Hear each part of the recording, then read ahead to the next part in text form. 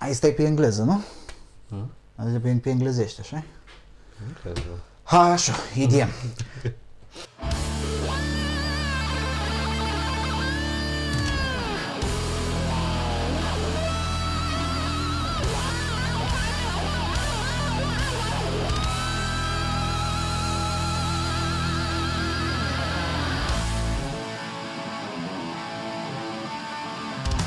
Three, dva, adin. Good morning, good afternoon, good evening, everyone, wherever you are, and for some ungodly reason that we'll never be able to fathom, you still have the boredom to watch this show. Welcome to the 18th edition of the World So Far Report. As always, alongside with me is my colleague Victor Kreidig. Dobry dzień. Sure. So, it's been a while. We're going really slow with the World So Far Report. Just last week we taped the 150th episode in Romanian, but only the 18th in English. Well, it is what it is. That's all it was possible to do. That's how you would say atât s-a putut. It's all that could have been done. It's all that could have been done, yeah. right? We remind you that this show exists solely because you support it, so please keep checking. Because without Shekelim, you see what happens. It gets quarantined, it coughs. Speaking of which, I should have gotten the cough from Cluj. Yeah, we're taping from Armenopolis. Too bad that it's this annoying rain. Well, now it just stopped. No, it's just sunny. Now it just stopped. We prepared for so long in order to get this one. We planned out to try and go outside, do it in the park. It rained for an entire day and night. And only now the sun came up and the rain stopped. Yeah, but if we don't have time today, then that's okay. But one day we'll have to come over here and do a video around this city, because the history of this city, well, town really, legally speaking, is a city, but it's kind of like those cities in Alaska. So I'm just saying. If you want to curse at us or send us news, or God forbid, praise us, topics at freedomalternative.com. We're also on BitChute, just in order to be censorship resistant, and also because sometimes Google sucks balls and didn't let me log in onto my YouTube account from Moldova. So sometimes you really need BitChute, so that's why you should be subscribed to the BitChute channel as well. If you have Telegram and you're a regular donor, immediately write to me and get you into the donor circle, because you get early access to shows, you get to vote on new projects before they're even announced in public, and sometimes they don't even get announced in public to begin with. Basically you get a say on some of the things, on some of the aspects on how this operation is run, and also you get to toy with very dangerous ideas without well, not really without the fear of getting public, but with a lower chance of snitches doing their thing. All right, so I guess the Americas first. NBC News: Boston Pride dissolves amid diversity complaints.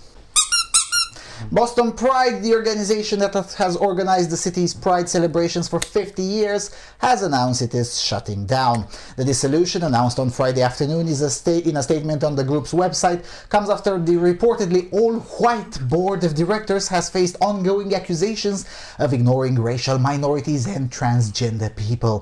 It is clear to us that our community needs and wants change without the involvement of Boston Pride, the board said in its statement.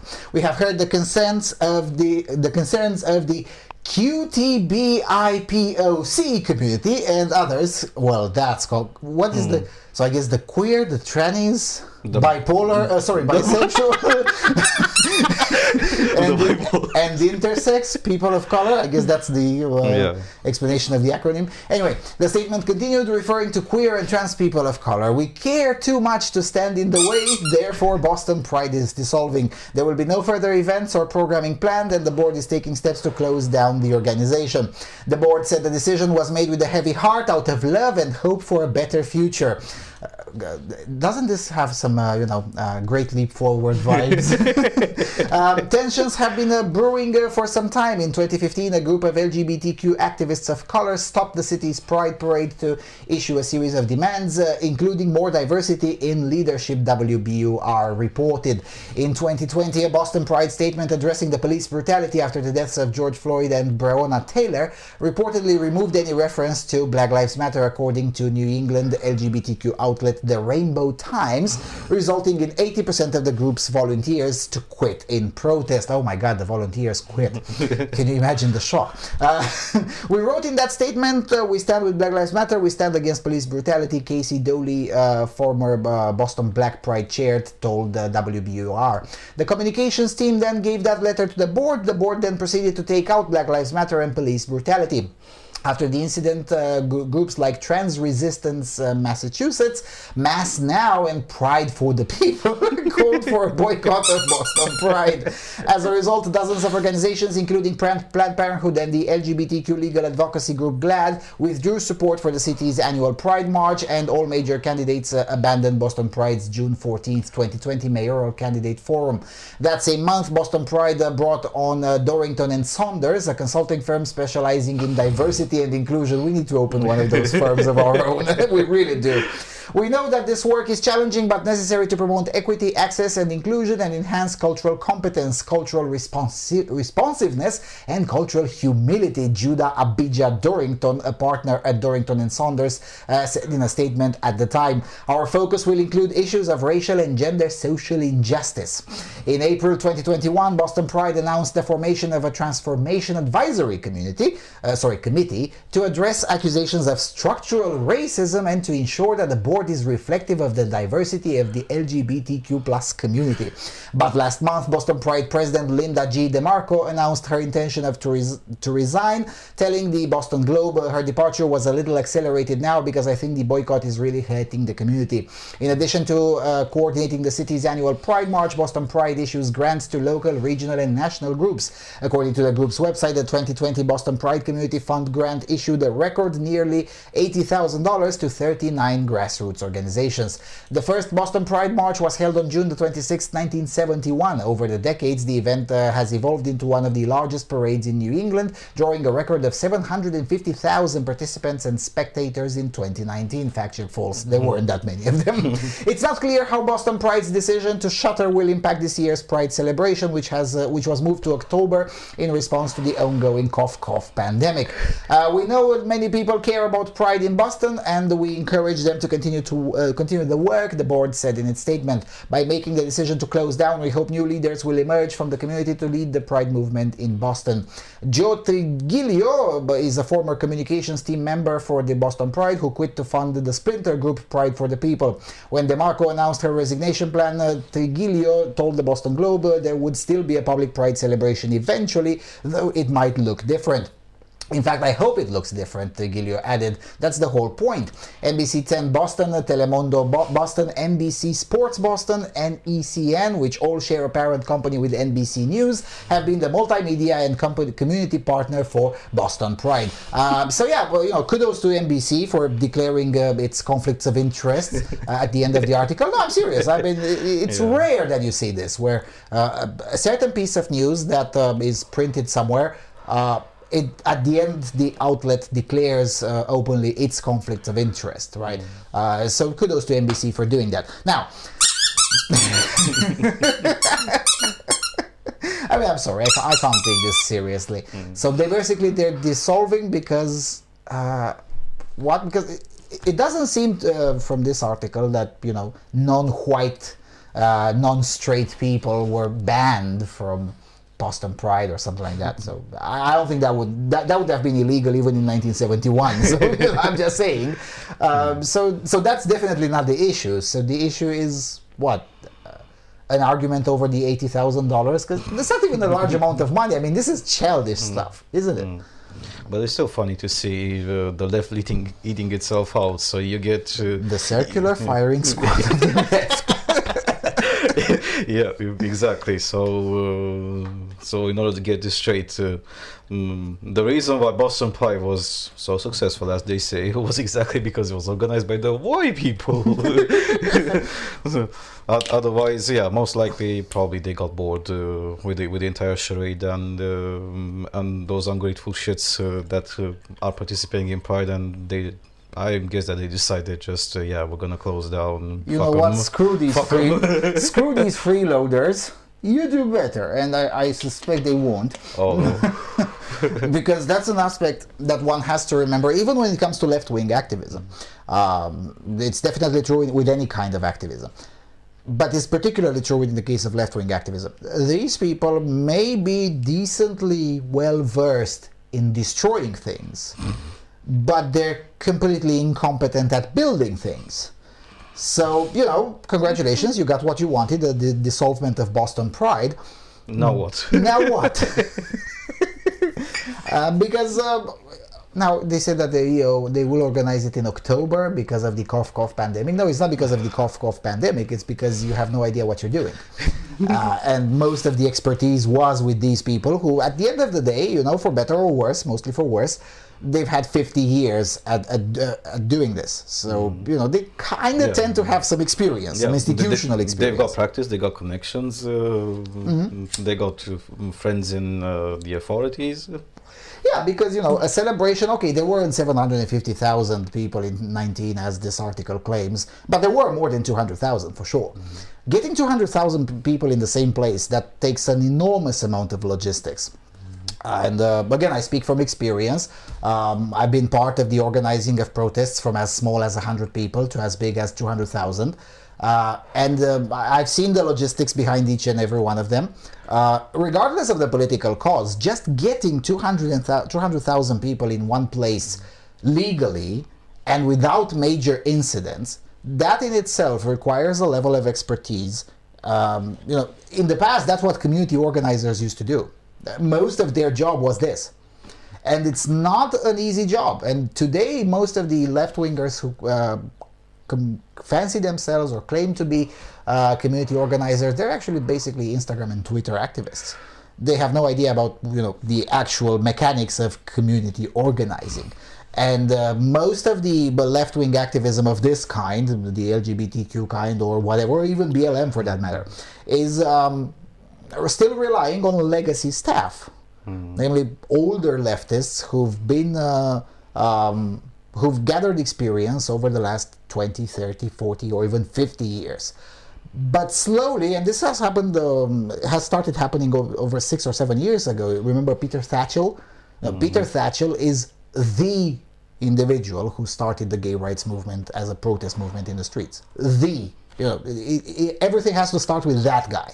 And in 2015, it's on this channel, but in 2015, he got purged from the organization that he founded, the Stonewall UK, because he was politically incorrect with regards to men who think of themselves as women, basically, right? So, slowly, and ever since then, many other highly experienced left-wing activists, or just activists, professional activists, because many of these people aren't even leftists themselves, they're just doing it for the money, or because they're very good at it, and that's okay.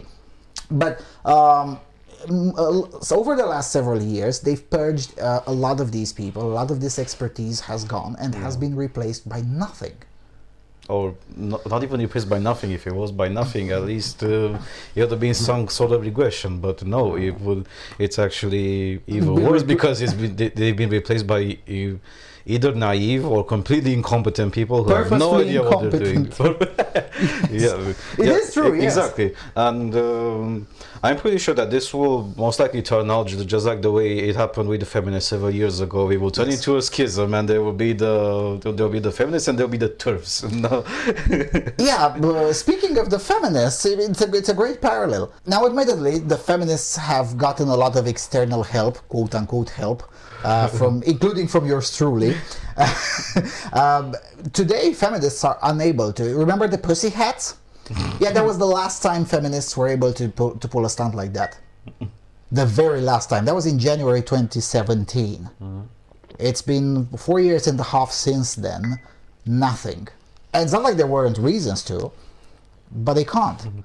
Why? Because since then, a lot of the so-called grassroots activists, basically the kids on the internet, the left-wing kids on the internet, have joined, unwittingly, yes, but have joined the right in deepening the wedge between, treatable mental disorder and chronic mental insanity. The chronic mental insanity being the idea that men can be women, right? So now most of the leadership is formed by the kids on the internet, and those kids know nothing.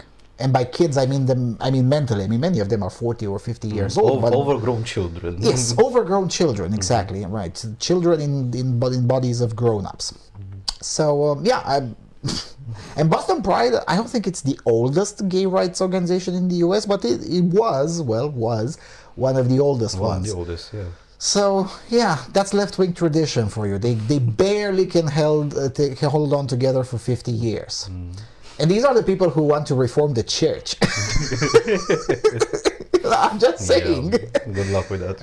But I love their press communicate, right? So hopefully, if we dissolve, it's going to be a better future. That has a lot of Maoist vibes on it. The Cultural Revolution, Great Leap Forward kind of vibe on it. And by the way, in 4 years' time, if not earlier than that, the Democrats won't be there to pamper you. Because slowly but surely, the highest echelons of the Democrat Party, and not just the Democrat Party, also at the top of the EU as well, it comes the realization that this whole culture war thing is actually detrimental to their main interest, and the main interest being, of course, money and power.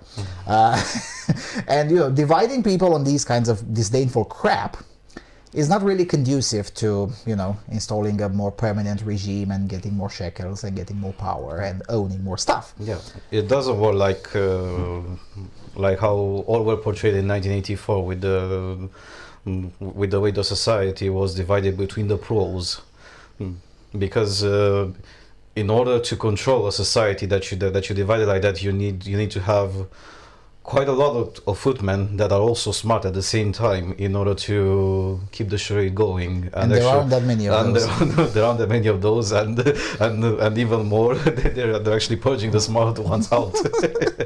Now, admittedly, purging the smart ones out is something that we've seen in Eastern Europe before. One of the first things, and I've shown you, I have shown you on this channel, but YouTube deleted it a few months ago because it breaks the community standards.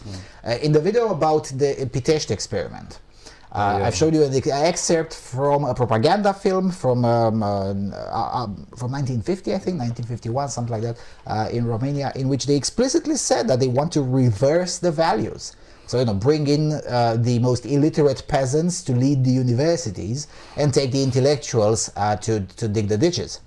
Now, you can do that. Of course you can do that. The problem is that the consequences will be long-lasting, and it doesn't work like that over the long run because, people are not equal. I know that's blasphemy, and I expect to get another sanction by YouTube for saying people are not equal, but people are not equal, I'm sorry. They're just not. Anyway, here's some consequences on what happens when you try too hard. Associated Press: Republicans win runoffs for 2 Georgia state House seats. 2 Republicans won seats in the Georgia House in special election runoffs held Tuesday after no candidates won majorities in an earlier round of voting. Tomsk County Republican Party Chairman Lisa Hagen of Lyons beat auto dealer Wally Sapp of Baxley in House District 156, according to final unofficial results. The district covers all of Montgomery and Toombs counties and parts of Appling and Jefferson Davis counties in southeast Georgia. Democrat Wright Gress of Baxley finished third and was eliminated in the earlier June 15 vote.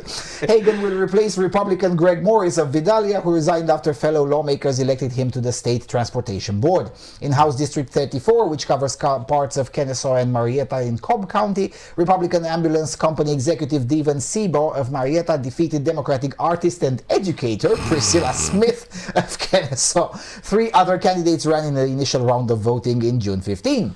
Sebo replaces Republican Bertha Reeves, who resigned to go to work for Georgia Tech. Despite the district's Republican lean, both parties showed interest in the outcome in a rehearsal for 2022, when all 236 state House and Senate seats will be up for election. Yeah, it doesn't...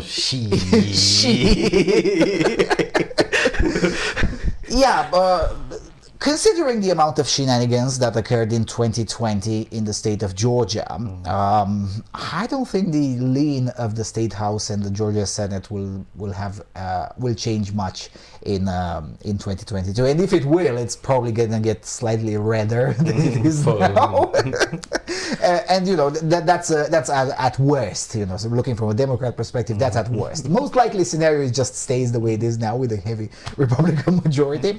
But it's really funny. I mean, Democrats, this is what they have now. And, I'm not saying it either with joy or with sorrow.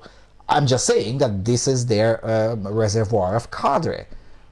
Artist and educator, but what?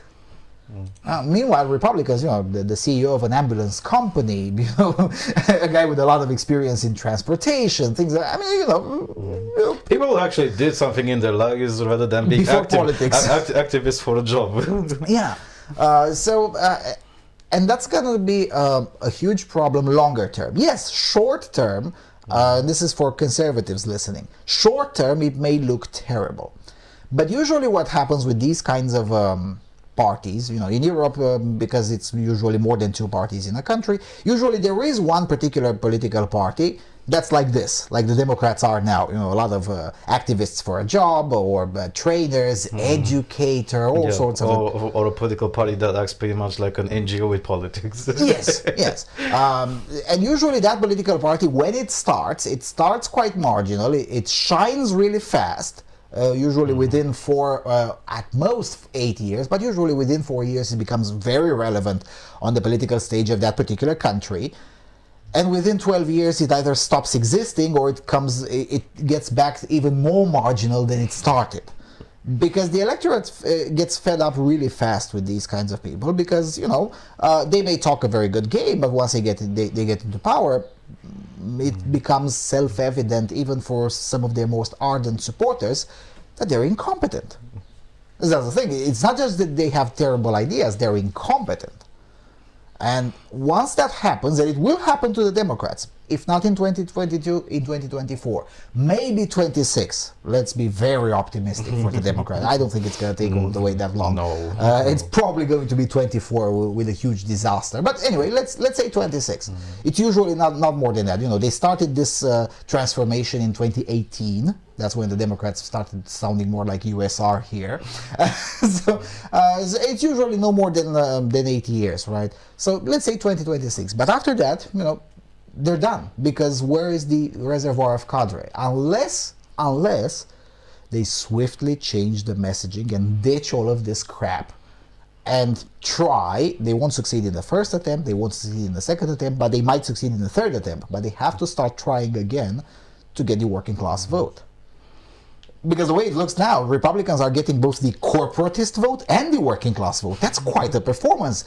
And it's a performance because Republicans did nothing to achieve this performance. They just blinked nicely. Because Republicans are quite incompetent as well, but at least they're not the Democrats. So yeah, I've started looking through the more relevant people from the Democrat Party to at least try and guesstimate and shortlist a few people that may be up for 2024. I still didn't come up with a result. They don't have somebody at least to be 50% like Obama, something like a senator from a Democratic state, but one which didn't cause too many waves and was at least slightly charismatic. I still haven't managed to find anybody, and I'm really curious. They had Bernie Sanders, but they ditched him. I'm serious. Bernie Sanders, at the very least, was charismatic, was able to gather votes, even outside of his region. Admittedly, with great difficulty, but still, I mean, it was likable. I mean, Bernie Sanders is memeable. Bernie Sanders is funny, which is a lot more than I can say about Joe Biden or, God forbid, Kamala Harris. I mean, come on. Yeah, but in the case of Bernie Sanders, it's the age factor. He's way too old in order to be a president. If we're joking about Joe Biden dying before he finishes his first term, most likely, if if Bernie will run on a Democratic ballot, he will most likely die before the results are counted. Sure. For 24, Bernie Sanders is way too old. But in 16 or even in 2012, Bernie Sanders would have been a decent choice. But okay, 2012 they still had Obama to run. But in 2016, probably Trump would have won anyway. But at the very least, it would have been it would have been at least more of a challenge rather than putting Hillary. Yes, because at the very least, Bernie Sanders would have started looking for his pudding on the debate stage. So. But what can I say? Democrats, keep it up. I mean, it's the fastest way to get the Republicans back in. not that would necessarily be a good thing, because it really does depend on who the Republicans will run with in 24. If they run with Ron DeSantis, then that's great. But if they come up with some apparatchik, then it's gonna be one of those boring races. Like it was, let's face it, it was tight, but Al Gore versus Bush, the debates were basically like two very old men running for the mayor's office of a small town. Something like that. So, it was tight, not because both candidates were competitive, but because both of them were completely uncompetitive, and it basically turned. It was a snooze fest. Yeah, it turned into a competition of which one snoozes slightly more.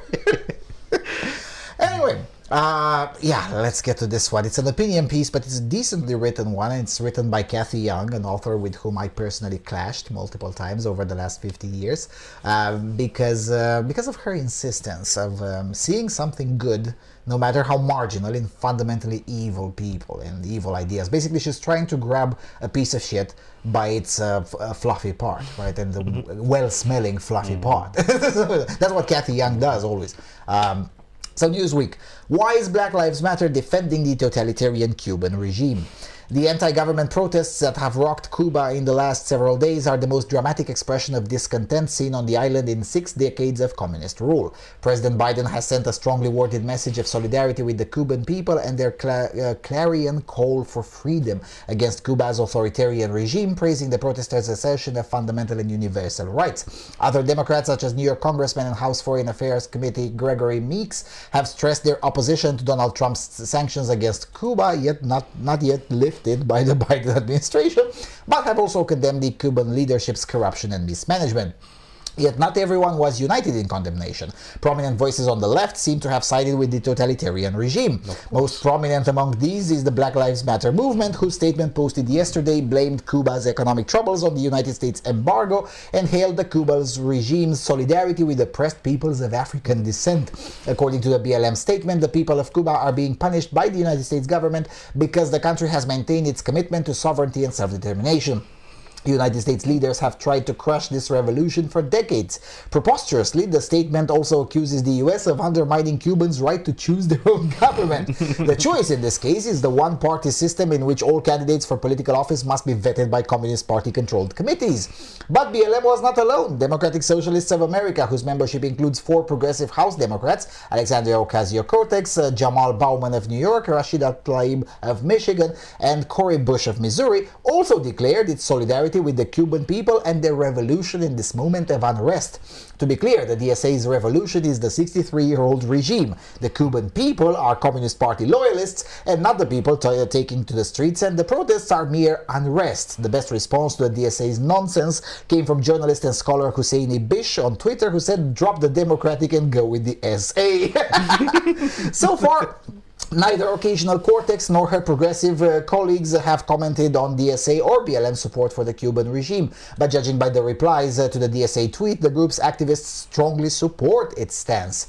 One can debate the merits of the US embargo, partly eased under President Obama and tightened again by the Trump administration, but blaming Cuba's economic woes on the United States is ludicrous. The embargo's effects were always limited by the fact that no other countries joined in. Meanwhile, the Soviet Union poured massive subsidies into Cuba for decades until it collapsed.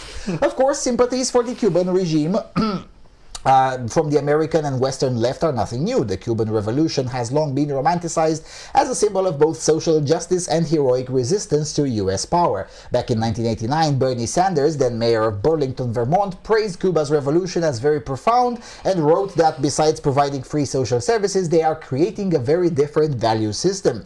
Uniquely for his camp, Senator Sanders this week affirmed the right to protest and to live in a democratic society and urged the Cuban government to refrain from violence while also calling for an end to the United States embargo. As with other communist regimes, this revolutionary romance has consistently ignored egregious abuses, including not only suppression of dissent, but at least until the 1990s, anti-gay persecution.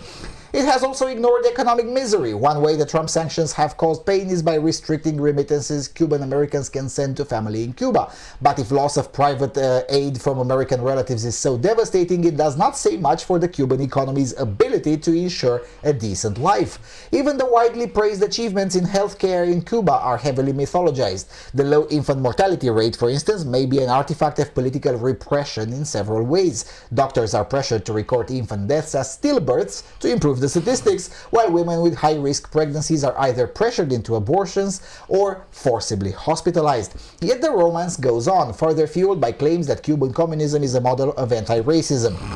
On a podcast 2 years ago, New York Times writer Nicole Hannah-Jones of the 1619 Project fame asserted that Cuba is the most equal multiracial country in our hemisphere, largely due to socialism. Hannah-Jones at least corrected herself when she started saying multiracial democracy in a 2008 article for The Oregonian after a trip to Cuba. She was far more effusive in praising the regime's alleged accomplishments, which she claimed were particularly valued by black Cubans. Maybe Hannah-Jones should meet the mostly black members of Cuba's dissident art group San Isidro movement, whose rap song Patria y Vida has become an unofficial anthem of the protests and whose co-founder, Afro-Cuban rapper Michael Castillo Perez, has been in jail since May for contempt and public disorder.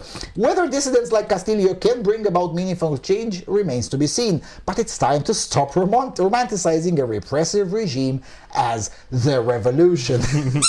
Now, you know things are really bad when even Kathy Young, who, again, usually tries to find something good even in the most evil people and the most evil ideas. Even Kathy Young sounds like a far-right Republican on this one, and basically be like, you know what, you all should go pizdu na krycia. I mean, really, come on, just get lost. Yeah, it's funny because, you know, it's been, what, 30 years-ish, 31, 32, whatever, since we've seen this kind of thing in the communist regimes in Europe. Now it's very similar. It's Cuba and North Korea. We'll be talking about North Korea later on in the show. When once again you see protest movements inspired, roughly speaking, by art. Now sure, most people join the protests because of the economic problems, but the inspiration to draw as many of them at once in the street, that requires some propagandistic mobilization, and that's usually delivered the best through art. And that's what the leftists don't like, because they're accustomed that they're the ones doing that usually. Yeah, they're the ones with the monopoly on art taking to the streets. Yeah, and they're like, oh, it's not fair. Those guys stole our playbook. Well, first of all, it wasn't their playbook to begin with. I mean, you know, the American Empire have been using this playbook in the 70s and 80s against the Iron Curtain routinely, so you know it's not your playbook. You just inherited from superior people, and that's it. And now the superior people are taking it back. So, you know, you've abused it and you've misused it. Now, BLM praising the Cuban regime. It's absolutely hilarious. It's like somehow the writings of Che Guevara were suddenly disappeared somehow, and nobody knows what his opinion about black people was back then. Or homosexuals. And homosexuals at the same time. Let me just tell you, it ain't or pretty. Castro's opinion, for that matter. I mean, come on. So there's that. But fundamentally, it's not a surprise that the movements like Black Lives Matter are praising the Cuban regime. I mean, let's face it, the founders of the Black Lives Matter so-called movement are quite open about the fact that they're Marxists. They're not hiding it. They're not trying to sugarcoat it. You know, Black Lives Matter UK routinely tweets out quotes from Karl Marx, from Horkheimer, from Engels. So they're not making any secret about the fact that they're militant Marxists. So a militant Marxist organization supporting a Marxist regime. However, it seems that this was enough for a lot of these so-called centrist figures, including Kathy Young, because that's why I chose her article, to finally figure out, holy shit, now this is a problem. Because up until about 2 weeks ago, saying that, BLM is a danger to civilization, it's a militant Marxist organization, and yes, it should be disbanded, and yes, it should be COINTELPRO'd. That was a very haram thing to say in public. But now BLM comes out in support of the Castro regime. Now I know, Raul Castro is not officially the president. Yeah, I know. It's the Castro regime, let's face it, okay? It's, Cuba is now where Albania was in 1987. Hoxha had died, but it was still the Hoxhaist regime, and it was just a matter of time until it would eventually collapse. Until the implosion would happen. Yeah, because without the unifying figure, eventually it just has to go down. So that's where Cuba is now. So probably it's going to be another 2 or 3 years until the regime actually collapses. Maybe it happens faster. I hope it happens tomorrow. I hope it happens by the time I publish this video. But realistically speaking, it's going to take a little bit longer. But now when BLM comes out in support of the Castro regime, it becomes too toxic even for these posh centrist figures like Kathy Young to still pretend that, there's something wrong with the far-right Republicans who say that BLM is cancer. They're like, yeah, you know what, maybe it is.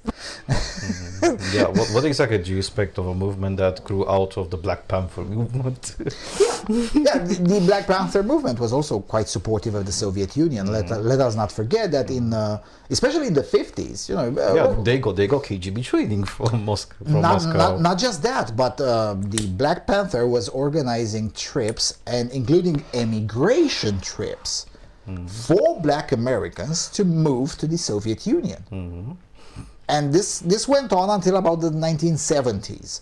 Now, in theory, it still went on until the Soviet Union fell, but after the mid-70s, nobody really joined, right? So, the program was still there, but nobody was using it anymore because, well, for obvious reasons. But in the 50s in particular, especially after Stalin's death, right, there were quite a few black men in particular, some black women as well, but especially black men, essentially conned into moving into the Soviet Union. Needless to say, the vast majority of them, after 6 or 8 or maybe a year, 8 months or maybe a year in the Soviet Union, they're like, maybe this is not the workers' paradise. And a lot of them got into trouble with the American law enforcement later on because, when you permanently moved to the Soviet Union, you were considered a defector. Now, it wasn't impossible to get back to the US, of course, but it was very difficult, and you would get through lengthy questioning and whatnot. And only then you would actually meet the real structural racism that did exist at the time. Because now you are not just a black person, you are a black commie. And that was a problem. The commie part was actually the real problem. Black Lives Matter is essentially an offshoot of the Black Panther movement, a bit more socially progressive than Black Panther. The Black Panther was a lot more conservative socially. Yeah, but the thing is, you can't blame BLM for being Marxist as they are to support now the Marxist regime. But supporting a Marxist regime that was so open about hatred towards black people and gay people, but black people in particular, because that's what BLM is about. That takes it to a whole new level of irony. Yeah. But then again, I guess stranger things happen. Yes, and regular people, I guess, need these periodical reminders that you should read. Seriously, just read, because it's rarely the case that any of these revolutionary movements are what they seem. And in the case of BLM, it was just glaringly obvious. But it is what it is. All right, Fox News, Washington Post report neglected spyware firm's democratic connections in its hacking investigation. The Washington Post neglected to reference an Israeli firm's democratic connections when releasing an investigation into a hacking scandal. On Sunday, the Washington Compost published an article titled "Private Israeli Spyware Used to Hack Cell Phones of Journalists and Activists Worldwide." The investigative report revealed the Israeli firm NSO Group was responsible for the successful hacks of 37 smartphones belonging to journalists, activists, and business executives. The piece explained that military-grade spyware licensed by an Israeli firm to governments for tracking terrorists and criminals was used in attempted and successful hacks of 37 smartphones belonging to journalists, human rights activists, business executives, and 2 women close to murdered Saudi journalist Jamal Khashoggi, according to an investigation by the Washington Compost and 16 media partners. The investigation also emphasized that other phones could have likely been targeted as well, conflicting with the NRO group's, and it's NSO, goddammit, original claim of only targeting terrorists or suspected criminals. This investigation led the group's name trending through Twitter, as well as several critiques from journalists. However, the 4,000-word article neglected to reference the firm's connections to an advisor for President Joe Biden. In a Twitter thread, New York Times reporter Kenneth Vogel explained that the NSO group had paid the company SKDK, the Democratic-aligned firm of Biden advisor Anita Dunn, until late 2019. The Israeli firm was behind the spyware used to hack journalists, and the investigation reveals, but it doesn't include the story that this group paid Biden advisors Anita Dunn's firm for advice until 2019. He further explained that the group also paid Beacon Global Strategies, a firm started by Jeremy Bash, an MSNBC analyst who served as CIA and Pentagon chief of staff under Obama, until early 2020. NSO Group told me last year it said the SKDK and Beacon Global provided communications and business strategy advice. NSO Group has retained Tom Clare to attack the investigation as speculative and baseless. Tom Clare's boutique defamation firm, Clark Lock Help, also has represented the Russian oligarch Oleg Deripaska, Project Veritas versus the New York Times, and Dominion Voting Systems, among other clients, Vogel wrote.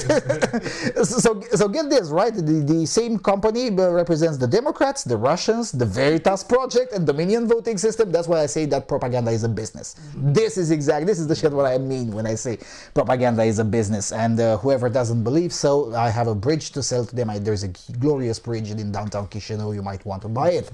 These political connections were not referenced in the Post's investigation. NSO Group later put out a statement condemning the investigation as mostly baseless, there you go, and continued to defend its reputation in the face of this accusation. Simply put, NSO Group is on life-saving mission, and the company will faithfully execute the mission undeterred despite any and all continued attempts to discredit it on false grounds, the group said. Your sources have supplied you with information that has no factual basis, as evidenced by the lack of supporting documentation for many of the claims, the company said. Yeah, because we all know that in this business you create supporting documentation. Yeah, that's exactly how this works. Come on, we aren't all bored yesterday, god damn it. Yeah.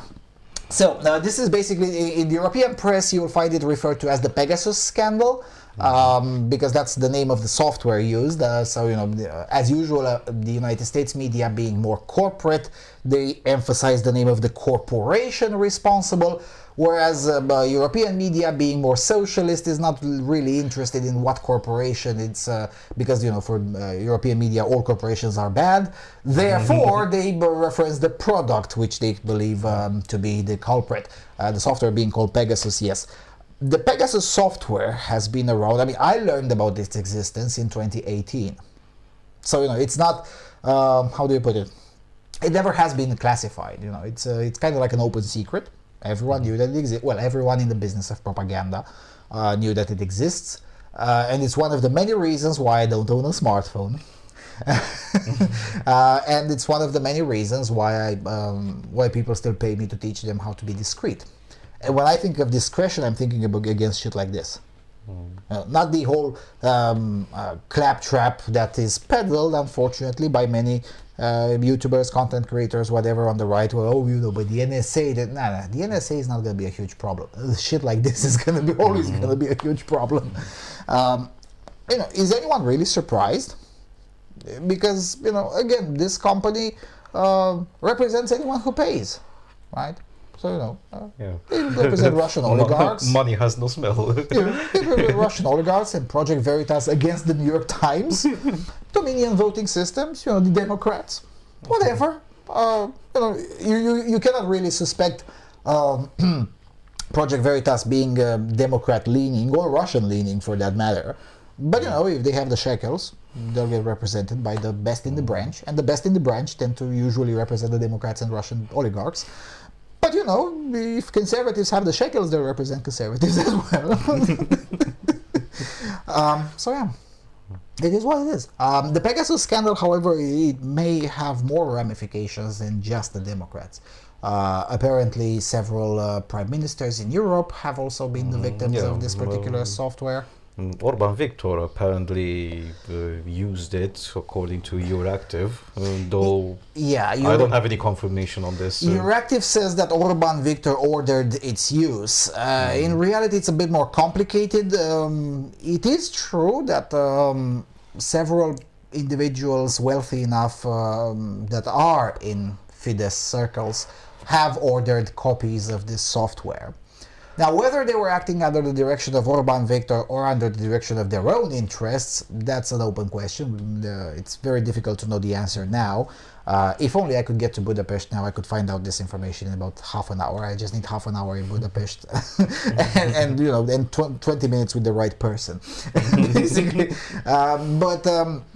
But it is true. It was used. It was used in Hungary, and not just against, because the Euractiv and several other European outlets claim that it was used against the opposition media. No, not really. I mean, technically speaking, yes, because one of the persons against whom it was used indeed was working for a so-called opposition outlet, but it wasn't used against that person because that person was working at the opposition outlet, but because that person had competing financial interest with with one of the Fidesz financiers, I guess, philanthropists. It's interesting. We don't call them philanthropists when it comes to Fidesz. We only call them philanthropists when it comes to Soros Georgiev funding the Democrats. The Democrats, BLM, feminists. Yeah, that's when philanthropy comes into play, right? But when it comes to Fidesz, then suddenly it's not kosher to call them philanthropists. But yeah, so this kind of software has been around probably a lot more than that. Again, I learned about it 3 years ago, but probably it's been around in different versions for much longer than that. Another one will emerge to take its place. So this software is probably going to be used another 6 or 8 months from now, and then it will be just discreetly parked, and something not necessarily better but different will emerge to take its place, probably led by the same people. Yeah, it's called rebranding. Yes, it is, and there's nothing really spectacular. The spectacular part is indeed this aspect. Washington Post trying to regain some of its credibility and say, look, we made a breakthrough investigative journalist, and then someone on a sofa on Fox News comes in and says, hold on a second, these are the Democrats, guys. And how did they know? Well, because Fox News also uses the same companies to create its propaganda. That's how they knew. Exactly. And again, Washington Post cannot claim that it just hadn't known. Well, come on, you're owned by Jeff Bezos. You have the same business partners as the Democrats. Exactly how this low-tier staffer from New York Times, he also knew from exactly the same way. He looked into the accounting documents from NY Times itself, and they're like, hold on a second, we had a lawsuit with these people. So yeah, because they're the same people. That's why when I say that, look, there is such thing as elitist circles. They don't literally run the world as conspiracy theories go. No, they don't. But they do influence significant portions of how things are going in the world, at least in the western part of the world. And those circles are open, in the sense that they're not secret. If you really want to find out who's in them, it's not really that deep. It's not impossible, definitely. It is possible to find out who is in them. And people can get in and out of those circles. It's not like you have reached that position, then suddenly you are untouchable. No. You can get kicked out. Yeah. or you can voluntarily leave. It's not exactly like the mafia where the only way to get out is through a coffin. No, it's not like that. Oftentimes it's not like that. In some cases it is, but in most cases it's not. And getting into those circles is usually, if you pardon my metaphor, a crime of opportunity. Because it's not, and I say it's a metaphor because it's not literally a crime. It definitely isn't. I mean, all of these are very legitimate businesses. Yes, with unethical practices, but unethical doesn't mean illegal. It doesn't mean illegitimate. These kinds of practices have been around for hundreds of years. Yeah, not through software, but through infiltration. But the idea is the same. I mean, these kinds of things have been going on ever since there is such thing as countries and diplomacy. And soon after, espionage services emerged. So yeah, it is what it is. Now, will anything come out of this scandal? No. And the reason I say with definitive assurance that nothing is going to come out of this scandal is because, well, everyone relevant in politics is somehow connected to all of these. Everyone. Pick your favorite politician, write it to me via email, and I'll show you how it's connected to that one. And if it's not, then your favorite politician is definitely marginal, is never going to take power. So, so there's that. Anyone who hopes to get into power at some point in the next, throughout this decade, is either already somehow connected to this, or will soon be connected to this. So as a result, there is no interest for anyone to make a big splash about this aspect, and quite frankly, the privacy of these kinds of people who run in circles like Project Veritas does, like I do, like many others do. It's on you, the individual, to take care of your privacy. It's not the onus, and cannot be the onus of the state. The state doesn't even understand half of these things. Even if they wanted to get involved, they can't. So there's that. All right. Remix news. The new Canadian curriculum seeks to decolonize the way mathematics is taught. Christ almighty. Why? Woke culture in the Canadian province of Ontario influences, of course it's going to be Ontario, influences the way even mathematics is taught. The new curriculum for the 9th graders want to decolonize mathematics and implement an individualistic approach to the subject.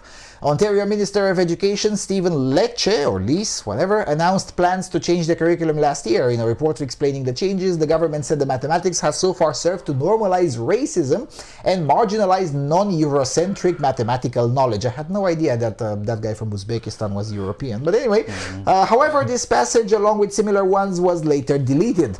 Mathematics is often positioned as an objective and pure discipline. However, the content and the context in which it is taught, the mathematics who are celebrated, and the importance that is placed upon mathematics by society are subjective, said another deleted paragraph in the report that stated the vision and goals of the updated curriculum.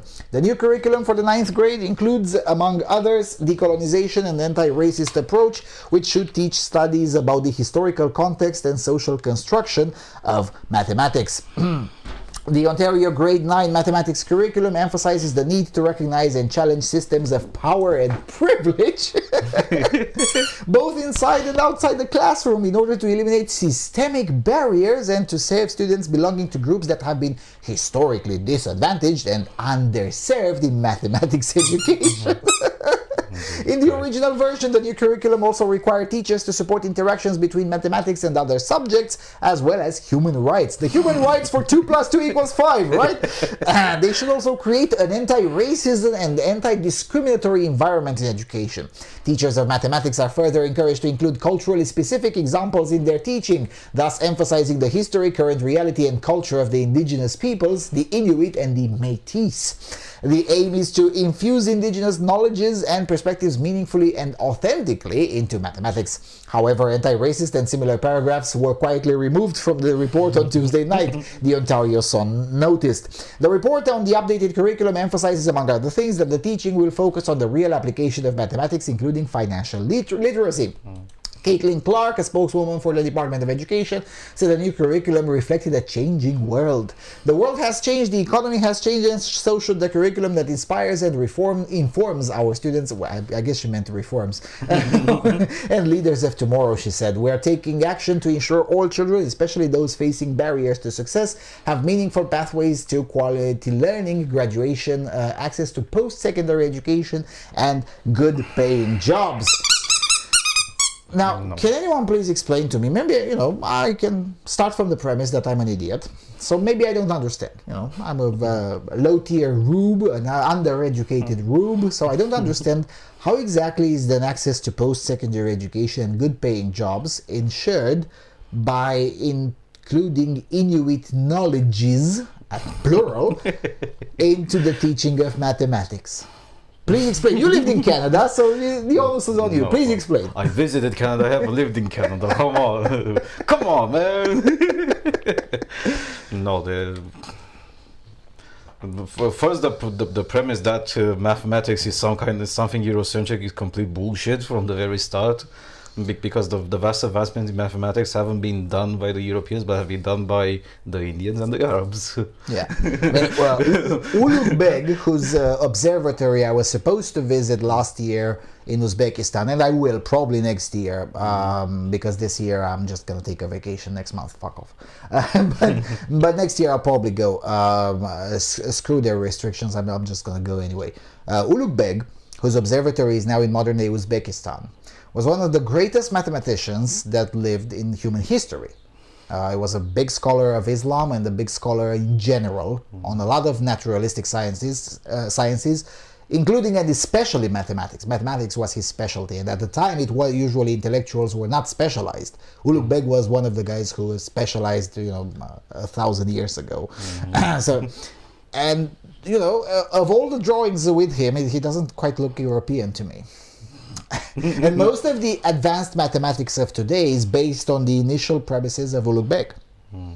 And then, of course, there's the Persians, whose contribution to mathematics is huge. And then, of course, is the Indian contribution to mathematics. Yes, there is a small contribution by Europeans, by Greeks, but usually in the realm of geometry and trigonometry. The rest of of standard mathematics is just not European. No, it's not European at all. For example, algebra was algebra. I mean, come on. Even the word is Arabic. Yeah.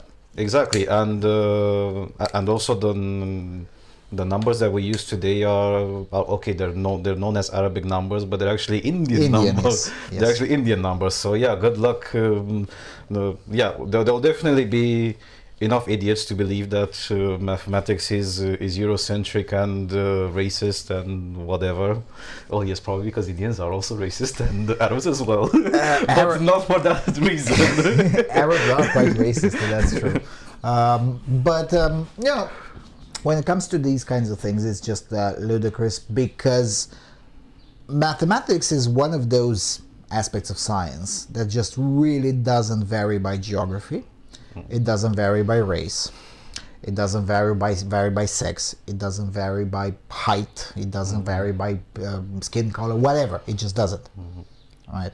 Trigonometry is the same in the middle of the Democratic Republic of Congo as it is in Bangalore and Berlin and Toronto and Rio de Janeiro. It just is the same, whether you like it or not.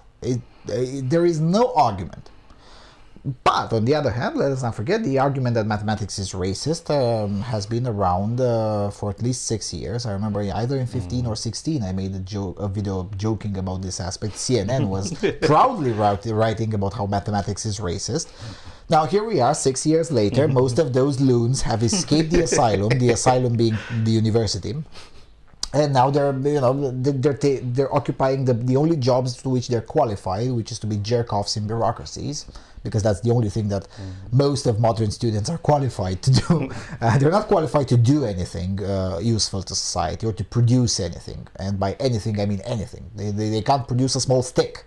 They can't produce anything, right?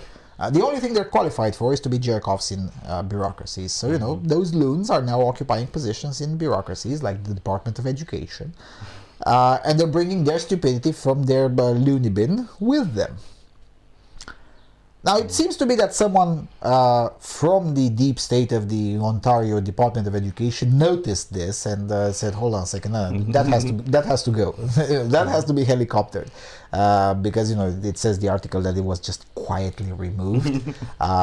Because I suppose that there are still people in the Ontario Department of Education who still believe in the fundamentally biblical proverb of thou shalt not be stupid in public. I'm just saying. Yeah. I mean, writing that crap in public should be not only should be illegal, but one should be ashamed of himself for even thinking about that. I mean, come on, really? As for Inuit knowledges, I'm still trying to find an example of not just to mock the idea, but that would make at least half of sense. I mean, what do the Inuits know about mathematics? Okay, we'll do it another way. I will pay in September of this year $100 to the guy or the woman that will bring one example of an Inuit mathematician from Canada. I'll be waiting. Send it to topicsofalternative.com. I have no idea. With documentation and everything, so that we can verify. Then we will announce it in public if it ends up being relevant to our case, and you just send us your bank account to wire you $100 if you'll manage to find an Inuit mathematician. I have no idea whether that even exists. Could exist. I don't know. I have to admit, I don't know. Because the biography of mathematicians has never interested me. I mean, I except for these relatively ancient figures like Ulugh Beg, whose places of study I have visited or intend to visit in the near future. Okay, I read about those, but for the most part, and again, I was one of those people who were very excited about mathematics roughly 2 decades ago. And I really liked mathematics, but I was never interested about the ethnicity or the race of the individual who discovered a certain relation, or what. Does it work? Is it making not just solving problems easier, but it's making life overall easier? I guess they mean in some of these more advanced, not really advanced, I mean by Romanian standards it would be high school level, but by Canada standards I guess it would be considered advanced. I'm thinking about the Cauchy-Buniakovsky-Schwarz inequality. Now that sounds pretty haram by Canadian standards, I guess. So one German and 2 Polish men discovering the fundamentals of a certain inequality and saying that's a good thing. There are a lot of modern, after 18th century European contributions to mathematics, but the idea that mathematics is Eurocentric is just dumb. Thou shalt not be dumb in public. Please, thank you. Okay, let's take a break. What the hell shall we listen? I don't know. I'll pick a song, and throughout the break you'll be watching images from somewhere in Moldova, and then we'll be back with Europe.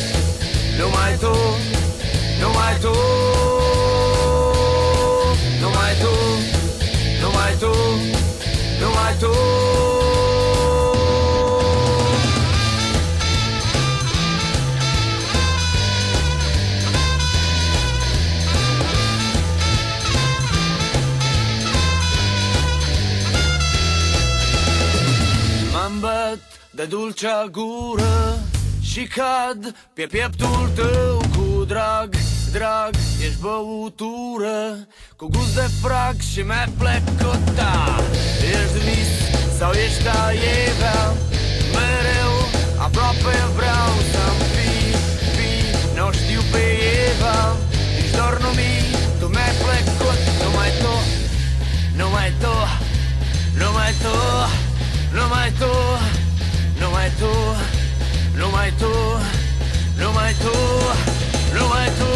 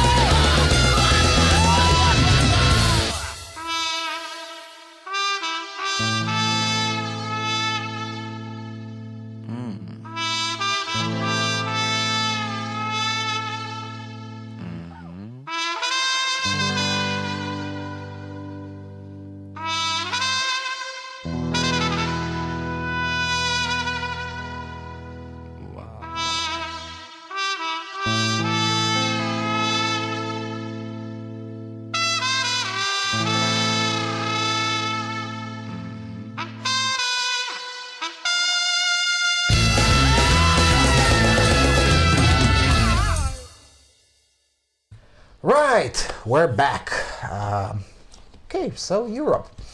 There have been elections not just in Moldova on July the 11th, but also in Bulgaria. So, you know, and also in Bulgaria, the Three Seas Initiative Summit took place 3 days before the election day. So you can imagine how much priority was given by the Bulgarian political class. Not! No, none whatsoever. In any event, Novinite. There is such a people will present new proposal for cabinet very soon. There is such a people, or Imatakov Narod, ITN, will present a new draft cabinet very soon. If the cabinet is voted, it will work. If it's not supported, it is more likely to go to early election. Toshko Yordanov, deputy leader of ITN party, which narrowly won the July 11th early elections, explained at a party press conference on July the 16th. The press conference was also attended by Nikolai Vasiliev, who a few days ago was nominated for Prime Minister by Slavi Trifonov, leader of There Is Such a People, in a future government of the party. Yesterday, the party leader withdrew Vasiliev's candidacy. That works very well. The new news conference came a day after Trifonov retracted Vasiliev's nomination and said the new PM will be sought. Yordanov and the Stanev, official parliamentary leaders, persistently refused to answer questions about the timing of their announcement of the new Prime Minister and government proposal, or which ministers of their initial lineup will stay and which will be changed. If we had received support, this would have been the most reformist and most modern cabinet in the Bulgarian transition, and also the cabinet that would have worked at the highest speed ever known. We would have offered honest and professional governance, and that would have been a government with the DNA of the future, Nikolai Vasiliev said at the beginning of the press conference. I've seen this movie before. According to Vasiliev, whatever happens from now on, there is a very important positive result, and that is that the Bulgarian society is convinced that our nation has many educated, honest, competent people and good professionals. He said it is a challenge for all political forces in the future to nominate governments at least at this level. Dude, you haven't ruled for 3 seconds. What the fuck are you talking about? Slavi Trifonov bears the responsibility for the research of people. He states it publicly, and the party believes that the Council of Ministers members implement, and their appointment, dismissal and replacement takes place through the parliament, to which the citizens have delegated trust, said Toshko Yordanov in response to question. That's a non-answer. According to the law and the constitution, the leader of the winning political force does not have to be the prime minister.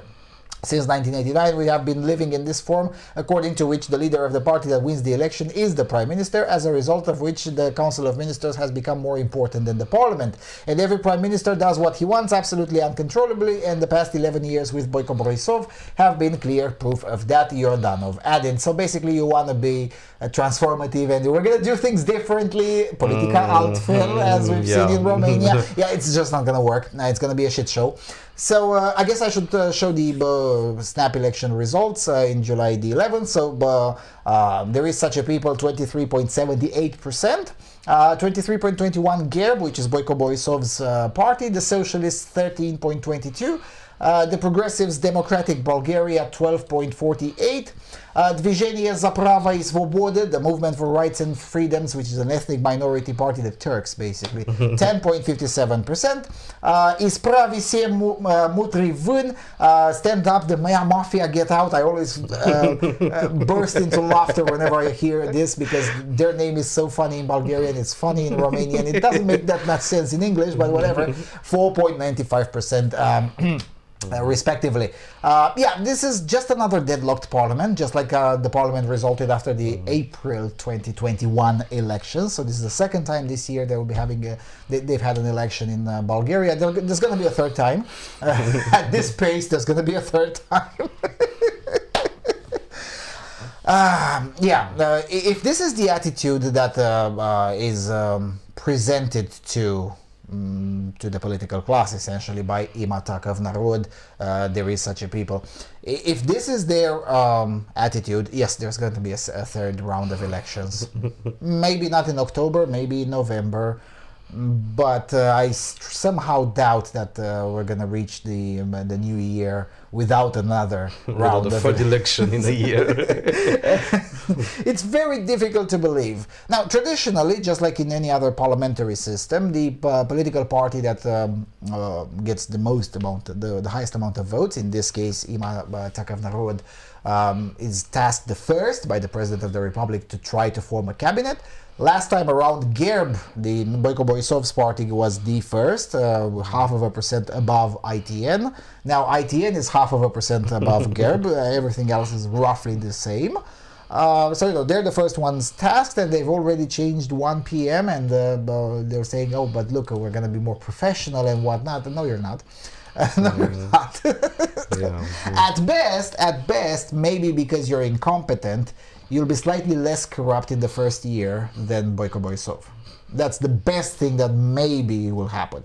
And, ITN's refusal to work with GERB may make it impossible to even have a government to begin with, which may result in another round of snap elections. Quite frankly, I root for snap elections because this round I was unable to cover them because I couldn't be in Moldova and Bulgaria at the same time. I'm rooting for snap elections so I can go in the election campaign south of the Danube as well.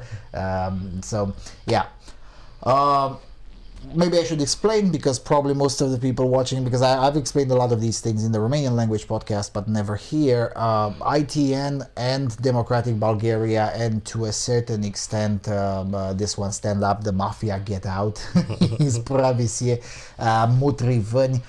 These are political parties that have emerged following the anti-corruption protests in August and September 2020. Whilst most people were concerned with the Wuhan flu pandemic, in Bulgaria they were staging protests with a daily attendance between 120 and 140,000 people. Reminder, Bulgaria has a population of 7 million. It was pretty impressive. I have to admit, it was pretty impressive. Several foreign journalists, of course, got beaten by the militia, which is, again, just another day ending in Y in Bulgaria. There's that. Of course, I know, they're not called the militia anymore, but it's still funny to call them that way. Only in Transnistria they're still called militia. In any event, these political parties have a problem. They all know that they're against GERB, and they all know that they're even more against the socialists, but they have no idea what they're for, right? It is specifically true about the party that scored just beneath 5%, Stand Up, the Mafia Gets Out. Those people have no idea what they want. They have a very short and definitive list of things that they're against, but nothing of things that they're for. So pretty much their policy sounds like fuck GERB, but that's about it. But that doesn't stand for governing policy at any They might have a national union government, kind of like Israel, right? The current coalition ruling Israel has only one thing in common: fuck Bibi. That's it. Yeah, that's literally it. There is nothing else that is common amongst the 7 or 8 political factions that comprise the current ruling Israeli coalition in Israel. They might have to do the same thing in Bulgaria if they want to avoid a third round of elections, which they may want to because you don't want to piss off the electorate that much. Generally speaking, it's unhealthy to call the electorate 3 times in a row in the same year at the polls, not because that's how scheduling just happened to be, but because you want to, out of hubris, essentially. If I were a consultant to any of these parties, that's how I would pitch. Let's try to work with other factions and squeeze in even a minority government and just stay in power for 6 months or whatever. Let 2022 come, and then we'll trigger another snap election if we still can't make it work. But again, I hope they don't do that way. I hope they'll have a snap election in October or November, because I really want to go there. Oh shit, November is pretty cold in Bulgaria. Well, it is what it is. But in November I'll have time. We'll pull the Siberia gear out. Yes, and in November I know for sure that I would have time to go to Bulgaria. So yeah, seems legit. So this particular snap election turned out to be a terrible idea for Bulgaria's geopolitics. As a host of the 3 Seas initiative, the most important actors were campaigning. Not to mention that the summit itself was held in a hybrid format. So, the leaders from the Wuhan cucked countries stayed at home with a mask on their face in front of a screen, whereas, the less than cucked leaders attended physically. It ended up being a shit show for the most part. So, in a way, I do not regret having chosen Moldova over the 3 Seas initiative. I would have just gotten myself really, really mad in Sofia because with all of these stupid rules. But on top of that, also on top of the panicdemic, then there was the election campaign, which of course moved the 3 Seas initiative's importance internally all the way down to the 5th place at best. Which is why it was announced 3 weeks before it actually happened. Yes. as a schedule. Yes, and the accreditation process was sped up because almost nobody wanted to attend anyway. Someone from Novinite kept me fed with information in the sense that nothing is happening now. 3 hours later, still nothing happened. Still nothing relevant happened. Here's some videos. Oh, look, here's some videos about nothing happening. So yeah, it was pretty terrible. But on a more serious note, this situation in Bulgaria is going to become pretty normative in most places. And it's going to become pretty normative because, just like with the Democrats in the US, there aren't that many smart cadres left in any political party, and especially not in the new ones. The old ones have been quite unable to produce younger cadres that are at least as qualified as the dinosaurs. Like Boyko Borisov, politically speaking, is a dinosaur, right? And now he's trying to educate a new generation, but that's going to take time, several years at the very least. But until then, Gerb doesn't have a new figure that can not necessarily replace, but at least successfully look the part as, younger Boyko Borisov. It just doesn't. A certain portion of the Bulgarian population supports Gerb, still continues to support Gerb, because at the very least these people have made progress on infrastructure. Oh, and significant progress on infrastructure, right. So, as it is usually the case in Eastern Europe, when it comes to these kinds of politicians, the saying is, well, they've stolen a lot, but at least they also did something. Right? And based on that, and again, Gerb's physical accomplishments on infrastructure are undeniable, right? Yeah. So as a result, they have this relatively stable base of voters who will say, you know what, at least these people did something. Yeah, sure, we may not like Boyko Borisov. Yeah, we know, he's corrupt, whatever.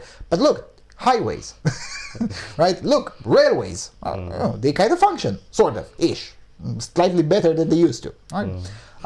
And then you have the socialists, which of course all of the pensioners and whatnot, they will vote for the old-time commie style of politics, or at least messaging, not necessarily politics. The Socialist Party in Bulgaria is no longer as it used to be, but still, I mean, it's the party for the nostalgics of the society. And then you have these kinds of youth movements, And of course, there is the minority rights party, which is kind of a standard feature in almost all of the countries of Eastern Europe. And then you have these youth movements, right? The stand-up, the mafia gets out, and whatever, democratic Bulgaria, which is basically progressive Bulgaria, but whatever. There is such a people, which is a political party constructed around the TV personality and singer. Right, kind of like PPDD, 10 years ago in Romania, 13 years ago, in 2008, we had a kind of like this, ITN. It was called the People's Party Dan Diaconescu. Dan Diaconescu was the name of the founder. He's still forbidden from speaking in public as part of his jail sentence. He only spent a very small amount of time in jail, but most of the sentence is just, thou shalt not speak in public. Just shut the hell up. Shut the fuck up. And in 2008 it turned out to be a very difficult coalition because of that. Now, thankfully, at the very least, PPDD at the time didn't really have seasoned politicians and ideologues in its party, so it was very easy to split it up, and eventually politics went on without much of a hiccup. ITN is not like that. ITN is yes, it's funded by a TV personality and whatever, but most of the people who ran for it and ended up being in the Bulgarian parliament, they're not necessarily ideologues, but they are very, very naive people and with revolutionary minded. So they're going to be much harder to either disband or integrate into the, as I usually say, capital S system, right? And integrate them into the structure of leadership, essentially.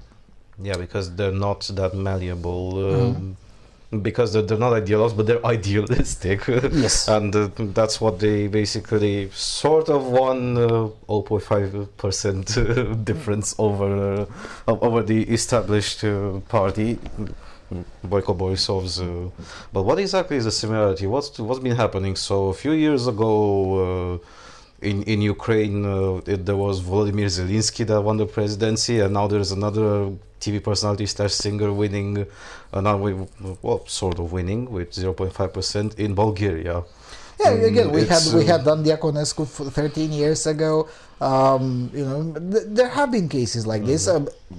Poland had a left-wing party funded by a TV personality. It didn't win because it's quite difficult to win against Prawo i Sprawiedliwość, but they've performed really, really well still.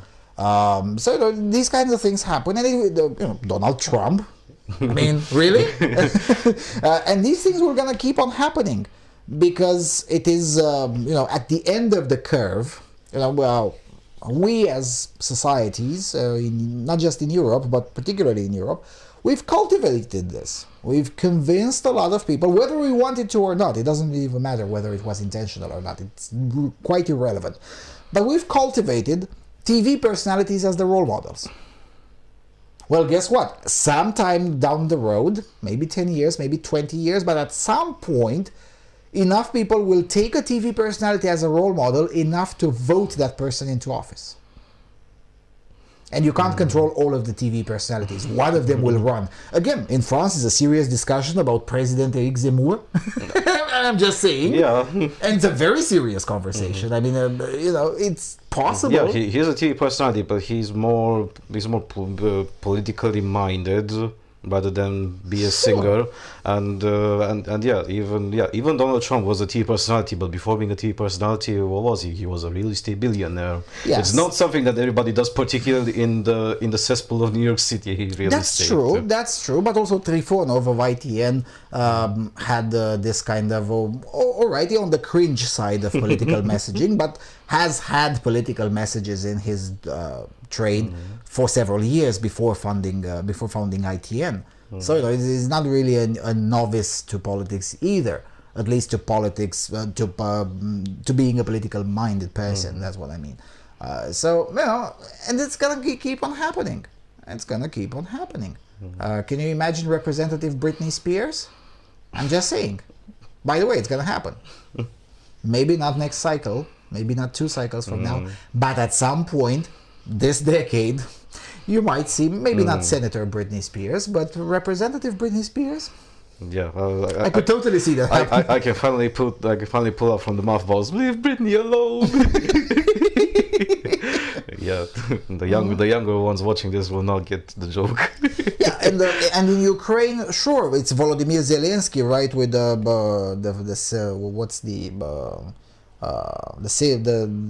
the servant of the people, right?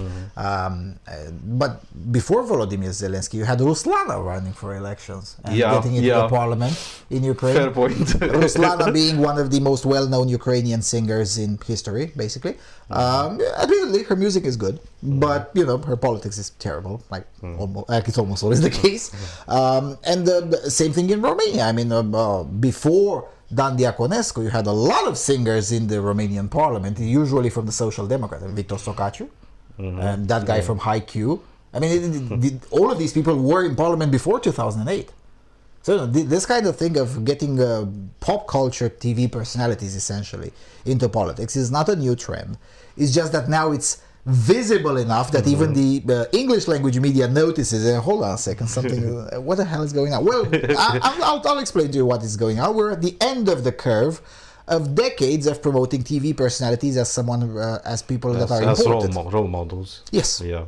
And again, it's not specific to Eastern Europe.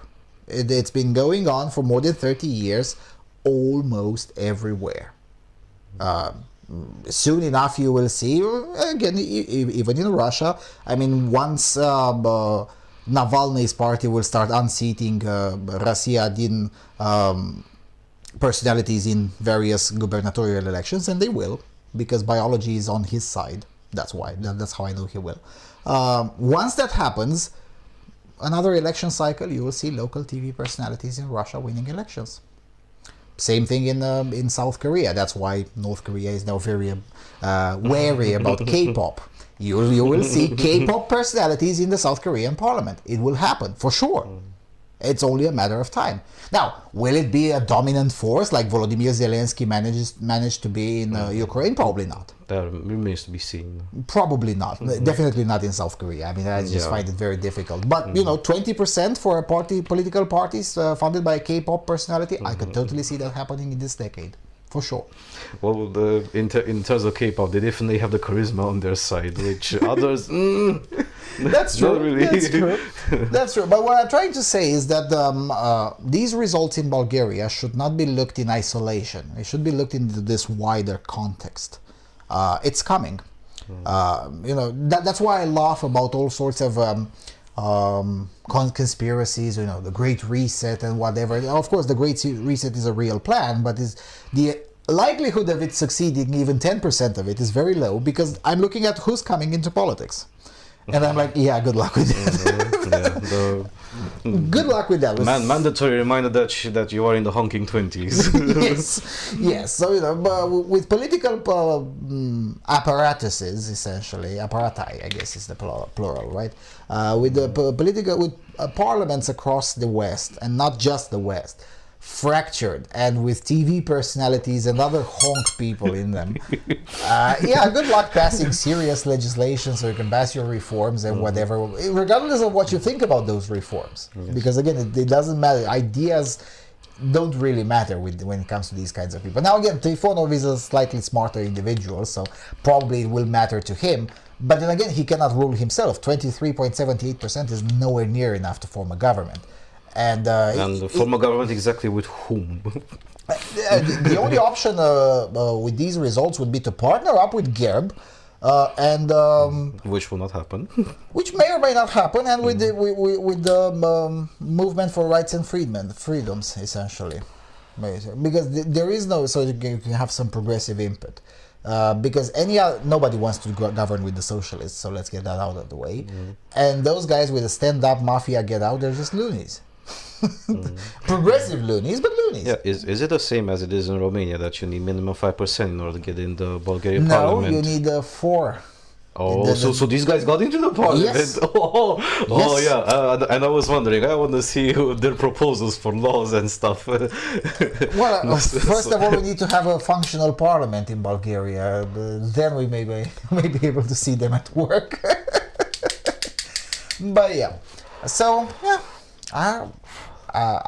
Again, I will root for snap elections again in Bulgaria, because I really want to see.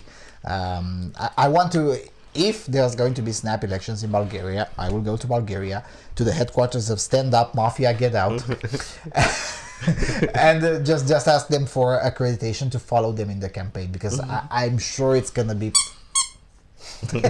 and you cannot miss such an opportunity. Kind of like we did with USR here. USR is basically our version of Stand Up Mafia Get Out. They even have the same talking points. I mean, they're very similar NPCs. It's just that those in Bulgaria write in Cyrillic.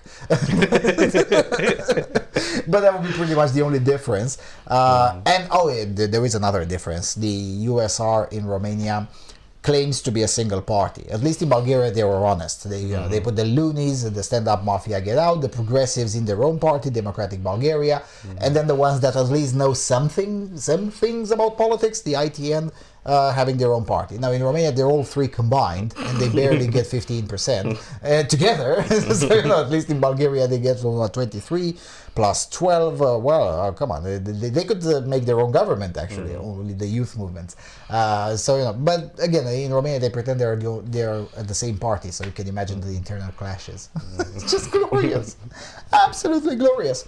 All right, let's get to the other neighbor of Romania who had elections. Euronews. President Maia Sandu says reign of thieves is over after Moldova elections. You're so going to regret that statement. President Maia Sandu appears to have won a huge mandate in Moldova's parliamentary elections on Sunday, securing enough parliamentary seats to ensure the country's pro-Russian opposition cannot obstruct the broad reformist agenda that won her the presidency in November last year. On Facebook on Sunday night, Sandu said she hoped the result would mark the end of the reign of thieves in Moldova, as her party looked to have won 47% of the vote with 90% of the ballots counted. Eventually they got 52% actually. It culminates a remarkable run for Sandu, who beat Moscow-backed incumbent and arch-rival Igor Dodon in a presidential election on November the 3rd, with a pro-European message that appealed to almost two-thirds of Moldovan citizens living abroad, mostly in the European Union. Sandu has promised to reverse Dodon's move away from Europe and towards Russia and bring her country back into the European fold, prioritizing better relations with both Brussels and with Romania, with which Moldova shares a border, a cultural and political history, and a language. Partial results from Moldova's Electoral Commission had Sandu's Action and Solidarity Party winning 48% of the vote, which would provide her with an absolute majority in the parliament. Dodon's Socialist Party, meanwhile, appears to have slumped to just 34%. The challenges are great, people need results and must feel the benefits of a clean parliament and an honest and competent government, said Sandu in her Facebook post, calling for the energy of today's vote to transform Moldova. Both sides said they feared fraud, but according to Moldovan media, only minor violations of the electoral code were reported. The participation rate rose to just over 48%, a very slight drop compared to previous legislative elections in 2019. All right, so considering that I've seen this personally from up close, obviously Euronews gives incomplete information. So, as to the fraud, well, I don't know, take a look at these images. So this is the so-called border crossing point between Moldova and the so-called Moldovan Prydnestrovyan Republic. And that's a bus full of people that shouldn't even be running at that particular hour. It just so happens that now the entirety of the neighboring city that is in Prydnestrovyan Republic just had some business in this tiny village on July the 11th. So I don't know. Yeah, on a Sunday. On a Sunday, yeah. It just so happens. It was just a pure coincidence, of course. Yes, there was electoral tourism. Of course there was. Pure coincidence, but written with Cyrillic characters. Pure coincidence, but it's Cyrillic. Yes. Of course there was electoral tourism. Now, was it serious fraud? Probably not. Probably not. And the reason I know that is because 2 days later I went to the Prydnestrovyan Moldovan Republic to see, well, how is everyone feeling about the result? By the time I crossed into Transnistria, I wanted to cross on Sunday as well, but the Russian military disagreed. But 2 days later they didn't care. So, but there was nobody to ask, because Transnistria is empty. Like, nobody lives there. So, yes, they had the electoral tourism, but, there are only that many people that you can transport to come in and vote for the communists, of course. Right? There weren't that many of them. So, Yeah, that's the electoral force of that was the electoral force of the communists. The votes from Transnistria. Well, there are just that. Even in official numbers, there are more than 100,000 less than in 2016 at the presidential election. Yeah, and they're not even the communists; it's the socialist communist bloc that they voted for. Yes, yes. It's pretty much it's pretty much the old guard with Vorodin that still travels around with the CCCP passport, and then there's Igor Dodon, which is the new guard. The leader of the dissident opposition. I'm serious. That's how he portrayed himself in 2016 and won the elections fair and square as a result of that disdainful crap spouted in public. They ran as a kolkhoz. The electoral bloc of communists and socialists. This particular picture that you're watching is technically speaking illegal because the commies came out of the building and told us we're not allowed to photograph there. So as a result, we took the picture and then tagged Igor Dodon on Facebook and asked, is this where we're not allowed to photograph? But yeah, the thing is that this was at that moment in time, July the 11th, 2021, that was the electoral force of the communists. There are very few, maybe 100,000, let's be generous, maybe 100,000 people who voted in 16 or for the communists, or even in 2020 for Dodon, who now chose to either vote for the Action and Solidarity Party or abstain. So the so-called pro-European forces, maybe they convinced 100,000 people, and that's me being quite generous. The rest of it is just the dwindling electoral force of the Russian front, essentially, right?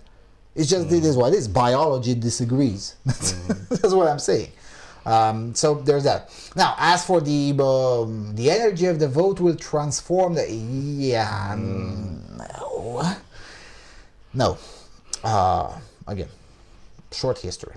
Moldova has seen this movie 3 times already. First time in 2009, then in 2012, and then in 2016. Not much has been transformed, really.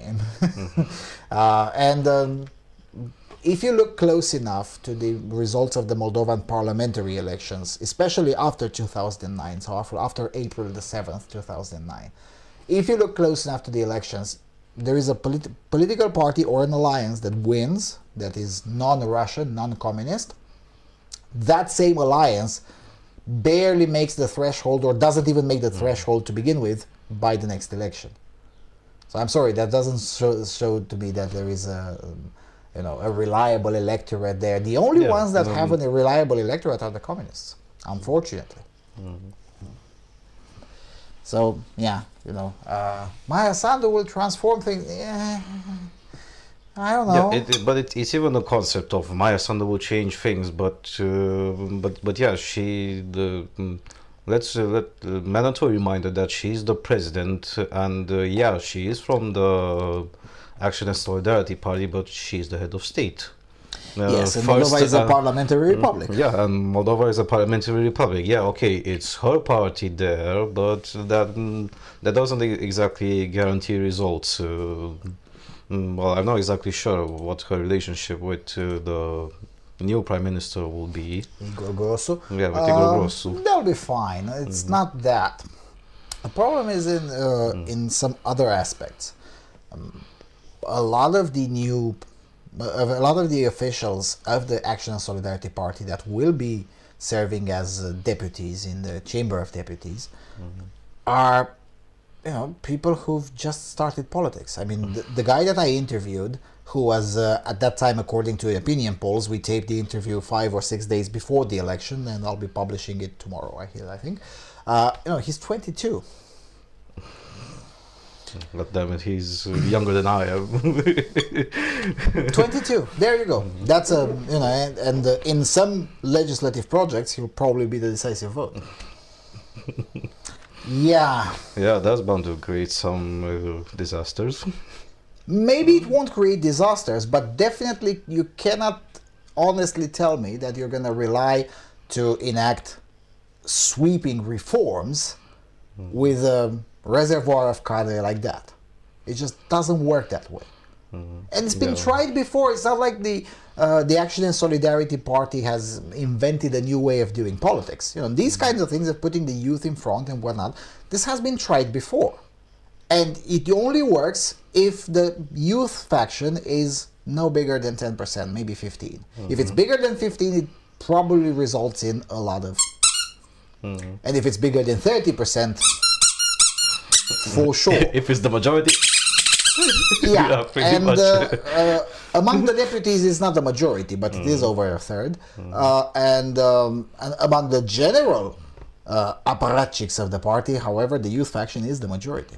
So, and, you know, these people, the Action and Solidarity Party, who, yes, they won, so 52%. In actual seats, it's probably going to be a little bit over 60, 61 or something like that. So, no, they will rule pretty comfortably, at least in theory.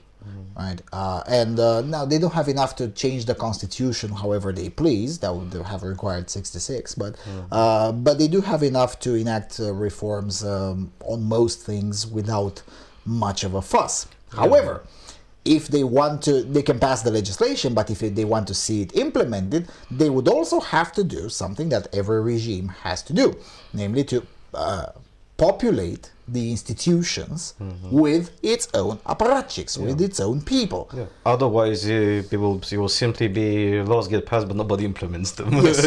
Yes. Eastern Europe has seen this movie quite a lot of times. With Moldova itself, Moldova in particular, saw it in 2012, right? With a huge celebration. There was the Alliance for the European Integration, which actually had a constitutional majority. Nothing came out of their regime. Yeah, sure, they had political stability, sure. So yeah, political stability in a country that, based on what we've discussed and what I've read, is already in a post-decline state in terms of general well-being of the people and the way things are going. It's in economic decline. It's in population decline. It's not population decline. It's accelerated disintegration. Well, even worse. That's the way you put it. Yeah, because again, it would be quite astonishing if anyone were to be able to prove that there are more than 2.5 million people in Moldova. I don't think there are even 2.5 million, but let's be generous. In theory, Moldova is supposed to have 4.1 million people. I'm just saying. When is the next census coming up? That'll be interesting to read. But next year, I think, or 2 years from now. Yeah, even in official numbers, I mean, the capital city, Chisinau, lost more than 300,000 people.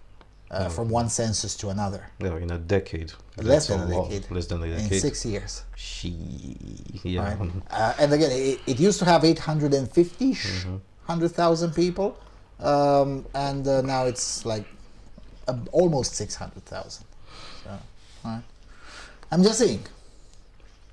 And that's the capital city, which is the most prosperous locality in the Republic. Most of the rest of the Republic kind of looks like this, and I haven't seen so many deserted towns. Now, admittedly, it's even worse in Pridnestrovia, Transnistria, whatever. I believe the Russians trolled the English language, because in English the official name is Pridnestrovian Moldovan Republic. Good luck to Americans to pronounce that. But anyway, in Transnistria is even worse. With the exception of Tiraspol, and even in Tiraspol there are a lot of abandoned spots of the city. But at least in Tiraspol you can sort of say, well, at least people live here. The rest of the Pridnestrovian Republic is just abandoned. It's like empty. There's nobody. I mean, take a look at these streets, God damn it. This is in downtown of in theory, the most important commercial point of the so-called country. Right? Pridnestrovia pretends to be a country. It's not, but whatever. And there's nobody. In a Tuesday, which is supposed to be bristling with people. Tuesdays are very important days for commerce in that part of the world. Well, not in Pridnestrovia. So it can get worse, but in Moldova proper, the part that is not occupied by the peacekeeping forces of Russia, a lot of these smaller towns, especially in the south, are just semi-abandoned. I mean, look, here's a trip. While I'm talking, you'll be looking for a trip. I took a walk from one end of the town, Aneninoy, which at some point was the second biggest non-municipality. So it was Chisinau first, then Bălți and Cahul, and then Aneninoy was the next one. At some point, it was pretty big, almost 100,000 people. It would be quite astonishing if anyone were to be able to prove that there are more than 10,000 people in Aneninoy. And that's, again, be very generous. So we took a walk from the 0 kilometer, essentially, the middle of the city, all the way to the peripheral area. There's nothing. And the reason we took this walk is because that was the only open restaurant.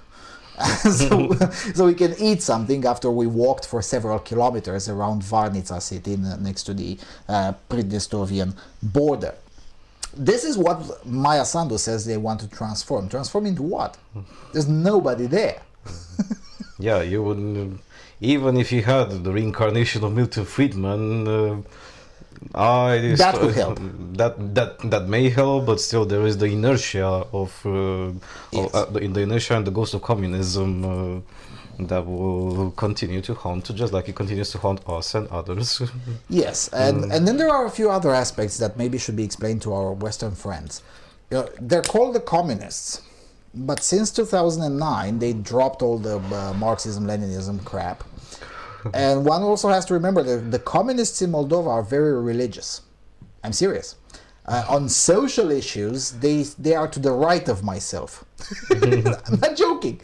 On economics, they're basically center-left, kind of like most social democrats in Europe, although maybe to the left of most social democrats. But on social issues, they're very conservative, which sometimes is a good thing, oftentimes is not, but whatever, it is what it is. And there's another aspect. The north of Moldova traditionally votes communist, and they did vote mostly communist this time around as well. Traditionally, the north of Moldova was the less prosperous area. In July 2021, that's just not the case. The northern cities look better, they're more populous, and they're more prosperous than the south. In the south, it's either extreme poverty or there's nobody. I mean, well, it does help to be close to Ukraine in order to do the little trade. Well, come on, everywhere in Moldova is close to Ukraine. I mean, come on. So there's that. I mean, and not to mention the south of Moldova should indeed be more prosperous because the port of Odessa is closer. So in theory, those ones should be more... And traditionally, they used to be. The south of Moldova traditionally was more prosperous than the north. And traditionally, all sorts of these... I wouldn't even call them politologists, people delivering opinions in public. They would say, well, the southern part is more prosperous because they vote for pro-Romanian or pro-EU parties and they're more westernized and whatnot, and of course that brings them prosperity and whatever, and the north kind of sucks because they traditionally vote pro-Russia or communists or whatever. Well, all fine and dandy, but that's no longer true. The towns of Lipcan and Edinets and even Bălți, the northern part, traditionally the fiefdom of the Russian speakers, now not only doesn't speak Russian that much anymore, they still do, but it's nowhere near as radical as it used to be, and it's also more prosperous than the south overall. Again, not counting here the capital city, which is in the center of the country, and the capital city is a country of its own, essentially. Like it's the case in most of these smaller countries. Hungary is very similar with this, even though it's bigger, it's 5 times bigger than Moldova. Same thing, Budapest is its own country, and then there's the rest of Hungary. Kind of the same thing in Moldova, right? Chisinau is its own country, and then there's the rest of the Moldova. So this is what Maya Sandu wants to transform. I don't know. Transform into what? And with whom? I guess that's the bigger question. With whom? The reservoir of cadre is big, yes. Action and Solidarity Party is quite big as an organization. And predominantly voluntary, so as opposed to the communists who usually pay their activists. Action and Solidarity has a lot of activists who join voluntarily. That's all fine and dandy. But are they competent? Remains to be seen. In some cases, at least talking about some of those that I had the misfortune or privilege, whatever, depends on which side of path you're looking. Judging by some of those that I've met, nah. And they cannot become competent in the next 3 months, which they should, if they want to properly rule the country. The one thing that we can be sure of is that at least for a year they won't be having elections. Yeah. So it is what it is. I guess I'll make a summary of the interview that I made with the past youth leader. And subtitle it into English, maybe create a shorter. The original version is 2 hours long. Maybe I'll take some excerpts from that and make a shorter version of like 15 or 20 minutes and subtitle that into English, so you can hear straight from the source what PAS wants and what PAS is. Because, you know, if I'm saying it, you're going to say I'm exaggerating. So I'm just going to put the head of PAS Youth, Eugeniu Sinkiewicz, I think is, if I recall correctly. And he'll be telling it by himself. Basically, it's a revolutionary party. They don't have the majority to create their revolution because they would need the constitutional majority, which apparently they don't. So they're just going to try to grind along, and again, at least the leadership of the party is fully aware that they have to populate the institutions with their own people. You know, this guy he's 22 years old, but he's fully aware that he will have to populate institutions. And well, great. But once we asked, okay, but with whom? Well, that's where he changed the subject. Tough question. Because again. Sooner or later, and I suspect very soon, there will be troubles. Because, you know, when you put highly inexperienced people to be, you know, chief prosecutors and whatnot, at some point they'll fuck it up. And once that will happen, now again, for a while they'll be having this honeymoon, because this is probably another detail that it was not largely covered in the Western media. The European Commission basically set aside about 600 million euros, which by Moldova standards is a lot of money. They set aside this amount if Action and Solidarity gets a majority in the parliament. Well, they got it, which means the European Commission will eventually, in a few months at best, or maybe by next year, more realistically speaking, because, you know, EU bureaucracy, they will unlock that amount of money, which will buy Maya Sandu and her political party will buy them a honeymoon. Because as long as there's shekels coming in, well, enough people will probably pretend they don't see a lot of the shortcomings of this governance. But, you know, 600 million euros may be a huge amount of money by Moldova standards, but it's still not that much. I mean, let us not forget, just 2 years ago, $1 billion just vanished from Moldovan banks. Mm-hmm. Yeah, just like that. Yeah, pretty much a quarter of the GDP disappeared. A sixth. Yes. Yeah. A sixth of the GDP just physically disappeared from the bank, right, in cash. So, I'm just saying, I mean, you know, it's not really that much money. And considering the amount of basic infrastructure that needs to be built in Moldova, because it's chronically lacking, even in the cities, you know, that amount of shekels will be spent quite fast on useful stuff. I get it. But once the shekels will run out, and they will, because again, it's 600 million euros, not 600 billion. So eventually they will run out. Let's see how that goes. I'm just not up. And by the way, there's also been terrible weather whilst we were there, and that will create a lot of issues downstream on the food supply chain. You don't want to get between the Moldovans and their food. Guess who's gonna take the blame for that? Oh, the government will. And once that all of these things will happen, and they will, because they're kind of unavoidable, because, you know, you don't mess around with the weather. If the weather says you're gonna suck this year, you will suck this year. And once that's gonna happen, people will start asking questions, and they're not gonna like the answer. And again, PAS has this reformist, quote-unquote reformist agenda, and they want to basically implement EU reforms in agriculture. Oh, well, they want to implement common agricultural policy. Yes. Oh, so they didn't like the Russian kolkhoz. Now they're gonna get the EU kolkhoz. Yes, the Evrosayuzki kolkhoz. Yeah, no, it's astonishing. They're kind of like being the Moldovan population. I tried to warn them on their subreddit a few times what the European Union is going to bring. They didn't listen. They were quite mad about it, and yeah, they'll see in a few years, especially because Maya Sandu and the PAS party will get their orders from not from Merkel, because from Berlin. She'll get the orders from Berlin, written both in German and in Russian. Yeah, although the new chancellor, all of those people who have stand a chance of replacing Merkel, none of them speak Russian, so this probably only be in German. But or maybe Dominic Fritz will translate them into Romanian. As a former secretary of Steinmeier, he probably knows. On a more serious note, can't be serious with Moldova. I mean, Moldova is not a serious place. The reason we call it the mini EU is because it kind of is a mini EU. Because look, the Action and Solidarity Party has nothing to offer to the Gagauz autonomous area. Nothing. They have almost nothing to offer to Transnistria. I've seen Maya Sandu now going full tough in negotiation with Russia. We'll see how that goes. If she manages that, she'll be forgiven of a lot of sins for several years. If she manages a further liberalization with Transnistria.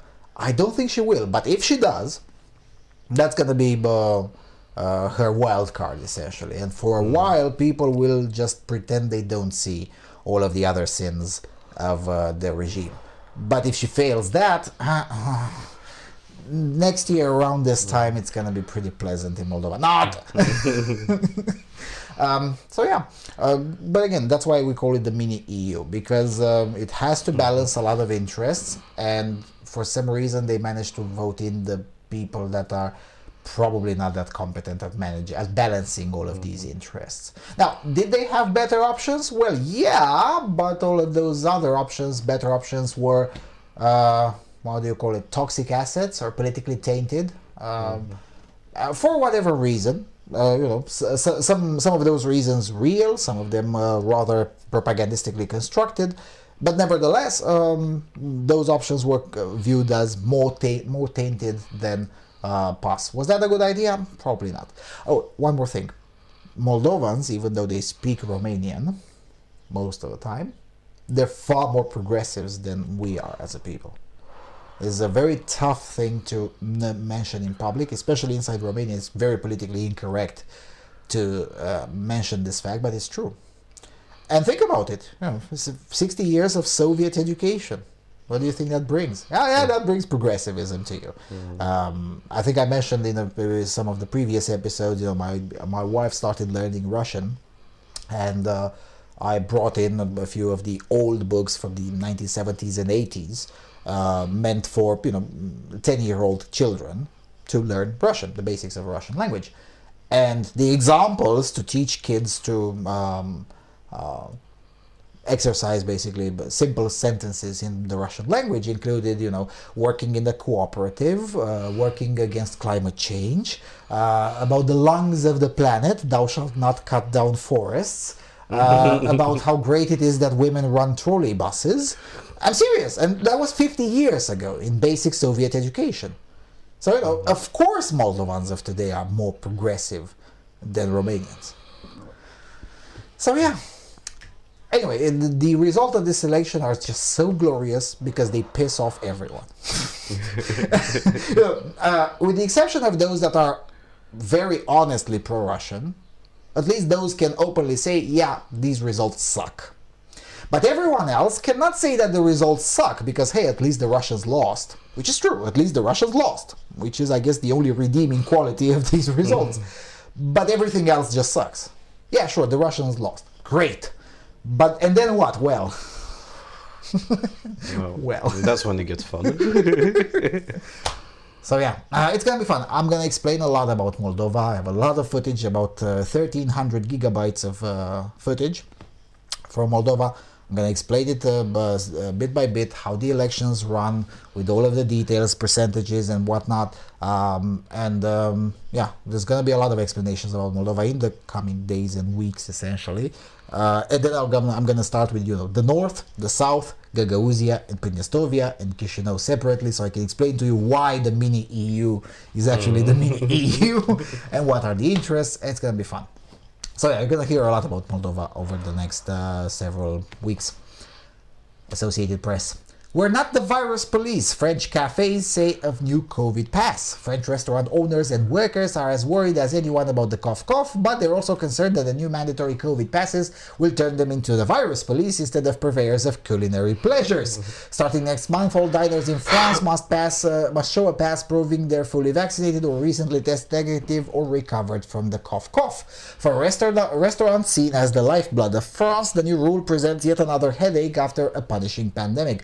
Our job used to be to make sure that our guests had a great time while they're with us. Now we spend our time reprimanding them. We aren't trained for this, says Louis Le Maillot, a manager of the Parisian restaurant Le Blanc Public. This restaurant sits on a street corner on the canal that winds through northeast Paris, a neighborhood popular with young people who gather in its many cafes or on the banks of the canal, drinking and listening to music. Vivid street art livens the neighborhood, and there is a pop-up vaccination booking space nearby next to Paris Plage, the city's yearly summer urban beach project. Like other restaurants in the bustling area, Le Banc Public is already struggling to respect France's oft-changing virus rules. It's one of the hundreds of Paris venues shut down for not respecting limits on visitors since French restaurants reopened in May for the first time in nearly 7 months. So its brightly colored metal shutters are drawn and no diners are in sight. Cafe and bar owners worry they'll face more such trouble when the COVID pass becomes obligatory. A draft law preparing the COVID pass requirement for restaurants, shopping malls, hospitals, trains and planes foresees fines of 45,000 euros for violations, which could be fatal to small businesses that are already struggling economically after pandemic losses. For Gauthier Max, owner of nearby Mama Kin, restaurants and bars are no longer places of leisure but have become spaces of constraints and restrictions.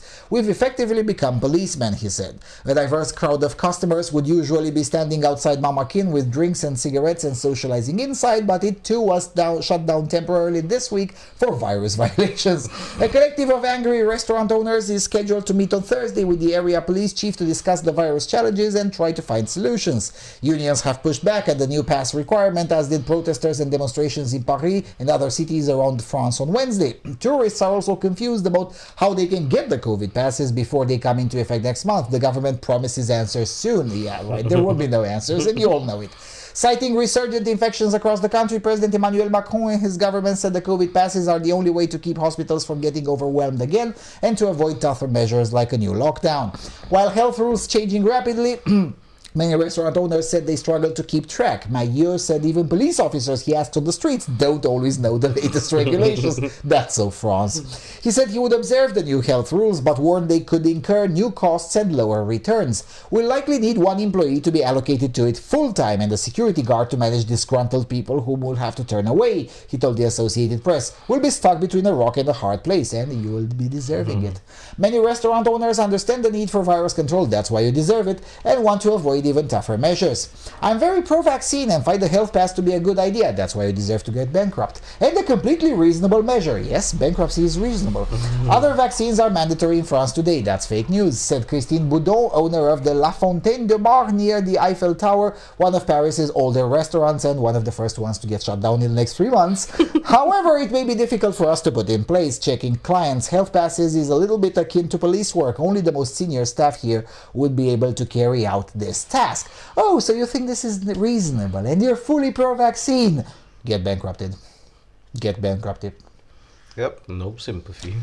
How is it? Get woke, go broke? Yeah, go woke, get broke. Yeah. Lick the boot of the pandemic regime of Emmanuel Macron. Go broke. Go broke. You all should be going broke. I hope that not only I hope they go broke, but I hope they go so broke that the owners end up eating dust in the street. You should be poorer than the latest refugee from Syria.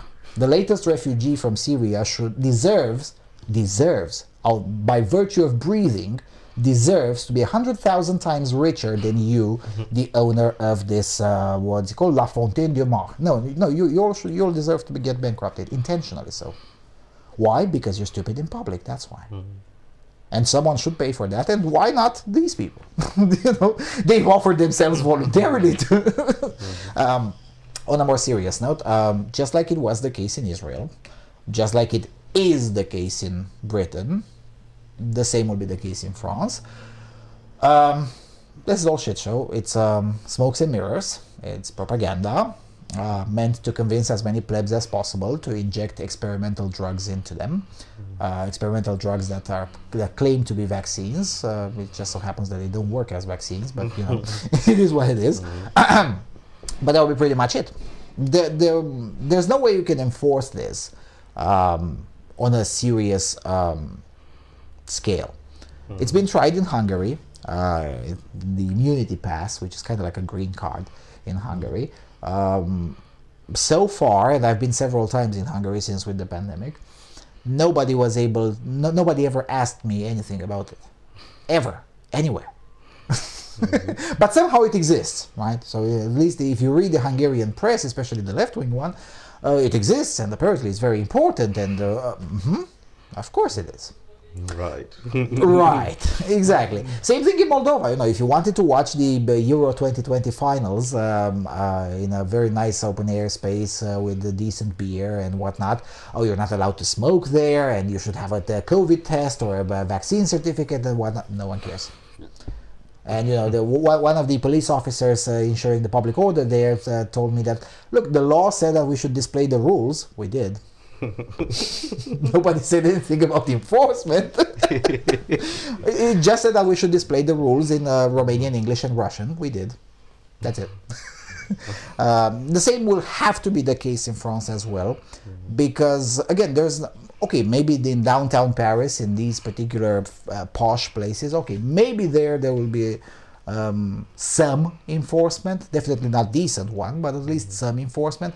But can you seriously tell me that there is going to be serious enforcement, I don't know, in Nantes or on the periphery of Marseille? I mean, seriously? Really? Yes, I want to see the Moroccans enforcing COVID passes on their own people. Yeah, right. Of course that's gonna happen, and then pigs will fly, and everything will be honky-dory, and everyone will go and stuck a needle in their arm and get some experimental genetic therapy, claiming that it's a vaccine. Of course it's gonna work. Not. Yeah, claiming it's a vaccine. Claiming it's a vaccine that was shielded for more than 6 months already. That it's the solution to the lockdowns and to the pandemic.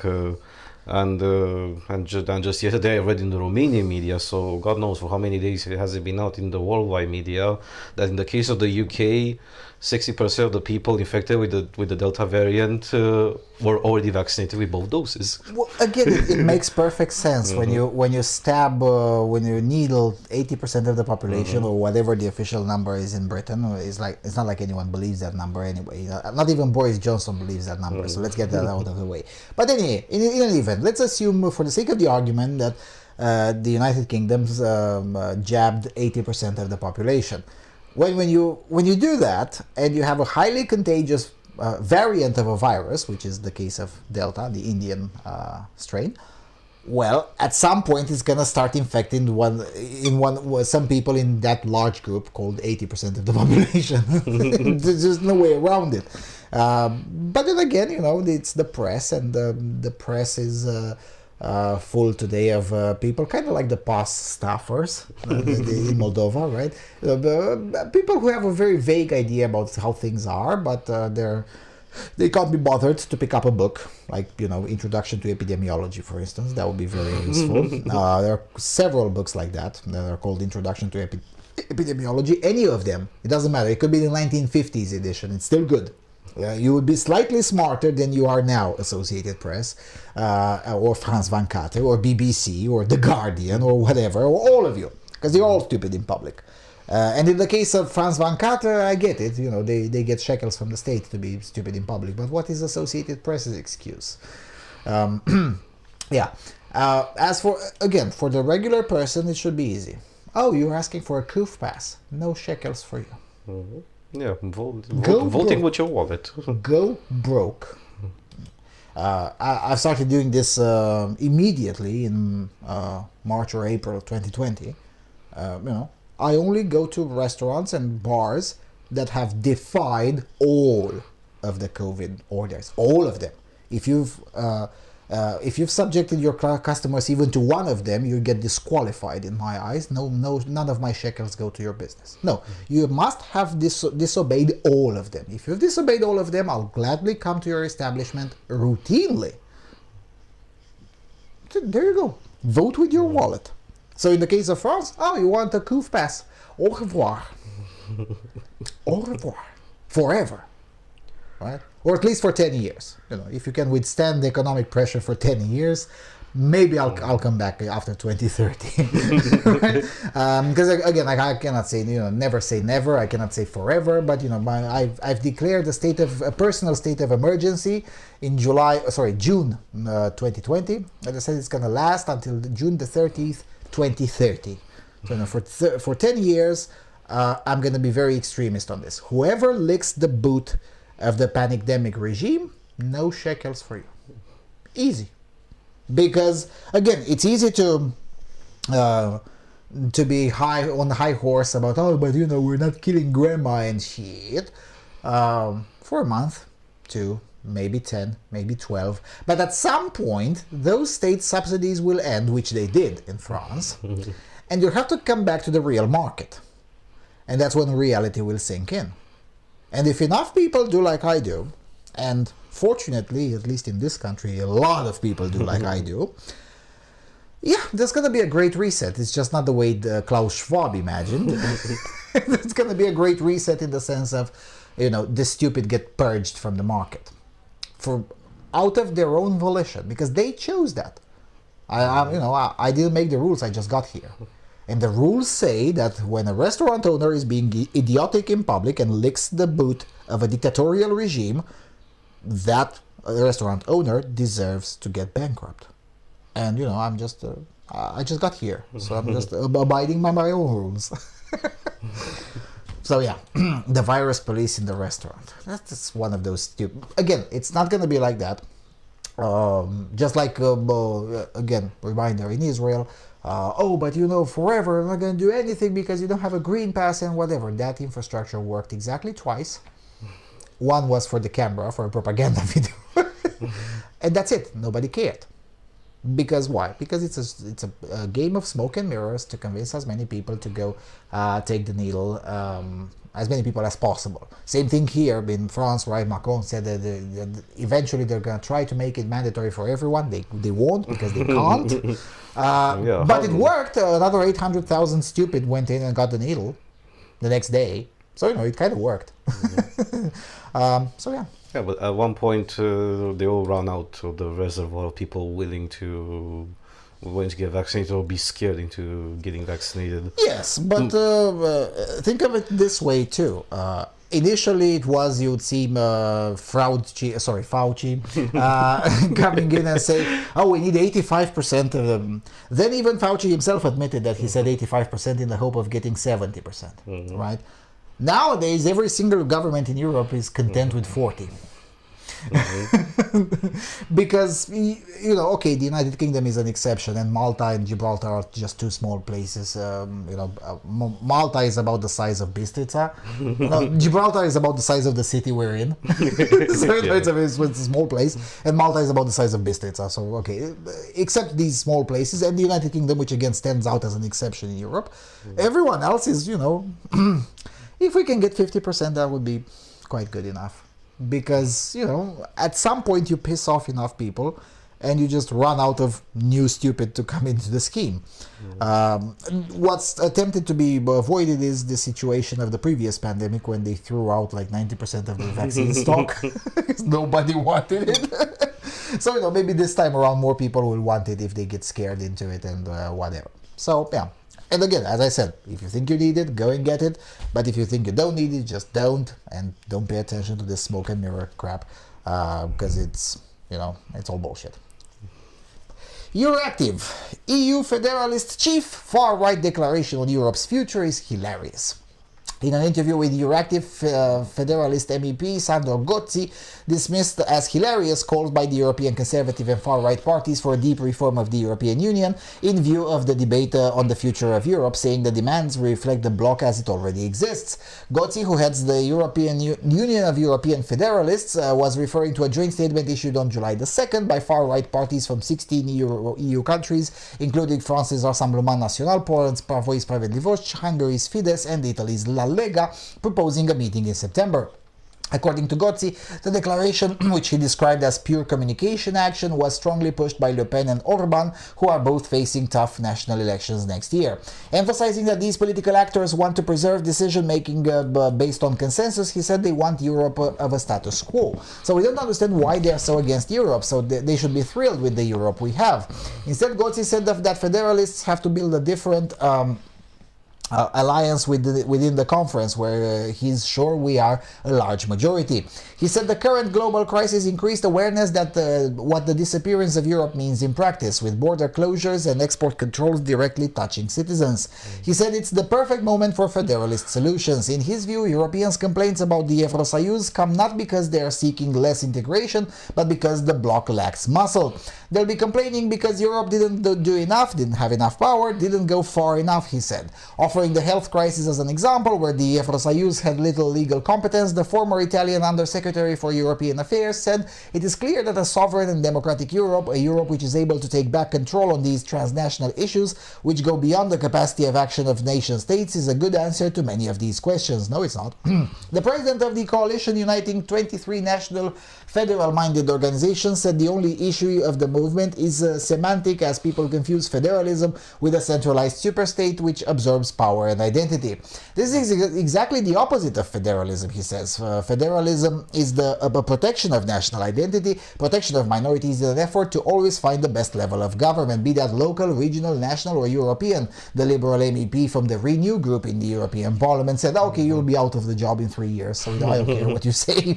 It's a very balanced and democratic distribution of power and competence, where we do together only what we really have to do together to be more effective, he explained. I think that these are all elements which blow the wind towards the right direction. It is clear that as a navigator, it is not enough that there is a good wind. You need to have your sail and you have to catch the wind, he said. To achieve this, the Federalists' proposals include the creation of a stronger European budget, riddance of the unanimity requirement within migration, security and defense issues, and grant the European Parliament the right to propose legislation, currently an exclusive privilege of the European Commission. If we have to call... so basically you want to make the European Parliament like a real parliament. Okay, fair enough. If we have to call it the Europe of Mickey Mouse, let's call it the Europe of Mickey Mouse. With what is important is that we are able to act, Gozzi said, seemingly in reference to the former UK Prime Minister Margaret Thatcher's alleged comments dismissing the European Parliament as a Mickey Mouse institution. Europeans' trust in the European project has risen in recent years. With latest data showing 49% of people tend towards trusting the Eurosayus. Nevertheless, trust remains well below pre-2008 financial crisis levels at 57% in 2007. Gozzi puts this distance, disaffection, fatigue of the citizens towards politics down to politics being ineffective, adding that a Europe of concrete, effective solutions can help to regain the confidence and the trust of the citizens. He added that the current debate on the future of the Eurosayus is also an opportunity to catch the attention of citizens who do not understand how Brussels functions. If his federalist movement wins the battle against nationalists, it will also bolster support for Europe, he added. Yeah, no. No. Okay, let's explain once and for all how the European Union functions, or the Europejski Sojusz, because we're not saying is the Europejski Sojusz just for comic value, because it is structured to rule ever since Maastricht. In what was it, 1991? 1993. Whatever. Maastricht Treaty. Yeah. Ever since the Maastricht Treaty, it's been running exactly like the former Soviet Union. You get your national parliament, which is in your own control, and then you get a parallel institution that implements laws, because that's exactly what happened with every country that joined the European Union. Its constitution got changed in order to also enforce laws from the EU. Pretty much what happens is that the European Commission is the Politburo, and then the European Parliament is the Supreme Soviet. So that's why we say it's the Europejski Sojusz or the EU-SSR, because that's exactly what this guy is dreaming about, and this guy is particularly dangerous because there are obvious interests for him in order to undermine the national interest, in order to further the so-called federal interest of the entire EU. Yeah, and it's a very, these kinds of politicians, whatever, they like the EU institutions because they're very cushy. A job in the Evrosayuz institutions is a very cushy job. You don't really have to do anything. for the most part, you just do nothing. And for that nothing, you get about 7,000 euros per month as a stipend, plus another 5,000 euros for expenses. And if you have to do anything, like, travel and hold a 1-hour speech or whatever outside Brussels, the city of Brussels, you also get 320 euros per day for additional expenses, excluding transportation, which is separately paid for by from the EU budget. So, think about it from their perspective. That's a cushy position. You want to keep it and you want to expand it. Why not get 10,000 euros per month instead of 7,000? Keep in mind, 10,000 euros per month. That puts you squarely into the top 1% in Europe, right? By far. In one fell swoop. Yep. I guess the CEO of Volkswagen, and there are very few people in the private sector that make that much money in Europe. Again, not counting here the officials of American corporations or whatever, maybe some of those. And generally those that make more than your average EU elected bureaucrat is because they also have a huge responsibility over their heads. If they fuck it up, they pay with their heads, not literally but figuratively. They'll probably be making zero for the next several years if they fuck it up. So there's that.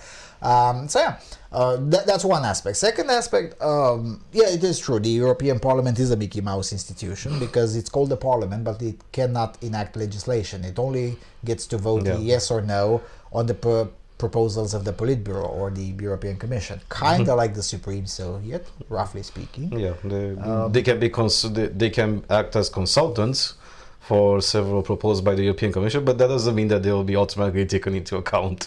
Yes, and the only power, they really have only one power when the multi-annual budget is being discussed.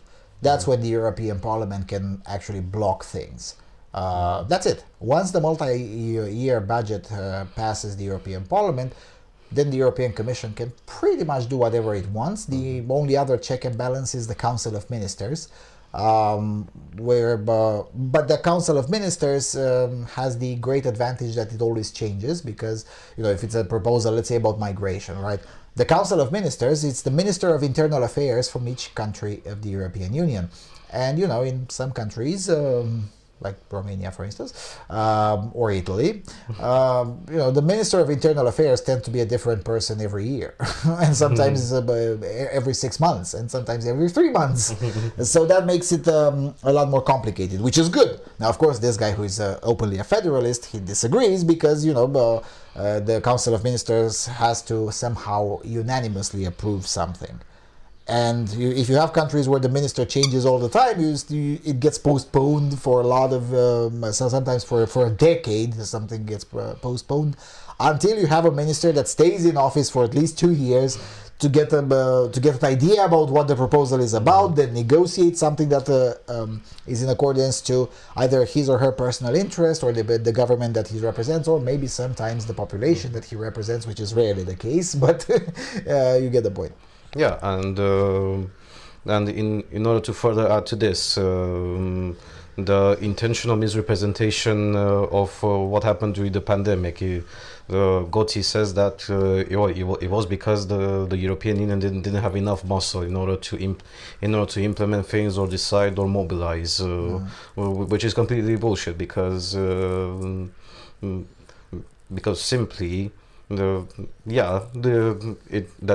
is true, but the answer is definitely not more federalism, because you'll never expect to see from the European Union something like the Electoral College in the United States, at least to pretend they'll offer some sort of equal representation of all states. Not to mention that you will never see something with the equivalent of the Operation Warp Speed from Brussels. I mean, it's just that's just unimaginable by Brussels standards. No, and constantly since Maastricht, the European Union has proven to be increasingly poisonous towards the countries, with the exception of Germany, and probably the Netherlands and France to some extent. It's been proven to be constantly poisonous because rather than facilitate the trade, it's pretty much a protectionist racket. Yes, it is a protectionist racket, and even then, for example. Considering the former example that we've spoken about, the Republic of Moldova, and the post-decline situation that it finds itself in, where Romania to some extent is going into the same direction, and it's not going to happen in 4 or 8 years, but in more than a decade it will probably get there. But at least your average Moldovan can always rely on doing the small trade of cigarettes and alcohol and other things with Ukrainians, with Transnistrians, and if they get access to the port of Odessa with the rest of the Black Sea. But if we Romanians in the EU, we're completely stuck, because we have to go through the literal mountains of absolutely idiotic regulations. Yeah, because it's the customs union. Customs union, which is a very modern concept invented in the 13th century by literally medieval despots, so they can charge more shekels out of regular people's trade. So that's when the customs union emerged, and EU being very modern, it's basically a customs union, which is a pre-Soviet concept. But it is what it is. Of course, the stake here is the rid of the unanimity clause, because, as long as places like Slovenia and Hungary and Poland, and to a lesser extent Slovakia, and more recently Italy, as long as these places exist, it's kind of difficult to enact a federalist agenda. Right, and even with Romania, I mean, it's solidly pro-EU, but then something just happens and it's not. Kind of like the situation with migration, for instance, right? Everyone expected, because we had a global homo president, everyone expected a positive vote from here. It didn't. Even our global homo president was like, come on, no. That's just too much, right? So, and as long as these things happen, and they routinely do happen, and sometimes it's very difficult to calculate how will each country vote. And again, in the Council of Ministers, every vote is equal, as opposed to the European Parliament, where the votes are proportional to the population, right? Because again, that would be the equivalent of the Electoral College in the European Union, right? In the Council of Ministers, the states are equal, right? Because there is no Senate to the European Parliament, so the Senate is basically the Council of Ministers on every issue, and it's always different people. The idea is not terrible in itself, but it's rarely observed, and when it is, it pisses off these kinds of people who try to. They've been trying to get rid of the unanimity clause for the last 20 years, and they always fail. But at some point they may succeed, maybe, who knows? But when that will happen. Because again, generally I look at the situation very relaxed, because I'm like, look, if they continue to fail, then I guess it's still tolerable. But if they manage to get this through, then it's going to be a faster timeline until the EU-SSR goes the way the previous SSR went. Right? Because the harder they push, the worse things get. And unfortunately, most people in Europe are still pretty plebbish, and things need to get really bad until they start doing something about it. For instance, most recently, one of the insiders in Brussels said that they're really, really bloody afraid of, scientific debates, not on COVID, but on the Green New Deal. And they do have a point. I mean, you could see something like a Europe-wide yellow vest. Why not? I mean, And because the Green New Deal, just like the US version, which failed, this one is on its way to failing as well, but until everyone learns about that, there's still a serious conversation about it. The way it is phrased, if it were to be implemented even halfway, that would require a significant drop in the standard of living of almost everyone in the 27 unfortunate nations that are part of the Evrosayuz. So you cannot seriously expect in a materialistic continent like Europe is, you cannot seriously expect that to have zero political consequences. You just can't. Because there are a few places in Europe, Germany and France being prime examples, who just don't give a damn about too many incursions upon personal liberty. But if you mess around with their food or with their cars, that's when they start giving a shit. Same thing in the Netherlands, to a lesser extent true in Belgium as well. And, the Green New Deal is basically exactly that. It messes around with their food and their cars. Yeah, that's probably not going to be a good idea. So that's why I'm looking at the situation very relaxed. If the federalists fail, great. If they don't, at least we'll be having a lot of fun while the Evrosayuz tumbles down. Yeah. Both outcomes are tolerable. Now, admittedly, the violent tumbling down of the Evrosayuz would be quite painful for a lot of people. But you know what? As one very important pop culture figure said, you get what you fucking deserve. Yeah. I mean, it's true. And yeah, I know it sounds terrible, but I didn't make the rules, I just got here. All right. Let's take another break, and then we'll be back with the rest of the world, essentially. Again, I have no idea what we're going to listen. I'm going to pick a nice song and show you some more footage from Moldova, and then we'll be back with the rest of the world.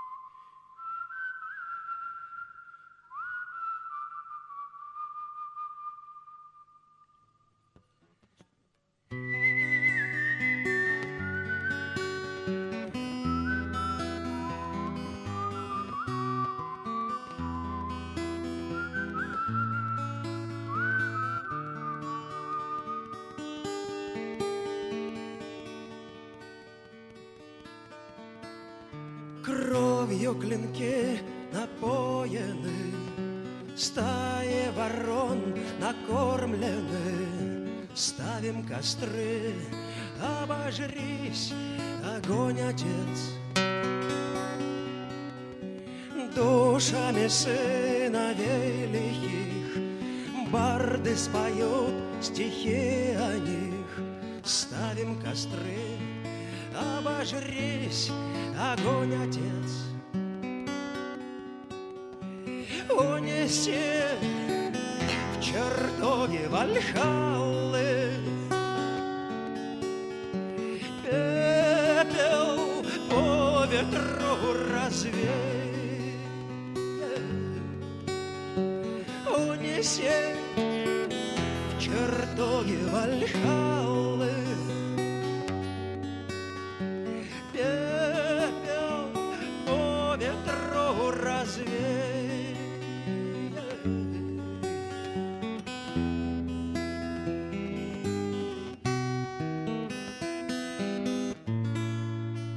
Там, где пылает над землей Бога и черта смертный бой, наши клинки в астероида в матушке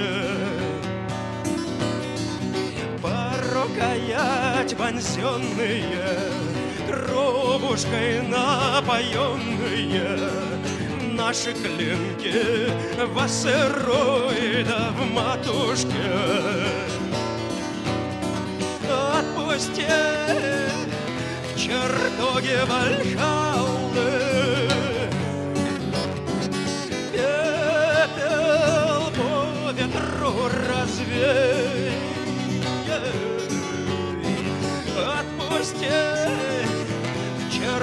чертоге Вальхаллы. Пепел по ветру развей.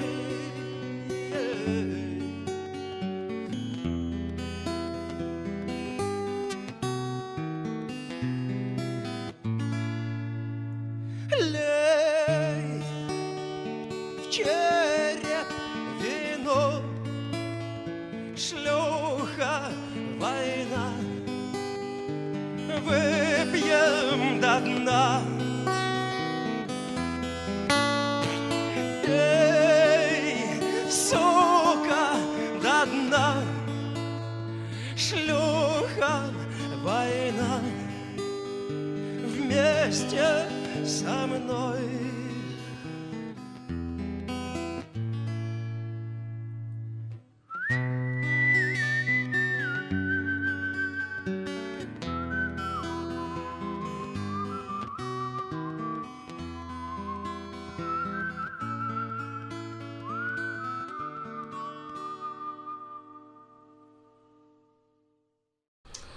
All right, we're back. Heaven knows what we've listened. Whatever. To the south of Europe.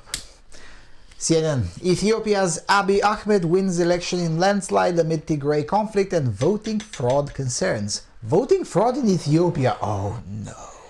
Ethiopian Prime Minister Abiy Ahmed's ruling Prosperity Party overwhelmingly won general elections on Saturday, meaning he will stay in power another term, according to CNN affiliate Nation Media Group. Abiy's party is expected to take more than 410 of the 546 parliamentary seats in the first round of the contest. Ethiopia's sixth national election, Abiy, 44, took office in April 2018 following the resignation of his predecessor, becoming the first Oromo person to lead the country. Although he was a recipient of the 2019 Nobel Peace Prize, his administration has garnered negative criticism during the past year for delaying election twice and its military action in the Tigray region, where thousands of civilians are believed to have been killed. Opposition movements have raised concerns about the integrity of the June 21 ballot, Ethiopia's first multi-party election in 16 years, albeit one riven with conflict, jailed opposition figures, and parts of the country unable to vote. That's standard operating procedure in Africa. The U.S. State Department said in a statement last month before the vote that it was gravely concerned about the environment under which those upcoming elections were to be held. A similar statement from Evrosayuz countries said the vote was happening in problematic conditions. Abiy dismissed those allegations on Twitter last month, calling the vote Ethiopia's first attempt at free and fair elections. Fact check, true. It's the first attempt. He didn't say it'll be necessarily free and fair, just first attempt. Among the 47 parties participating in the general and regional elections, Abiy's Prosperity Party led the chart on the number of registered candidates contesting for seats at the parliament, with a total of 2,432 aspirants. 37 million of Ethiopia's 109 million citizens are registered to vote. However, many Ethiopians in conflict-ridden areas will have to wait until September the 6th to cast their ballots, when the second round of voting will be held. So first of all, the parliamentary elections aren't held in one round, and it's not two rounds in the French system, right? In the French system, each constituency, if one candidate gets over 50%, then it's the done deal. That seat goes to that candidate, whatever. But if none of them get the first get over 50%, all the ones that get over 25%, so at least in theory you could have a round 2 with 4 candidates, get into the second round. No, in Ethiopia it's like, think about it, the parliamentary elections are on July the 11th, but only in Paris and Normandy. The rest of the country gets to organize them on September the 6th. So it's kind of like that. But again, considering that the first round, as it were, the Prosperity Party got such a large voter share, even if they get 0 seats in the second round, the Prosperity Party will rule relatively unopposed. Now, was it a good time to organize the elections? Probably not. But at the same time, there might not be a good enough moment anytime soon. Right? Sure, the peak of the Tigray conflict is long in the past already. The peak was in January, basically. So it's kind of a flattened conflict at this point. It's only a very small amount of maverick rebels, essentially, fighting in the woods. It's more like guerrilla warfare at this point, and it's quite far away from the urban centers and the population centers. So, roughly speaking, it's probably the safest as it was over the last 12 to 16 months, really.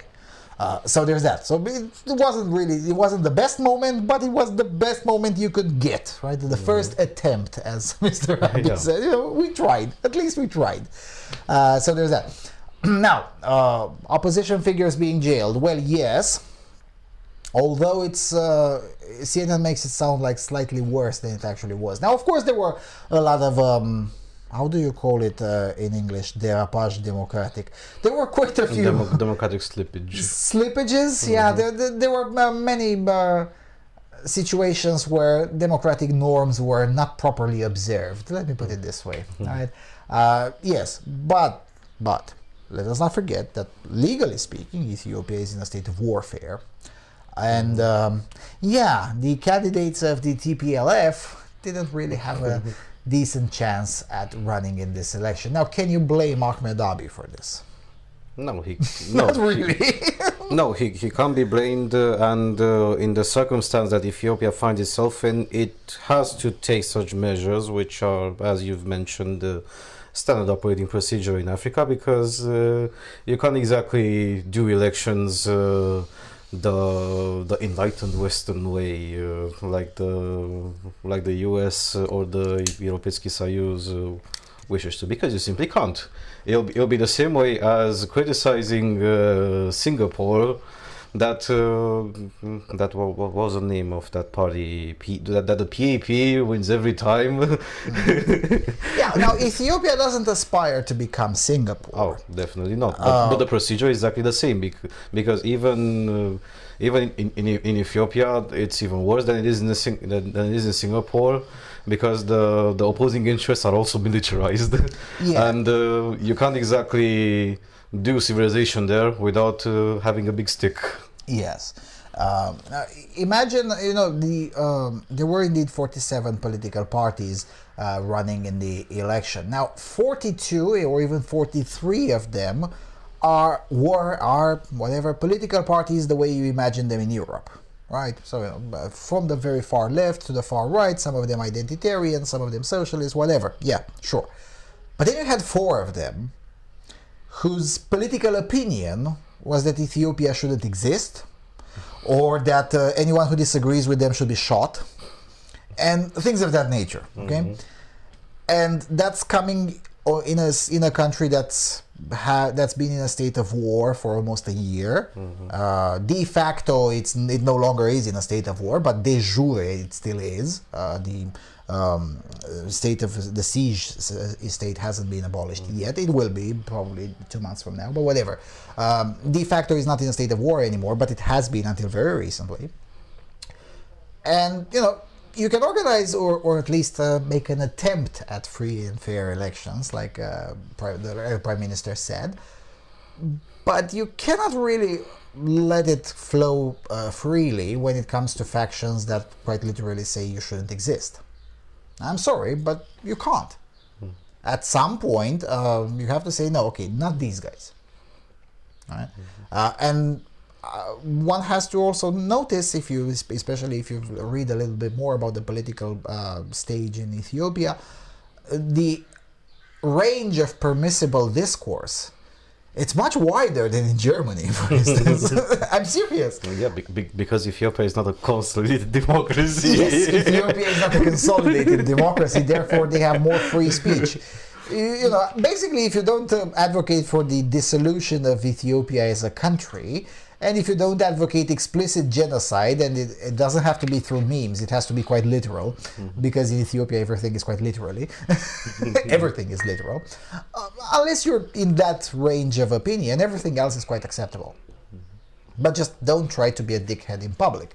Well, four of the 47 competitors were branches of TPLF, and they tried to be dickheads in public, and yeah, that wasn't particularly tolerated by the organizer, which is Abiy's regime. Yeah, and it's not just the organizer, but let's say even if a fraction of the vote was exactly stolen in the favor of the Prosperity Party, still a great amount of people voted for the Prosperity Party, because the societal consensus, the way I see it, is that they still want Ethiopia to run as it is, and it has actually progressed even with mishaps like the Tigray conflict, and they want to keep it going as it is and progress further rather than regress into again into tribal warfare, or Marxism-Leninism, or Marxism-Leninism from 30 years ago, or go absolutely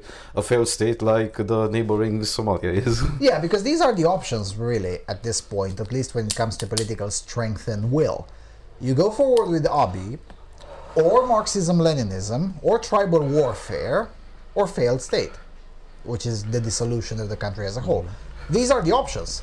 Yeah, and Ethiopia thankfully does have a tradition of holding itself up even in worse circumstances. Yes. I remember in history the former Ethiopian Empire, which was not even a client state of the Romans. They were in mutual approval.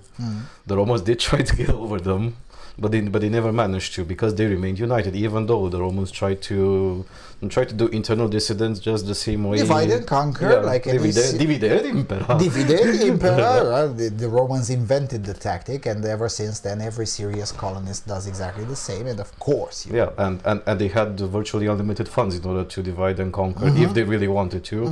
But the Ethiopians didn't, and they were ruled by a woman back then. Yes, and there were all the circumstances to get to basically partition Ethiopia were met at that time, and it still didn't happen. And let's not forget that a lot of international analysts say that, well, look, Ethiopia has a lot of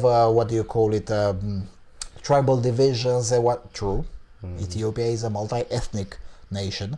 Although the official language is Amharic, the Amhari ethnicity is not the majority, is a plurality, is like 40% of the country or something like that, and they're Amharis. But again, Abiy is from one of these ethnic minorities, the Oromo ethnic minority, which is, I think, if I recall correctly, about 15%. Correct me if I'm wrong, but it's an ethnic minority for sure. And let us not forget that the Tigray conflict was not started either by the Amharis or the Oromos. It was started by Tigrayans, by the TPLF, right? Yeah. So there's that. I would be surprised that I'll be looking forward to see the election results on September the 6th, well, whatever, a week or two later, because it takes a long time to count the votes, because nothing is digitized, because Abiy doesn't trust technology. Gee, I wonder why. So everything is manual, and double-checked manually, and triple-checked manually. So, if you want to do election fraud, you have to do it before the count, which is quite difficult, because the commissions that are at each polling station, they're very similar to how we do it in Eastern Europe. Mandatory from each political party, at least one representative. On top of that, one representative from each representing tribe in the area. So yeah, good luck fooling all of those people at the same time. It's possible, but it's very difficult, especially very difficult to changing a national result. Yeah, sure, you may change the results in a certain smaller area, but changing it at a national level, it can be quite difficult. So, because the reason I'm saying that I want to see the results in Tigray, because I'm pretty sure that the Prosperity Party will narrowly win even in Tigray. That's what I'm saying. I've been spending some times on certain forums, and a lot of Tigrayans there spend their time trying to write in Arabic or Russian or Amharic, but I don't understand Amharic, but I do understand Arabic and Russian. And they're all like, you know what, we're kind of sick and tired of these people because, you know, they kind of suck. And, you know, not being able to access your bank account because physically speaking, they cut the power. So, you know, that's kind of it. And, you know, they're looking at what's happening very further south in Zuid Africa. And they're like, we don't want to get to that level. I mean, just no. Just no. So, now admittedly, Ahmed Abiy is an imperfect leader. And yes, he's not necessarily an autocrat, but definitely has autocratic tendencies. But then again, it's a country coming out of a strong Marxist-Leninist regime with a lot of unstable neighbors, like all of them, in a very dangerous neighborhood. I mean, the only stable neighborhood that they have is Djibouti, which is a Chinese colony. I'm just saying. And also there's a lot of CCP influence and infiltration within Ethiopia itself, and Ahmed Abiy isn't particularly happy with that either. And not just himself, but a lot of people around him, they're hoping to use this conflict also as an excuse to purge some of the CCP influence there, because boss is a state of war, so you know, we kind of have to do it and whatnot. Will it work? I don't know. We'll have to evaluate that 2 or 3 years from now. But the measures taken using the state of warfare as an excuse so far, they've been pretty decent. Yes, not always kosher from a democratic norms perspective, but then again, you know, it's a neighborhood that is still trying to learn these things. Eventually, I mean, if there is going to be a place where functional democracy in Africa will be the first to work, it's probably going to be Ethiopia. Now, admittedly, there are other places in Africa where already it's a quasi-functioning democracy. I'm thinking here about Ghana, Senegal. These are also places where democracy kind of functions, and it functions relatively okay, considering the standards, you know, considering their neighbors, because that's how you should judge these places. Considering their neighbors, their area, you don't compare, you know, I don't know, Sweden, which hasn't been invaded by anyone and hasn't been at war for 200 years.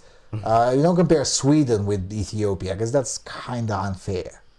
Right? Yeah, it's a complete bullshit comparison. Yeah, or Switzerland, right? Oh, but look, Switzerland. Yeah, nobody invaded Switzerland ever since Switzerland became a thing. When you have the peace at your borders and the civilizational peace necessary, yes, eventually you will build up institutional mechanism and cultural mechanisms that can lead to a relatively functional democracy, and in the case of Switzerland, quite impressively, a direct democracy. But, you know, not everyone has the privilege of being small enough and surrounded by huge mountains that scares even the Third Reich's army. It just doesn't work like that. Not everyone can be Switzerland. Right? Not to mention that many of the criticisms, especially Evrosayuz, I mean, Evrosayuz is talking about the... Really? Really? No, can we have a word about the democracy in Spain? Can we? I'm just saying, I mean, the democratic norms are more often broken in Spain than they were in Ethiopia. Speaking of which, what did Spain do to the Catalan leader who wanted secession? Didn't they exactly do the same thing that Ahmed Abiy did to the TPLF leaders who ran in the election? Pretty much send the police steamrolling over Catalonia. Did anyone object to that? Not really, because everyone understood that, yeah, that's kind of what you have to do. But you see, if a country like Spain is doing it because it's just as global homo as the as the European Commission is concerned, but if somebody like Poland is doing something different, or Hungary is doing it, so it's suddenly a problem. Yeah, I mean, it's called hypocrisy. Yeah, and in this situation, the reason I bring up Spain is because from a law perspective, legally speaking, they're kind of the same perspective. You had a secessionist regime. Now, sure, it didn't go full military in Catalonia, but it was with large protests, with violence, with arsonists and all of that. I mean, it was really relatively similar, right? With a charismatic leader who wanted to enact secession, right? And then you had the Madrid regime, the establishment of the country, saying, you know what, no, because no. here's your steam rolling, right here. So that's basically what they did. Well, in Ethiopia, things got slightly out of hand a little bit, and they went full militarized. But at the end of the day, when the elections came, no, you guys are not allowed to run. Kind of like what Piedmont, I think it was the name of the leader in Catalonia, was at some point he was hiding Piedmont.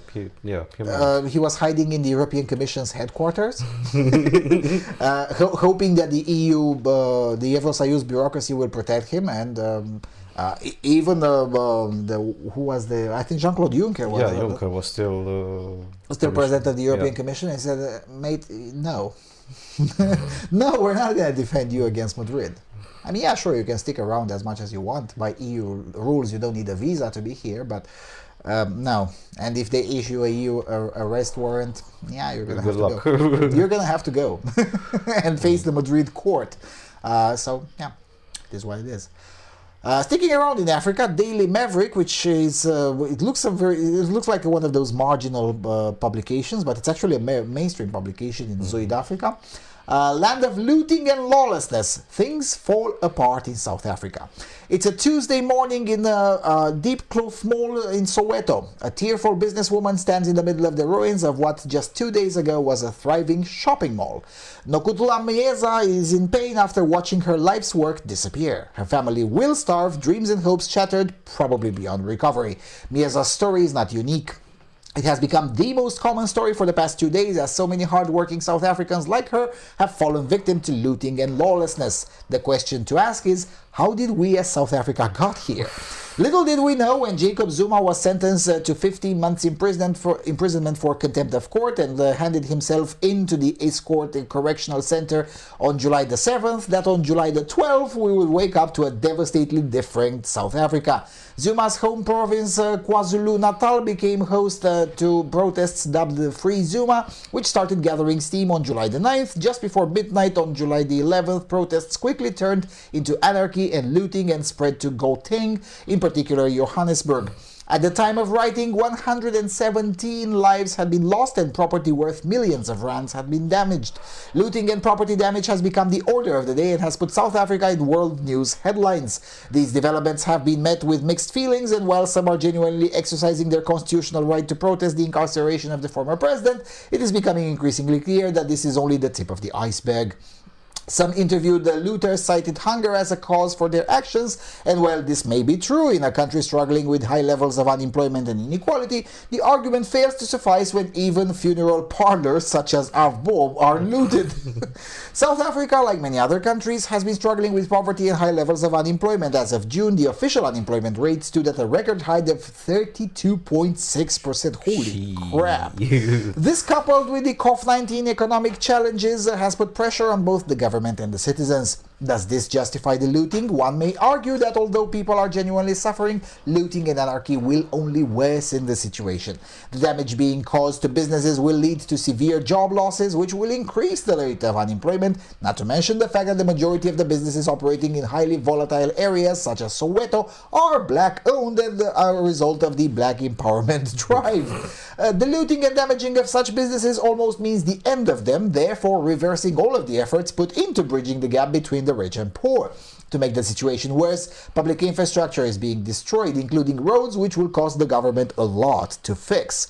In the middle of the pandemic, pharmacies and clinics are being damaged, leaving the country vulnerable to more COVID-19 cases and deaths. It is baffling that one would destroy the shops that people need for their basic supplies of the food and medicine they will need tomorrow, shops so conveniently located that people do not have to travel far to access goods and services, such as banks, that are also being destroyed. The destructive and looting behavior that's so rampant despite the deployment of security forces such as the army and police brings our very civilization into question. What drives people to this level? Is it a genuine protest? Is it poverty and hunger? Is it just a deep-rooted culture of anarchy and rebellion? Or is this just a well-led and well-orchestrated campaign by certain forces? How about all of them together? I also have to ask how far the Cyrillic Ramaphosa-led government is willing to go to restore normalcy. not very far. Not really. Visuals of shattered glasses, broken doors, and some instances flames and smoke paint a picture of a lost cause. While I tried to make sense of it all, what I photographed is beyond comprehension. I could not figure out the cause being fought for. It all looked to me like senseless acts of violence and anarchy. It made me think back to the time I photographed the protests in Marikana in 2012. Visuals from Marikana were characterized by organized demonstrations by employees. Even though it turned violent through the lenses, the cause was clear to see. This chaos made no sense, not to me and not to many hard-working South Africans like Nokutula Bieza. Alrighty, yeah, this is fun. Zuid-Afrika, yeah! Yeah, is anyone really surprised? No. No. The Zulus are at it again. That's really what it is. I mean, seriously. Because again, what's it called nowadays? Because it's basically a combination between the original name and the Dutch name KwaZulu Natal. Natal means native. So, you know, I'm just saying. So yeah, the Zulus are at it again. Now, not the Zulus necessarily, but the left-leaning commie Zulus, right? Because there are quite a lot of Zulu business owners who are just as outraged as this author is, and just as outraged as the white business owners who are like, what the hell is this shit, man? Yeah. Now, Zuma was a popular leader, and nobody really likes it when a popular leader goes to jail. This kind of thing has happened before, not maybe to this extent. The problem is that South Africa, for some reason, although on paper they do have the institutional mechanisms to redress the situation, they don't seem to be able to apply them. I'll give a very recent example, Kyrgyzstan. In Kyrgyzstan, they didn't like the results of an election. They suspected fraud. Nobody was able to prove the fraud. But enough people seriously believed that the elections were fraudulent. So they took it to the streets. They physically and forcibly removed the president that was sitting in jail. They took him out forcibly from the prison. And the Kyrgyz democracy was still strong enough to say, okay, fine, we're going to organize another round of elections. We're going to allow your guy to run. And if he wins, we'll see what happens.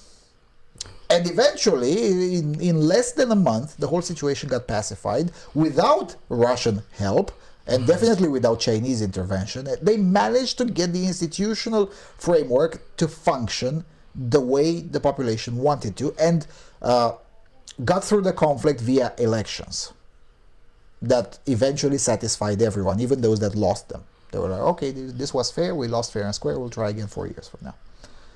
Kyrgyzstan, they were able to do that. How come South Africa is unable to do it? And again, Kyrgyzstan is also a very diverse country. It's majority Muslim. Now, admittedly, Muslim kind of like Albanians, so, you know, not really. But still, ethnically speaking, there are quite a few Russians, quite a few Chinese, a lot of religious-oriented friction within the country, although not as high as you would expect, but still pretty high. And significantly poorer than Zuid-Afrika. And for some reason, they managed to do it. And again, in a much more dangerous neighborhood. I mean, just look who are the neighbors of Kyrgyzstan. I'm just saying. Okay? How come South Africa is unable to do this? Or a much easier situation, because this time it's, you know, it's a conviction for contempt of court. Right? Now, 15 months imprisonment for contempt of court, maybe it's a too much of a harsh punishment, I would say. But, you know, the solution to this is, okay, get a better lawyer, petition the parliament to change the law, or get another round of appeals, because what I'm understanding, please correct me if I'm wrong, but Zuma still has 2 more options of appealing on this conviction alone, not to mention the rest of the trial where he was supposed to testify and he refused. It's a mixture of the government's gross incompetence, thankfully due to the black empowerment that has been state policy ever since Mandela. The communist terrorist Mandela. Yes, let us not forget that. The communist terrorist Mandela. Then yeah, definitely the African National Congress and especially Zuma's branch was definitely orchestrated into doing that. And yeah, some a good bunch of people that were legitimately poor and saw the crime of opportunity also joined in, which is why it created a significant shitstorm. But as you mentioned that you're surprised that Kyrgyzstan did it in a much more dangerous neighborhood in the proximity of those countries, and South Africa, which has no competition, can't do it. Yeah, it's the de facto leader in its region. Nobody contests it. I mean, it's a ideal situation for South Africa. Yeah, but let me tell you why. And this might get me banned on YouTube and everywhere else. It's because they're blacks, and blacks tend to be more temperamental. And fine, and Ethiopians are also blacks. How come Ethiopians can do it in a more peaceful? They are a different sort of blacks. That's true. There are many shades of black on the African continent. That's true. And heck, even in Zimbabwe, neighboring Zimbabwe, there you go. Even in Zimbabwe, they managed to pull this kind of shit in a much more peaceful way. And it's the same ethnic group, for crying out loud. There you go. How come Zimbabwe was able to do it? Those are also blacks. Admittedly, nowhere near as racist as the blacks in South Africa. That's true. But still, I mean, the transition after Mugabe was much more peaceful. Now, admittedly, Mnangagwa is also a corrupt shill, and I know. But still, it turned out much more peacefully than it's coming in South Africa. How come? Why? It's complicated to answer because we're looking at the things the way that happened, and it's complete chaos. It has multiple reasons, multiple actors. Yeah. And in the end, who knows what Ramaphosa is trying to play exactly here? Ramaphosa is trying to stay in power. Now, maybe a short little history here. Ramaphosa ended up in power after an internal coup, essentially, against Zuma within the ANC. Now, a coup that was supported by almost everyone, and the reason it was supported by almost everyone is not because everyone liked Cyril Ramaphosa necessarily, but Zuma had went full insane. Go back to the periodic insanity episodes that I used to do 4 years ago when Zuma was still president. And I was poking a lot of fun about his statements, not just about white people, but about Jews as well, and about South Africa's neighbors. I mean, the guy had went full insane. He wasn't just racist, he was just insane. You know, in my opinion, there is a difference between being racist and being insane. Right? Almost all the same people are racist, but not all racists are necessarily insane. Well, Zuma was both. So, Johannesburg basically ended up staying for almost a year without fresh water because Zuma refused to do business with Israel. Because Israel was like, look, we're the experts at making clean water in the middle of nowhere where there is no clean water. Our neighborhood forced us to learn these kinds of things. We can give you the technology. At some point, Bibi even offered to give it for free, just so the Johannesburg doesn't run out of fresh, clean water. And Zuma refused because we don't do business with the Jews. And Bibi was like, okay, fine. Okay, fine, your loss. Yeah, just die of thirst. Your problem. Yeah, that's exactly how it played out. Yeah, for about a year, thirst was the third biggest cause of death in Johannesburg. I mean, come on, that's just insane. Yeah, considering the wealth that South Africa has, again, it's not a poor country by any metrics. Considering the wealth that South Africa has, this is just unacceptable. It's just honk. It's impressive how South Africa has been going in a downward spiral. It's still ongoing, and it still hasn't crashed. Yeah, well, there's a long way downwards until you hit the rock bottom. Yeah. Zimbabwe has shown it, right?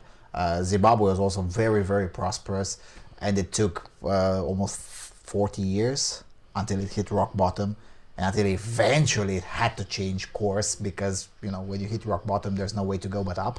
So there's that.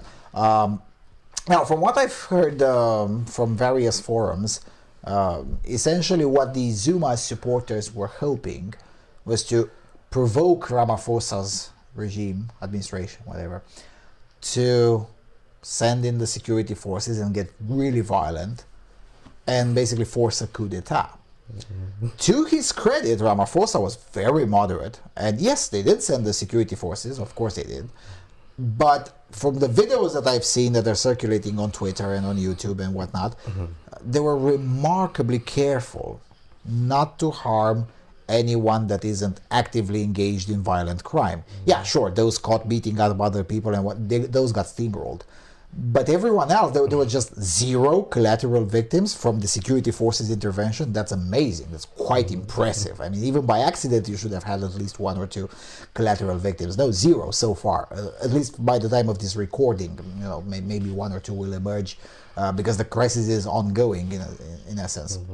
And so far, it seems that the attempt by the Zuma's crowd has failed because there is no governmental violence, and not just everyone in the South African society, but everyone outside of South Africa, the whole world, quite literally in this case, can see that the only problem are the Zuma supporters, and basically not everyone else. Everyone else be like, what the hell is wrong with these people? If the regime, the Ramaphosa's regime, manages to maintain this situation, both de facto and from an optics perspective, maintains it this way for another week, eventually, they're going to run out of energy, run out of money, because a lot of them are paid activists. Let's get this very straight. At some point, they're going to run out of money and they run out of energy, and it is what it is. But what I find it fascinating, whenever Zuid-Afrika comes up as a topic, what I find it fascinating is that a lot of countries with a similar profile as Zuid-Afrika have managed to crawl out of this situation in a better way, or at least in a more peaceful way. Not necessarily better, but in a more peaceful way, without huge igloo, essentially. And again, I gave the example of Kyrgyzstan, and even the example of Zimbabwe. Right? I've been to Zimbabwe a year after the coup d'etat that ousted Mugabe. It was nowhere near as bad as South Africa. There's quite a few. Heck, Colombia. Colombia has been through a brutal civil war and somehow crawled out of it without that much destruction. Cuba now, probably it will end up with a coup d'etat. It's still nowhere near as bad, and those people are poorer than every single South African. Those people have much more reason to be angry at poverty than any South African. And somehow it doesn't get that bad. And again, Cuba is also a multiracial country. But for some reason, why is always South Africa the problem? And I'm not buying the argument that just because they're Zulus or just because they're black. I'm not buying the argument because, again, a similar ethnic profile and the ethno-racial profile, you find it in Zimbabwe. Different outcomes. Something else.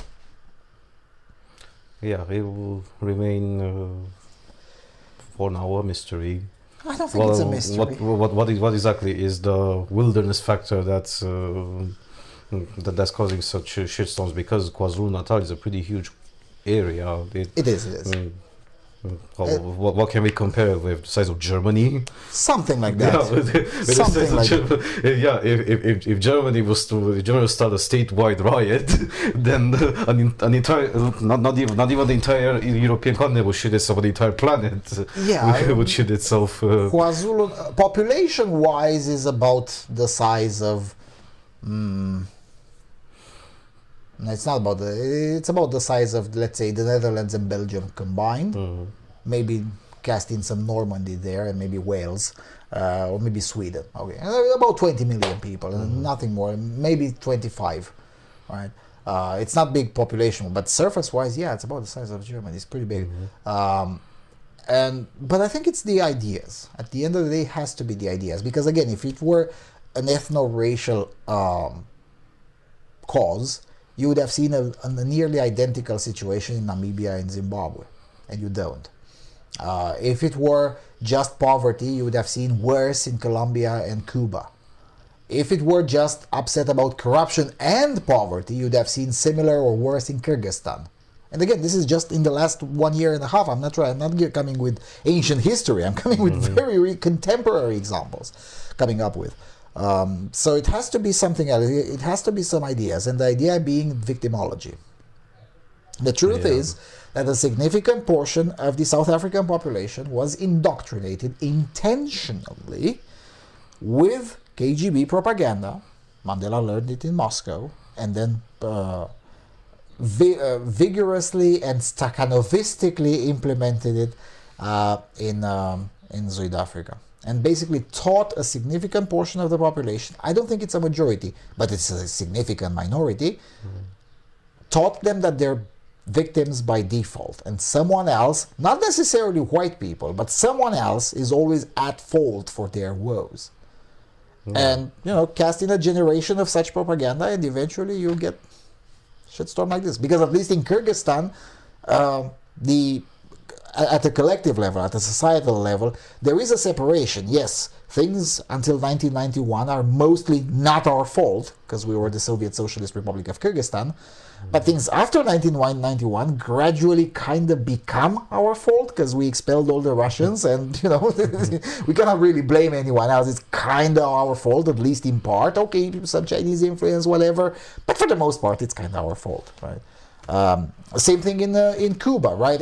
Maybe for a while you could say, well, it's the fault of the US or whatever. Yeah, but still, you've been an independent country for 60 years. The US is not allowed in, so it's kind of your fault. Same thing in Colombia. For a while, yes, international cartels and whatever, but at some point the country got shut down and things continue to get to worsen. And at some point the population, well, maybe it's our fault. Maybe we have to deal with our own population. The population that was connected to the drug trade, that was creating the perpetual civil war, yada, yada, yada. Eventually they fixed it. I guess South Africa has to go through a moment like this, when a significant amount of the population figures it out that, you know what, maybe it's our fault. Our, as in the South African population as a whole.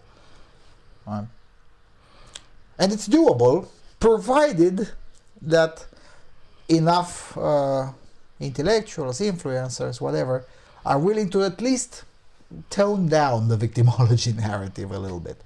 And I think they will, because at some point, even as this author from Daily Maverick correctly notes, look, the vast amount of the victims of this particular conflict, it's not a civil war, of course, but it's a conflict, a societal conflict, are also, black people who own businesses in South Africa. So, who exactly are you taking revenge for? Well, in fairness, and this is probably what many of Zuma's supporters, what they don't like, over the last 10 years, again, not a majority, but a significant minority of the black population, they started to like these things like, capitalism and, security and, gated communities and things of that nature, right? And they started to distance themselves from the, yes, I'll say it like my friend Lloyd de Jong puts it, the wilder mentality. Not the wider, the wilder mentality. And that pisses off a lot of the Zulu identitarians who tended to support Zuma until recently. We'll see what happens, but it's such a moment like this, a turning point has to come in the South African society. If it doesn't, well, just keep on spiraling down until you reach Zimbabwe tier levels, and then eventually you'll still have to find the turning point. So, find it now or find it later with even bigger costs. The Epoch Times, going to Asia. OPEC Plus agrees the oil supply boost after United Arab Emirates and Saudi reach a compromise. OPEC Plus ministers agreed on Sunday to boost oil supply from August to cool prices, which have climbed to 2.5-year highs as the global economy recovers from the cough. The group, which includes OPEC countries and allies like Russia, crucially agreed new production allocations from May 2022 after Saudi Arabia and others agreed to a request from the United Arab Emirates that had threatened the plan. We are happy with the deal, UAE's Energy Minister Suhail bin Mohammed Al Mazri told the news conference. Saudi Energy Minister Prince Abdulaziz bin Salman declined to answer questions on how the compromise was reached. Well, of course. OPEC Plus last year cut production by a record 10 million barrels per day amid a pandemic-induced slump in demand and collapsing prices. It has gradually reinstated some supply to leave it with a reduction of about 5.8 million barrels per day. From August until December 2021, the group will increase supply by a further 2 million barrels per day, or 0.4 million barrels per day a month, OPEC said in a statement. It aims to fully phase out cuts by around September 2022. The group had agreed to extend their overall pact until the end of 2022 from an earlier planned date of April 22 to leave more room for maneuver in case global recovery stalls due to new virus variants. Whilst both Riyadh and the UAE had been supportive of an immediate output boost, the UAE had objected to the Saudi idea to extend the pact to December 22 without getting a higher production quota. To overcome the disagreement, OPEC Plus agreed new output quotas for several members from May 2022, including the UAE, Saudi Arabia, Russia, Kuwait, and Iraq. The United Arab Emirates will see its baseline production, from which cuts are being calculated, increase to 3.5 million barrels per day from May 2022 from today's 3.168 million barrels per day. Saudi and Russia will see their baseline rise to 11.5 million barrels per day, each from the current 11 million. Iraq and Kuwait will see their baselines rise by 150,000 barrels per day each. Prince Abdulaziz said Nigeria and Algeria could also see their baselines rise. He said OPEC Plus would adjust its policy if and when Iranian oil returned to the market if the country reached a deal with world powers over its nuclear program. Iran is estimated to be able to add some 1.5 million barrels per day to global supply once the deal is reached and Western sanctions are lifted. So, essentially, the oil has become so expensive that even the Saudis and the Russians be like, okay, enough is enough. I mean, seriously, this is shit getting out of hand. How the compromise was reached. Of course, bin Salman will not explain that in a fucking press conference. That's not how things... Those are things you do not talk about in the Middle East. How you do the backroom dealings. That's the golden rule. Yes, and sure, bin Salman and the current leadership of the United Arab Emirates are very westernized and modern leaderships compared to their equivalents 30 years ago, for sure. But they're nowhere near as modern as to explain these things in a press conference. I mean, the very idea of a press conference is still very new in the Middle East.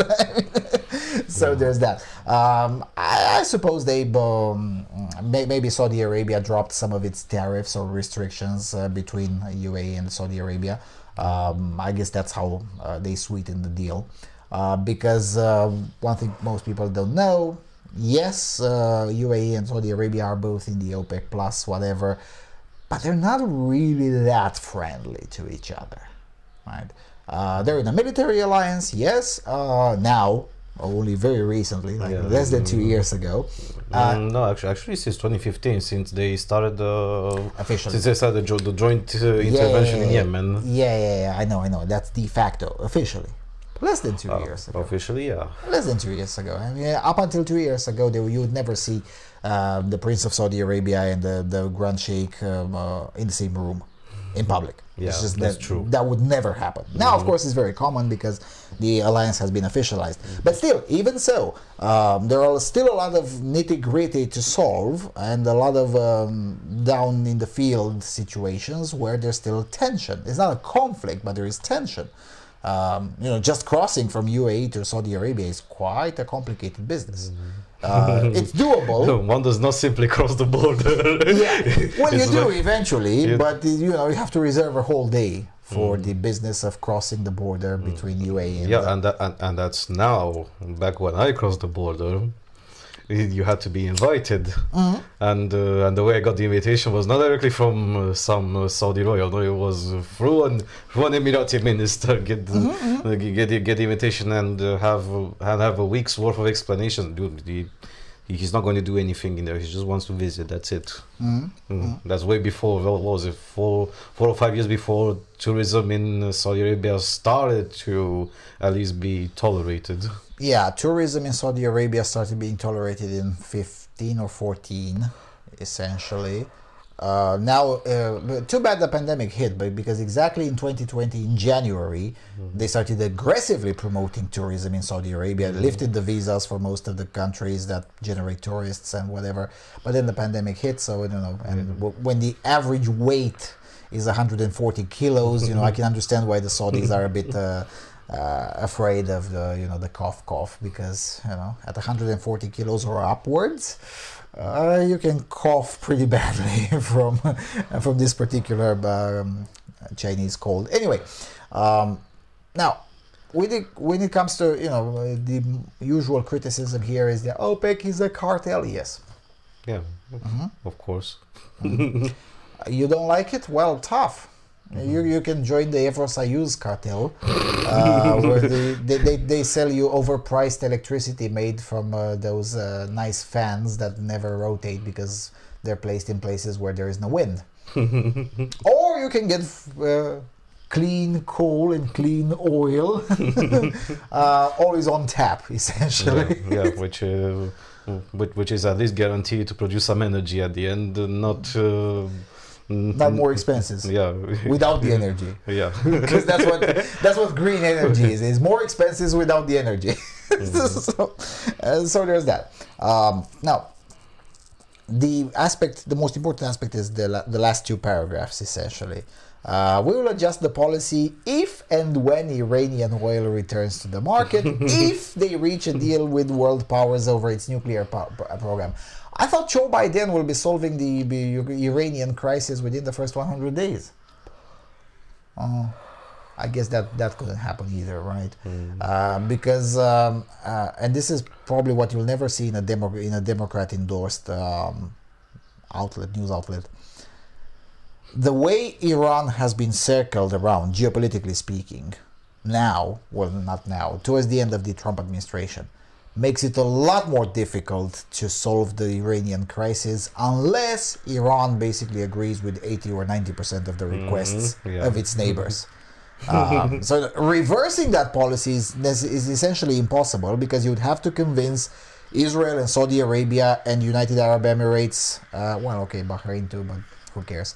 We have to convince these three again on a change of course for the worse for all three of them.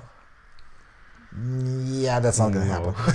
That's not going to happen. Not with the current leadership, because let's not forget, Bibi is no longer prime minister in Israel, but the new prime minister is basically Bibi with a smiley face. So, on these kinds of geopolitical things, there's essentially no difference between Bibi and the current prime minister in Israel.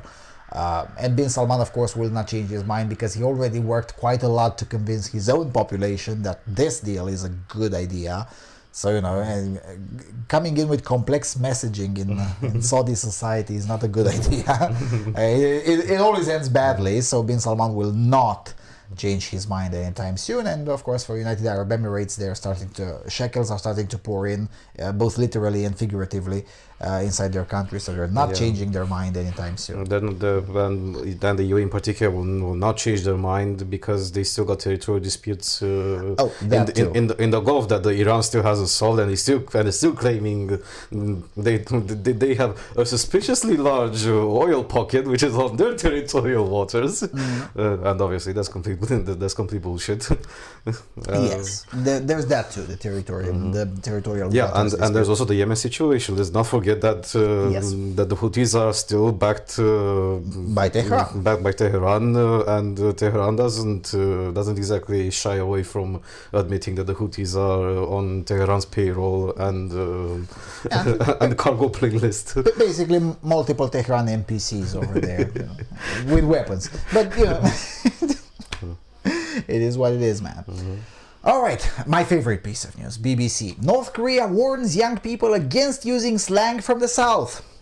North Korean state media has urged its young people against using slang from South Korea and told them to speak North Korea's standard language. There were also fresh warnings in North Korea's official newspaper against adopting the fashions, hairstyles and music from South Korea. It is part of a sweeping new law which seeks to stamp out any kind of foreign influence with harsh penalties. Those found in breach of the law can face jail or even execution. Rodong Sinmun newspaper warned millennials of the dangers of following South Korean pop culture.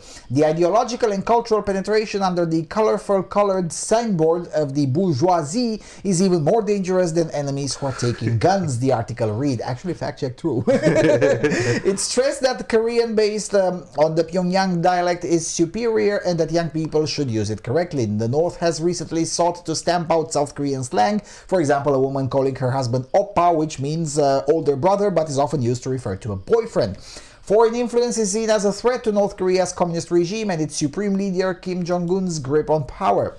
He recently labeled K-pop as a vicious cancer that corrupts the youth of North Korea, according to the New York Times, a former newspaper. Anyone caught with large amounts of media from South Korea, the United States or Japan now faces the death penalty. Those caught watching it face prison camp for 15 years. But despite the risks, foreign influence continues to seep into the North and highly sophisticated smuggling rings to bring in banned media reportedly continue to operate. No, not reportedly, I can personally confirm that they are. Some North Korean defectors have said that watching South Korean dramas played a part in their decision to escape. Yang Moo-jin, a professor at the University of North Korean Studies, told the Korea Herald that Kim, who was educated in Switzerland, is well aware that K-pop or Western culture could easily permeate into the younger generation and have a negative impact on its socialist system. He knows that these cultural aspects could impose a burden on the system, so by stamping them out, Kim is trying to prevent even further troubles in the future. Yeah, good luck to Kim on that. It's a little bit too late. I mean, you know, if the North Korean regime wanted to stay safe from these kinds of influence, they should have started the crackdown in 1993. The problem is that in 1993 they had a bigger problem on their hands called the Arduous March, which is a very nice way of saying nationwide famine. Even the regime says that roughly 2 million people died of starvation during the Arduous March. Ouch. So you can imagine it probably was 5 or 6, right? But okay, let's take the regime on its word. Even that is already enormous. So in '93 they didn't have the tools to do this kind of crackdown, and of course the priority was to flatten the curve of people starving to death. Today it's a bit too late. It's a bit too late because the closer you get to the so-called demilitarized zone, which is a very ironic name considering that it's the most militarized area in the world. But the closer you get to the so-called DMZ, the stronger the internet signal from the south is. So, yeah, sure, you may stop some contraband networks, but you cannot stop the signal. Literally, in this case, right? You cannot really stop the internet that is now freely available into the extreme south of North Korea, and now even your average North Korean, admittedly with difficulty, but still has access to devices able to access South Korean internet. Now, sure, it's a risk and whatever, they get caught, they could be harassed, whatever, but of course you can pay a bribe and nobody has seen you, and of course, and whoever tells you otherwise is full of it. Yeah, so, because not even the North Koreans state apparatchiks are that ideologically charged. It's just propaganda that the North Korean population is so pure and so convinced in socialism that they would actually there are a lot of those too. There are quite a few, but it has a limit, and the limit is set quite low. Yes, I mean there are more than 20 million people allegedly in the PRK. You cannot tell me that all 20 million of them are very keen at worshipping socialism and Kim. It's just not how this works. And as always with these kinds of regimes, the first ones to break ranks are the outer party, the middle class. Yeah. Because those are the ones with access to resources and people to bribe, so they can get away from the all-seeing eyes of the whatever their equivalent of the KGB is, and those people, and especially the kids of those people, they take a nice little laptop or a nice little phone, and they just create an access point here and an access point there and an access point there, and they start downloading things. Last time I spoke to someone who's into this business. Basically, now they have the kind of businesses that we used to have in Romania in '93. Admittedly, in '93 it was no longer illegal, but the economic situation was still terrible enough that but very few people had access to the internet. And of course, the internet was nowhere near as developed as it is today. So basically, you had one or two people, usually very young people and tech-savvy people, who would go to a bigger city or closer to a border or whatever and download music, movies, whatever on a bigger hard drive, and then come back to the small town or city and distribute it either for money or for free or whatever. Yes, it wasn't copyright kosher, but who cares? Okay? Same thing is now happening in North Korea. You have especially young people who go as close as they can possibly go to the so-called the demilitarized zone. Some of them, especially the children of the wealthier middle class, they go even closer and they get better signal because they can afford the bribes. And they go there, download the K-pop and soap operas from South Korea and whatever. They're already specially designed torrent trackers is explicitly for North Korean dissidents. They make sure the most popular ones, they have the best peerings, and all of them set on passive so they can easily be downloaded even through crappy internet connections. And there's an entire network of North Korean defectors who have who now live and work in South Korea, who invest a portion of their salary explicitly on being able to host things that people left at home in North Korea can download. And it's huge, it's impossible to stop it. And whilst officially the South Korean state doesn't endorse this practice, in reality it's more than tolerant with it. So yeah, in theory, South Korea is a signatory of the copyright treaties and whatever, but yeah, good luck suing any of those. Basically, someone with a nice badge from the South Korean security services will come in and say, you know what, screw you and your copyright, and if you keep on insisting, you might want to see the interior of a South Korean jail. You, the copyright owner. So it's basically like an open secret that subversion through culture is practiced on a very wide scale. And unlike the 1970s and 80s, when the CIA had to get involved into these kinds of things, now it's done through almost entirely through a voluntary force. Exactly, it's done by regular people, by civilians. By civilians. Mm-hmm. Of course, there are a few glowies here and there, but like 0.1, 0.2%. Almost all of them are not glowies, because you don't need them anymore. In 1987, for instance, can you imagine Phil Collins as a cool guy? Well, in 1987, there was a series of concerts in front of the Reichstag, which the Reichstag at the time was in West Berlin, just 150, maybe 200 meters away from the Berlin Wall. And they held a series of concerts, the headliner being Pink Floyd, of course, with the album The Wall.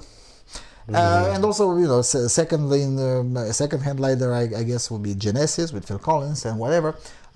And legend has it now, and it's a legend because it's not exactly true, is that they put the intentional loudspeakers just next to the wall and headed towards the east. Not really, no. There was indeed one loudspeaker intentionally turned towards the east by one of the staffers who really despised the DDR, because some of his friends lived in DDR and couldn't attend the concerts that he was able to because he had a West German passport, whatever. But no, what they did, however, and this was an intentional conspiracy, if you want, there was such thing called RIAS, Radio in the American Sector, which was CIA-sponsored radio station. Started, of course, immediately after the partitioning of Germany, and just stayed there even after Germany became again West Germany. The Bundesrepublik became an somewhat independent country, whatever. And as a complete abdication to the copyright policy, Because at the time, especially concerts were just haram to be simulcasted to the radio, because everyone knew that people at home would record them, and that would be kind of haram from a copyright perspective. But, basically a few glowies came in and said, you know what, this time around we'll suspend copyright. Yeah, let them record it, that's okay. Let's simulcast the entire concert via the equipment of the Radio in the American Sector Program number 2, RIAS-2. Which just so happened that it was incredibly easy to catch it for free anywhere, not just in the Berlin area, but also all the way down to Potsdam. So most of DDR was able to listen. And they did that. And they did that because some of the, staffers of the concert, the organizers, were from the former DDR. They were refugees, essentially. And those refugees went into the DDR 2 days before the concert and said, well, look, there's going to be a concert, and by the way, you can listen to the radio. And a lot of disgruntled youth met with those people, and they were pretty upset that they can't see the concert. Because, their friends went back, and they could freely cross back, and they couldn't. And that disgruntled youth, almost all of them, you can see them in the front line on those famous images from, October 1989. So 2 years later. Kim Jong-un is educated in Switzerland. He knows these things in great detail, trust me. And here comes K-pop. Here comes K-pop. Oh. Or if you don't like the story from Germany, let's take a story from Romania. At some point, a mistake that apparatchiks from the time consider it to be fatal today. Well, not today anymore because they're dead, but 10 or 15 years after the regime fell, they were like, that was one of our fatal mistakes. In 1980, the regime approved a TV show, Dallas, which is a terrible TV show. It's a cringe TV show. But in 1980 Romania, that was awesome. The regime's position was that, yeah, sure, we're going to approve an American TV show because it shows the decadence of capitalism. You can imagine how that went.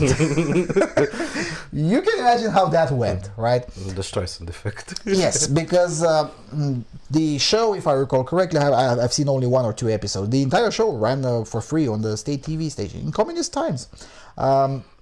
If I recall correctly, the show was concentrated around the abuse that the owning family was exercising on their servant, which was an employee. The problem is that the abused employee could afford a house and 2 cars and unlimited clothing and a pager. Oh, that was a big thing. And the phone. And trips abroad. Admittedly, once into every other year, but still trips abroad. That was the abused employee that was supposed to say, oh, look, this is the excesses of capitalism. We were like, yeah, we want to be at least that. Yes, we want to be abused by Americans, please come. Yes, seriously. Yeah. And then, of course, later on, after 1983, the whole contraband with video cassettes with American movies started going full brr. You can see the story of that in the HBO documentary, Chuck Norris versus Communism. So no, I'm not going to go through that story. The thing is that all of these things, bit by bit, especially once they were adopted by officers of the Securitate apparatus, because they were adopted, because they were cool movies. They didn't see it as subversion. And by the time they figured it out that it was subversion, it was way too late. By the time they figured out that maybe a crackdown would be in order, half of the country was watching those things routinely. And the other half was hoping to get the opportunity to get to see them. So, and that was the end of it. Politics is downstream from culture. And that's why Kim Jong-un is afraid. And he's correct to be afraid. Now, I don't like K-pop. I really don't. But then again, I didn't really like Phil Collins either. Or most of the American movies that would come as contraband in the 80s. Maybe K-pop can do what nobody else was able to do. Take down the DPRK. Dallas was able to take down Ceausescu. That sounds odd, but it's true. Yes, we want to get exclusive rights to host that. What was the name of that famous K-pop female singer Hyuna? I have no idea. We're gonna put her to do a concert exactly in that stadium where the Arirang games are kept. The Kim Il Sung Stadium. Yes, at the Kim Il Sung Stadium. First thing that will happen after the regime falls, she has a concert there. Hey, we're gonna have exclusive rights. We did that in Romania. We called Michael Jackson on the August the 23rd stadium, and then we called Metallica on the same stadium. Now, admittedly, Metallica was already quite kosher. Even Metallica was already holding concerts in '88 in the Soviet Union, so in Moscow. So, but we called Michael Jackson, which was at the time it was kind of like K-pop is now to Kim Jong Un. Right? It was kind of cancer. Nobody really liked it, but even those who didn't like Michael Jackson knew that it pisses off the regime. So. Dialect level. Yep. And I'm pretty sure this is the same. It's the same with K-pop. I'm not sure that there are a lot of K-pop fans in North Korea, but it pisses off the regime. Yep. Exactly. And also this whole crap that but they get executed. No, not anymore. Not anymore. Because not even North Korea can afford that anymore. So yeah, I don't know. Go K-pop, I guess. But only in North Korea. Everywhere else is cancer. But in North Korea is acceptable. The Taiwan Times. South Korea plans aircraft carrier amid East Asian naval arms race. The 2021 MADEX International Maritime Defense Industry Exhibition in Busan showcased South Korea's latest naval defense technologies. Much attention centered on the acquisition of the nation's first dedicated aircraft carrier, stemming from the originally planned LPX-2 amphibious assault vessel capable of carrying a short takeoff and vertical landing aircraft. Domestic shipbuilders competing for the project include Hyundai Heavy Industries, Daewoo Shipbuilding and Marine Engineering, and the Republic of Korea Navy in partnership with Italy's Fincantieri. Each proposed vessel flaunts a 45,000-ton displacement, a marked increase from the 30,000-ton LPX-2. In addition, the HHI and the DCME models display a ski jump takeoff ramp and a twin island superstructure, respectively. There is also speculation that Seoul may consider a stow bar configuration, which includes a ski jump takeoff ramp, an angled deck, and a landing arrestor to accommodate its non-STOVL indigenous KF-21 jets, which were first introduced in April. These developments come amid the escalating naval arms race in East Asia. China's Liaoning and Shandong are expected to be joined by a third Type 003 carrier currently under construction and a prospective fourth nuclear power model. Similarly, Japan has plans to convert its 27,000-ton Izumo helicopter carrier into a light aircraft carrier. On the 6th West Sea Defense Day in March, President Moon Jae-in affirmed his nation's naval ambitions, stating that an advanced ocean-going navy is the solid foundation of a maritime powerhouse towards which the Republic of Korea should move. An East Asian power scramble to expand their naval might. It is clear that South Korea is not looking to be left behind. Yes. I remember that at some point the Pyongyang regime had maritime ambitions. I wonder how's that going. It's the South Korea is definitely not doing it in order to scare the shit out of Pyongyang. It's doing scare the shit out of Beijing. Of course. Yeah. No, but I remember that I was reading a very similar news, but only with will be, not with is, about Pyongyang, and I'm like, yeah, that's probably not going to happen. And now I read this piece of news several years down the line, and I'm like, oh, I wonder what Pyongyang has been doing lately. How's that project going? Probably nowhere. Yeah. Now, is this enough to scare Beijing? No. But in conjunction with Japan, in conjunction with whatever swimming things Australia is keep on sending around there, in conjunction with what Taiwan has been getting from pretty much anyone, because nowadays everyone is on the fuck China train. Yeah, in conjunction with India. In conjunction with India, yes. Yeah, we laugh and giggle at the fact that the Indians failed miserably with the first submarine, but they learned their lesson, and that one. Unlike the Germans. Yeah, whose destroyers still don't float. Yeah.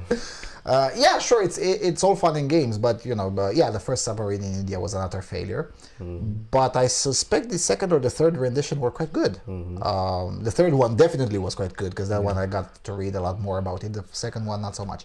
And also the floating destroyers from India, they're a force to be reckoned with. And especially if you put them in a flotilla with Korean and Japanese vessels, I wouldn't mess around with those people. I'm just saying. Yeah, but this seems to be showing a trend that looks kind of similar to what happened back in the 1920s, before the Washington Naval Treaty, where everybody was gunning to get the biggest and the most powerful battleships, which were the equivalent of the aircraft carriers of today.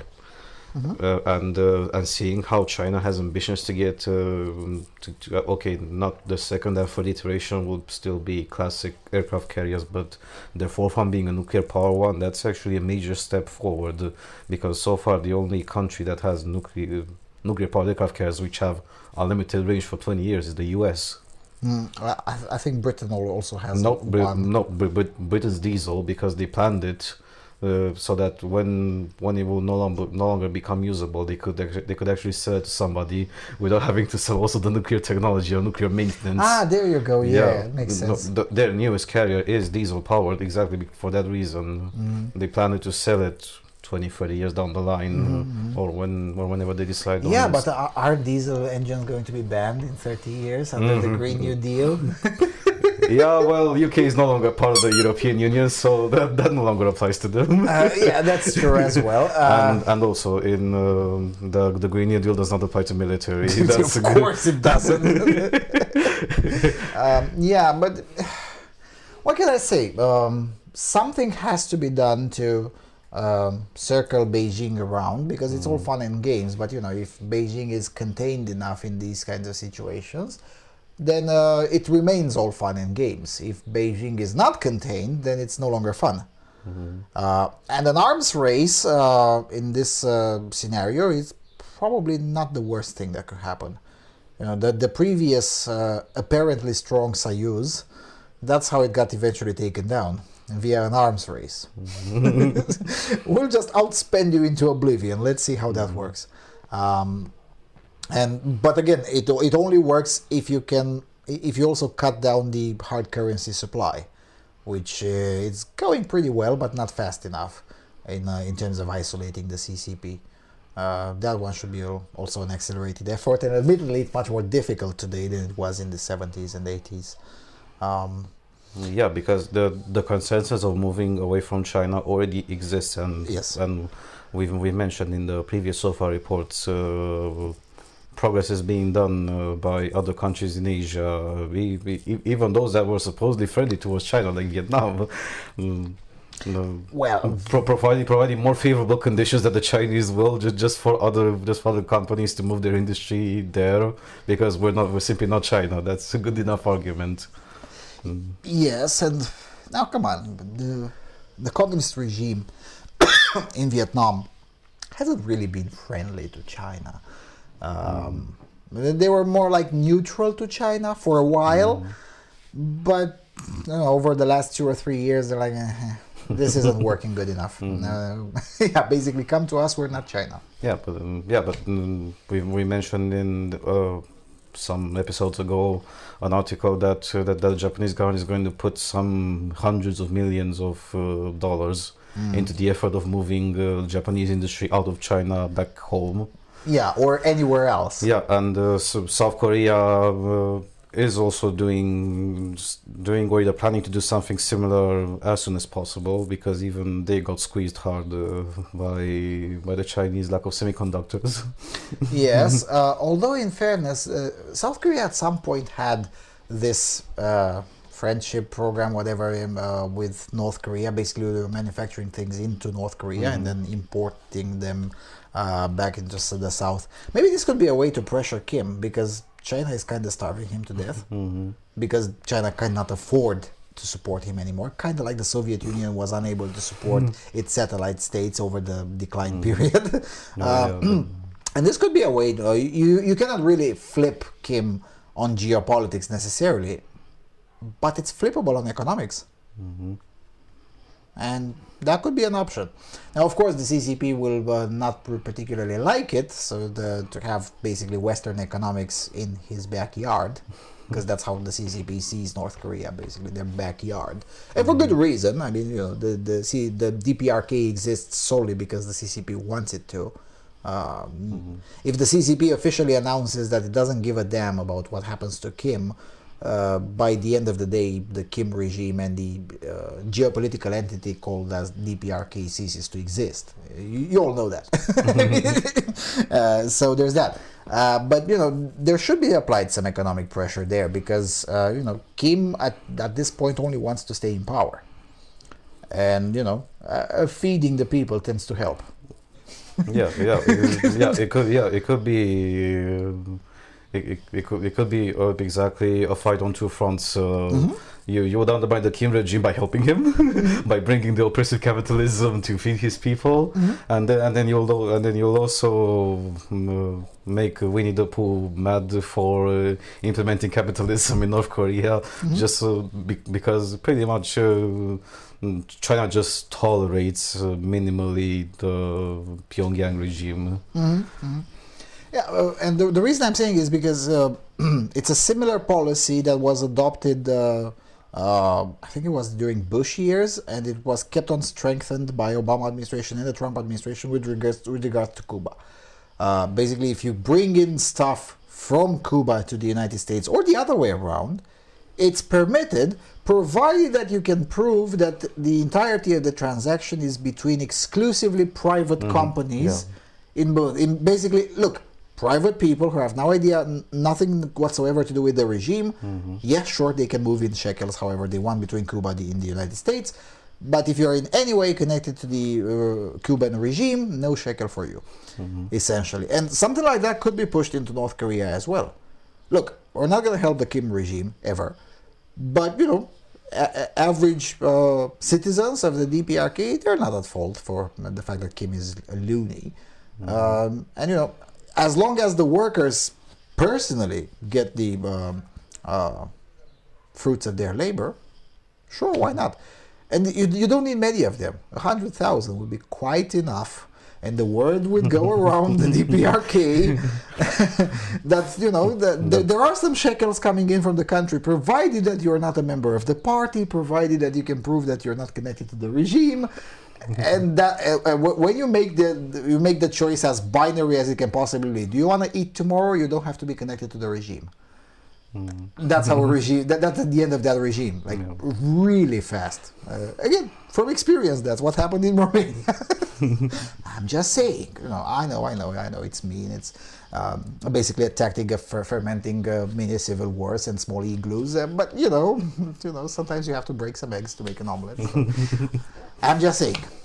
The Japan Times. Telework fatigue sees more Japanese workers going back to the office. Oh, come on. This has to be fake news.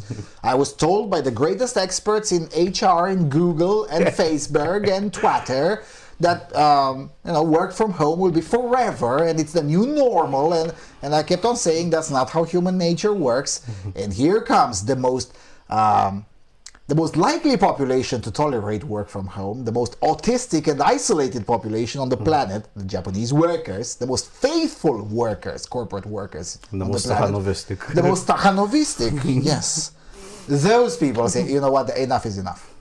The proportion of people in Japan who are working fully remotely fell from the rate in April. A survey by the Japan Productivity Center has shown as a trend of telework fatigue appears to be emerging. More people are finding efficiency to be an issue with the telework, and satisfaction has also deteriorated even as the government calls for people to work mainly from home under the latest COVID-19 state of emergency, the center said on Friday. According to a survey which polled 1,000 people from July the 5th and 6th, the overall population proportion of people who worked remotely at least some of the time over a recent week stood at 20.4%, almost unchanged from 19.2%. Of those teleworkers, the proportion of people working completely remotely during a recent week stood at 11.6%, down from 18.5% in April.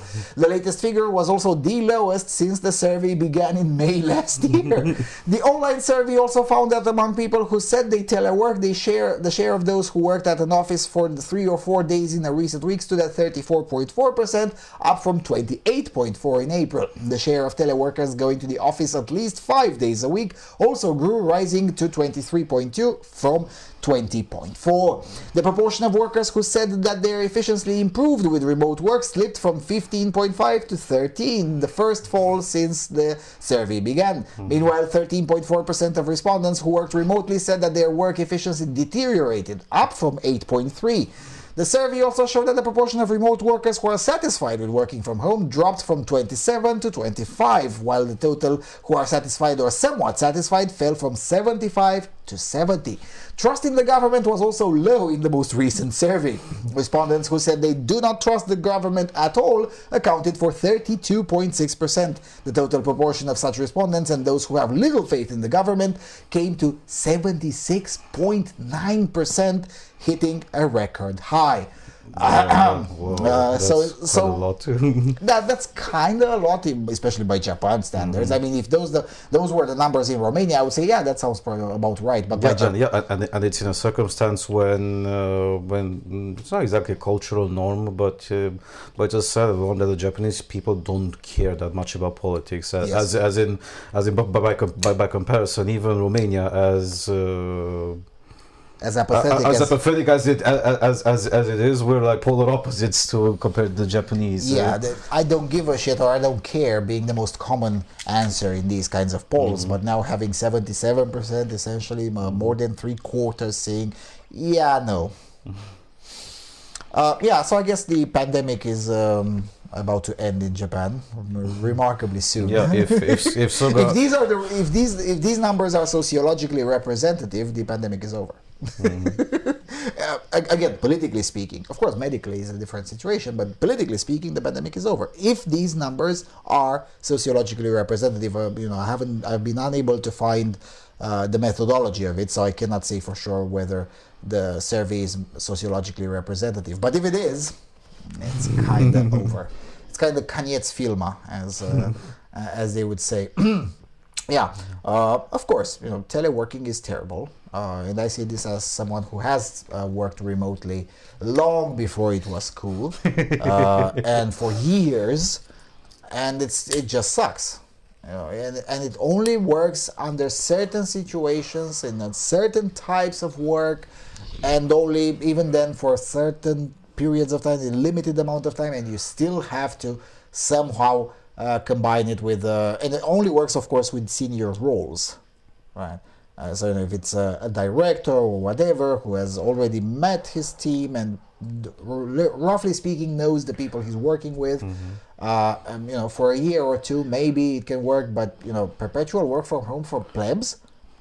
No, it's downright poisonous because it has been exposed everywhere from rising depression to rising mental illnesses to rising obesity. Yes.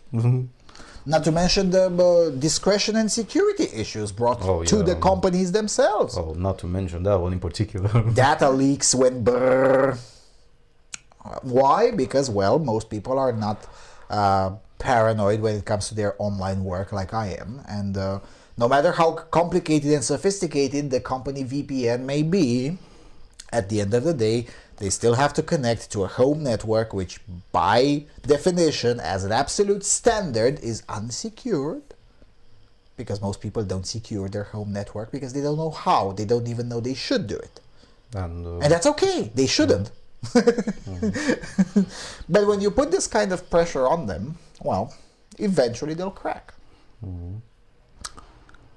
So how's Google doing? In fairness, Google actually issued Google, what's that? Amazon, Facebook. Amazon and Facebook, but there was one financial one that, not Lehman Brothers, that one's bankrupted. There were one of these financial conglomerates that kept on insisting was the last one. Ernst & Young? Not Ernst & Young, the other one. They kept on Ernst & Young was the only one that actually opposed work from home right from the get-go. Of course, because it's the conglomerate that does the money laundering for all of the important people. So of course they oppose work from home. But in any event, the thing is that all of these big corporations have learned the hard way that there is such thing as a human nature and there is such thing as limits. And generally speaking, it's a terrible idea to have generalized work from home, especially for lower roles. Right? Yeah, sure, with some of the seniors and executives, maybe for a few months, maybe, depends on the circumstance, but the idea of having perpetual work from home is stupid.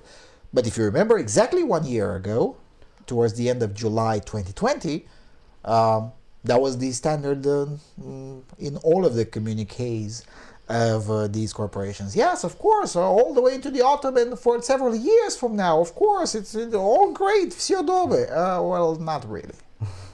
Not really. And again, if it doesn't work in Japan, with a workforce that is the most likely to listen to whatever the corporation orders them to do, and it doesn't work with the Stakhanovistic corporate workforce like the Japanese workforce is, if it doesn't work there, then it doesn't work. It doesn't work anywhere. Definitely it doesn't work.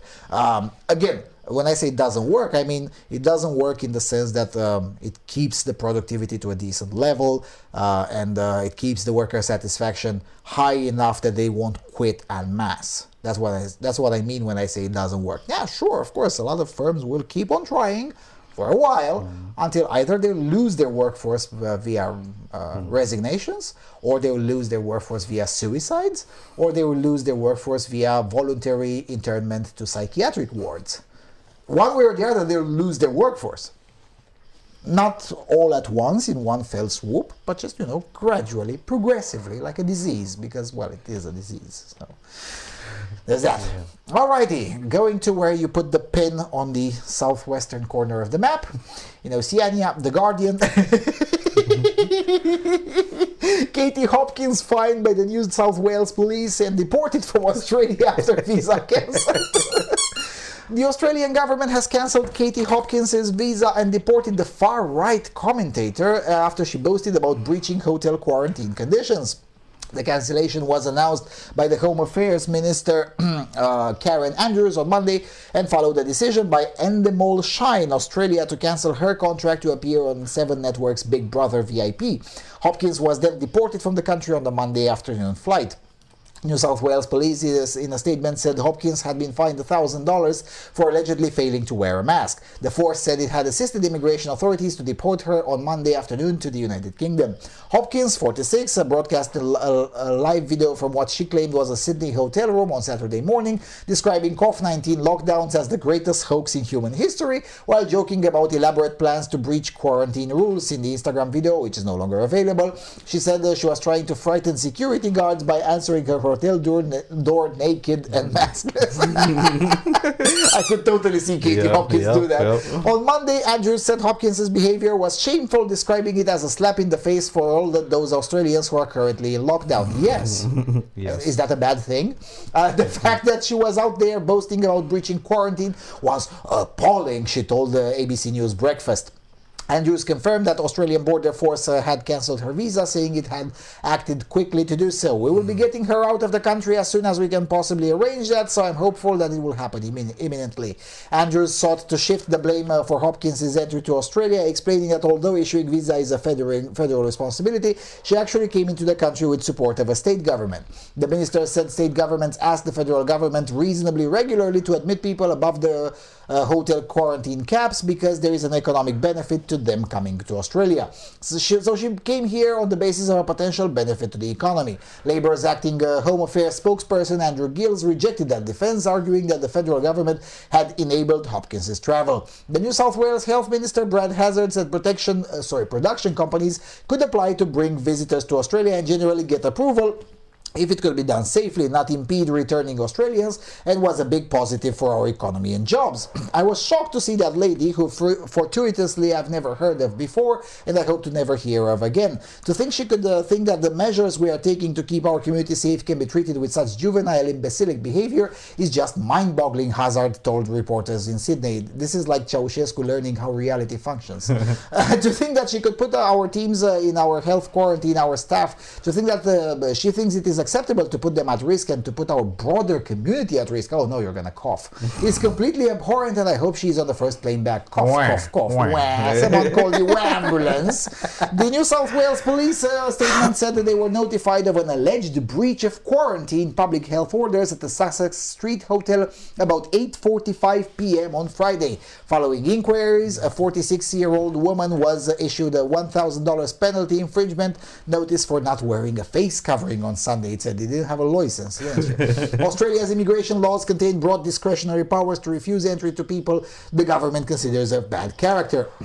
These have been used to block the entry of the conspiracy theorist David Icke and the US whistleblower Chelsea Manning. Bradley Manning, right? During the pandemic, Australia has imposed strict limits on the number of people allowed in hotel quarantine. Since July, just 3,070 arrivals are allowed each week, despite there being more than 30,000 Australians stranded overseas and seeking to return home. Asked if the federal government had given Hopkins a visa because she was considered of good character, Andrews replied that she was clearly not someone that we want to keep in this country for a second longer than we have to. Last year, Hopkins had her Twitter account with 1.1 million followers permanently suspended for violating the platform's hateful conduct policy. Yeah, she spoke the truth about Islam, I know. Crime. Hopkins, who was repeatedly retweeted by the former US President Donald Trump, was removed to keep Twitter safe, according to the social media platform. She has previously compared migrants to cockroaches and claimed the photograph of a dead Syrian boy lying on a beach that sparked a wave of compassion across Europe was staged. Well, it was. As well as stating that people with dementia should not block hospital beds. On Saturday, Gills and the Labour MP Josh Burns blasted the Morrison government for allowing Hopkins to enter Australia. This should have never happened, and now her behavior is putting people at risk, Gill said. Burns said Hopkins had called Islam disgusting, migrants cockroaches, and called for a final solution. How does she get a visa, let alone a spot in quarantine, over Australians? The Green Senator Mehrin Faruqi, I think, described Hopkins' admission to Australia as a new low, while thousands of families remain separated, blah, blah, blah, blah, blah. The production company making Big Brother, whatever. Seven Network and we confirm that she's not part of our whatever, she's a reckless comment.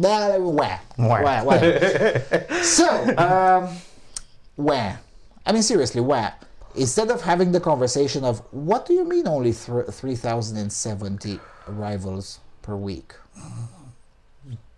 That should be the problem. Not that Hopkins mocked your lockdowns. Of course your lockdowns should be mocked.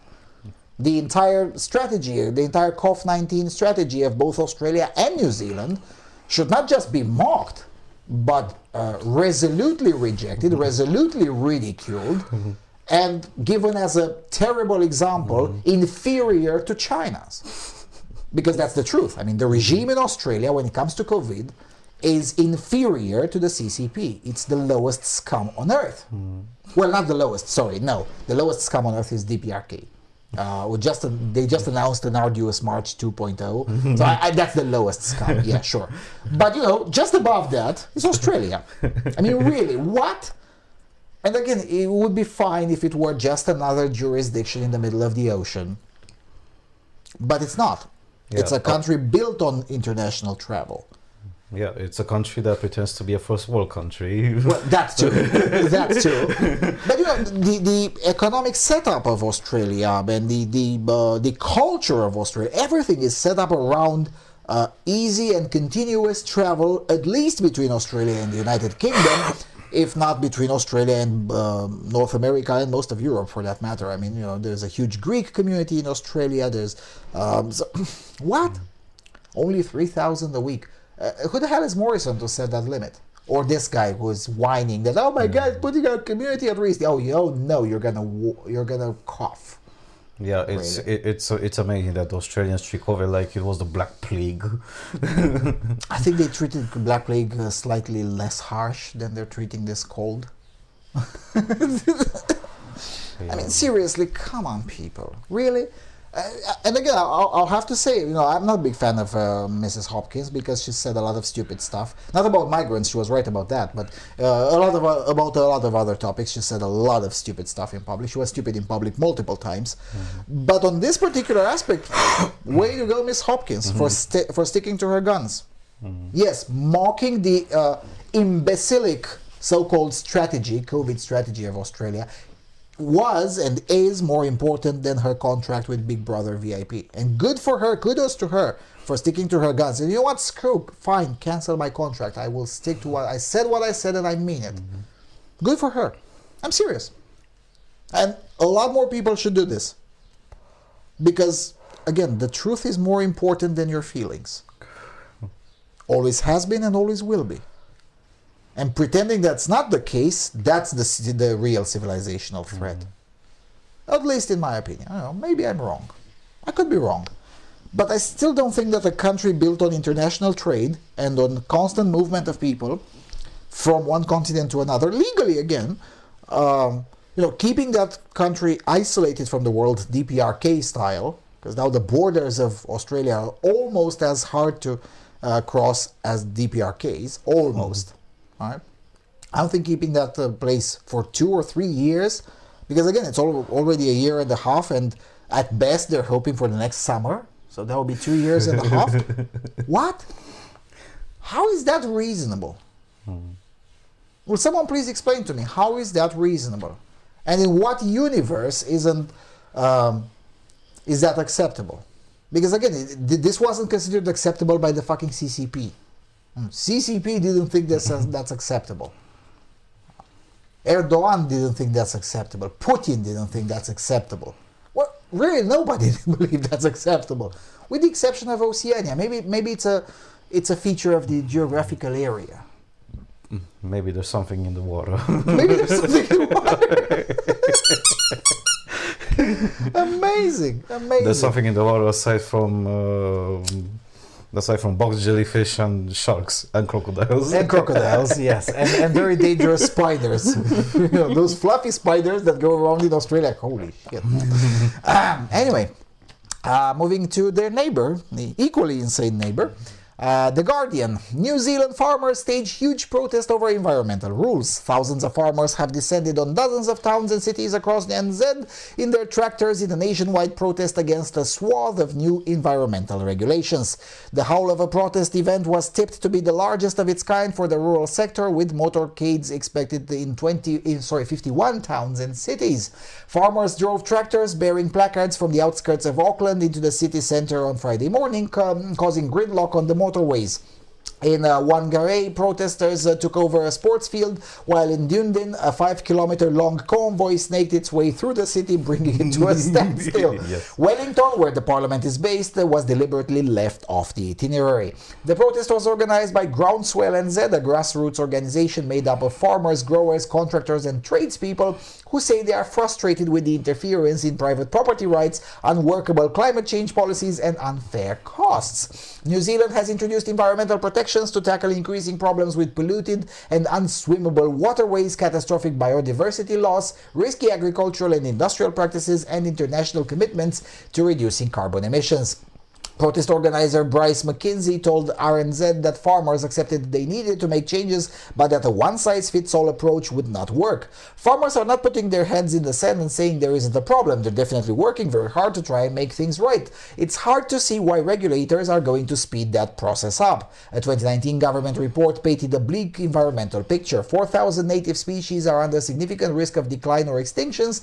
2/3 of the country's rare ecosystems are threatened with collapse, and irrigation from farming, along with water used by industry and households, has shrunk wetlands to 10% of their original area.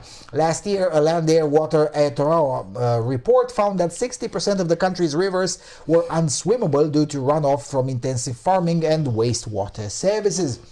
New Zealand is also lagging behind on its climate action, with the 2021 Climate Change Performance Index ranking putting it 28th place, well behind countries such as the United Kingdom, Morocco and India. I'm sorry, I'm not buying a second of that index. NZ being behind India. Give me a freaking break. No, because no, the index must be wrong. Farmers Paul and Jenny Lindsay told Stuff that they were concerned with local councils losing their rights to make decisions. We're all for helping the environment, but it's got to be doable. It's not doable at the moment. It's too much in one go, Jenny said. Paul said landowners knew how to run their own farms and shouldn't be told by someone in Wellington how to do it. Can I get an amen? Amen. Ray Jackson, a retired sheep and grain farmer who lives in Timaru, told Stuff that the government's proposal were absolutely ridiculous. It's a number of things, but the one which is probably affecting today with the tradies here are as well as the tax on the utes. It's poorly thought out. There are no alternatives really, just another crack at the farming community. Groundswell NZ wants to see regulations on freshwater and indigenous biodiversity scrapped, preferring that efforts are controlled by local catchment groups or councils. This policy punishes the landowners who have already been proactive in conservation, turns biodiversity into a liability, and wastes millions of dollars of tick box significance assessments, it said. It is essential to protect landowners' private property rights. The group is also pushing for overseas seasonal workers to be prioritized for managed isolation during the cough pandemic, and wants the government to stop categorizing these workers as unskilled labor. It also wants the Clear Car package, also known as the ute tax, scrapped, saying that it places further financial burdens on farmers who rely on heavy vehicles for their work. The policy will make lower carbon emitting cars more affordable and place a fee on higher emission vehicles, including utes, from January 2022. This week, the Prime Minister Jacinda Ardern said the government had been working closely with farmers to address environmental challenges and rejected the suggestion that there was a growing divide between the rural and the urban areas. You're not going to like this, lady. What I accept is that we have national challenges, Ardern said. There is no question in my mind that our primary sector is critical to New Zealand. They've helped us through COVID. That doesn't mean, unfortunately, the challenges to our environment are going away, close quote. So the Jacinda is exactly throwing the farming sector under the bus. That's what it sounds like with these measures. Is New Zealand keen on pulling a Belgium here or a France? And yeah, wouldn't be a bad idea. You know, there were smart asses like this one here in Europe, both in Belgium and in France. I'm not sure I'll be able to still find an uncopyrighted version of that video, but there is a relatively famous video with farmers throwing, I think, about a ton of milk at the European Parliament. And then bringing in another half a ton of essentially cow shit on top of it. That's what happened in Paris. There was a separate event in Paris. I'm talking about the one in Brussels. The one in Paris had wine and cow shit. Sweet wine. Now, admittedly, it wasn't really wine. It was like the second or third round of wine, which was extra sweet and not much alcohol. You couldn't really sell it, but it had a tremendous effect alongside the cow shit thrown at the Élysée Palace. I believe Francois Hollande was the president then. In any event, it doesn't really matter who was the president. The thing is that thou shalt not piss off the farmers. It tends to be a relatively standard rule almost everywhere. Especially because this is what I find ironic, is that for 30-something years, the agricultural sector in New Zealand is one of the most heavily prioritized and the most high-tech on the planet. As probably you may remember mentioned in one of the former so far report episodes, most of the powder milk that's used in baby formulas is coming from dairy farms from New Zealand. That, and it also helped that the agricultural sector in New Zealand is probably the least regulated, at least in the civilized world, and that's how you get a production per hectare bigger in New Zealand than in France, and at some point in some years the overall production in New Zealand is bigger than in France, even though the agricultural surface in New Zealand is obviously smaller than in France, because not having heavy unions and not having socialism tends to help. It just tends to help. I'm just saying. Yeah, and with the private property rights, NGOs will always continue crying that the farmers are greedy people and they want to get the best production at the expense of the environment. But that's actually completely bullshit. And those hideous urbanites that are constantly pushing this bullshit should just stop talking, because it's to their detriment. Because if they were to do that exactly, they would destroy their own soil in the long term.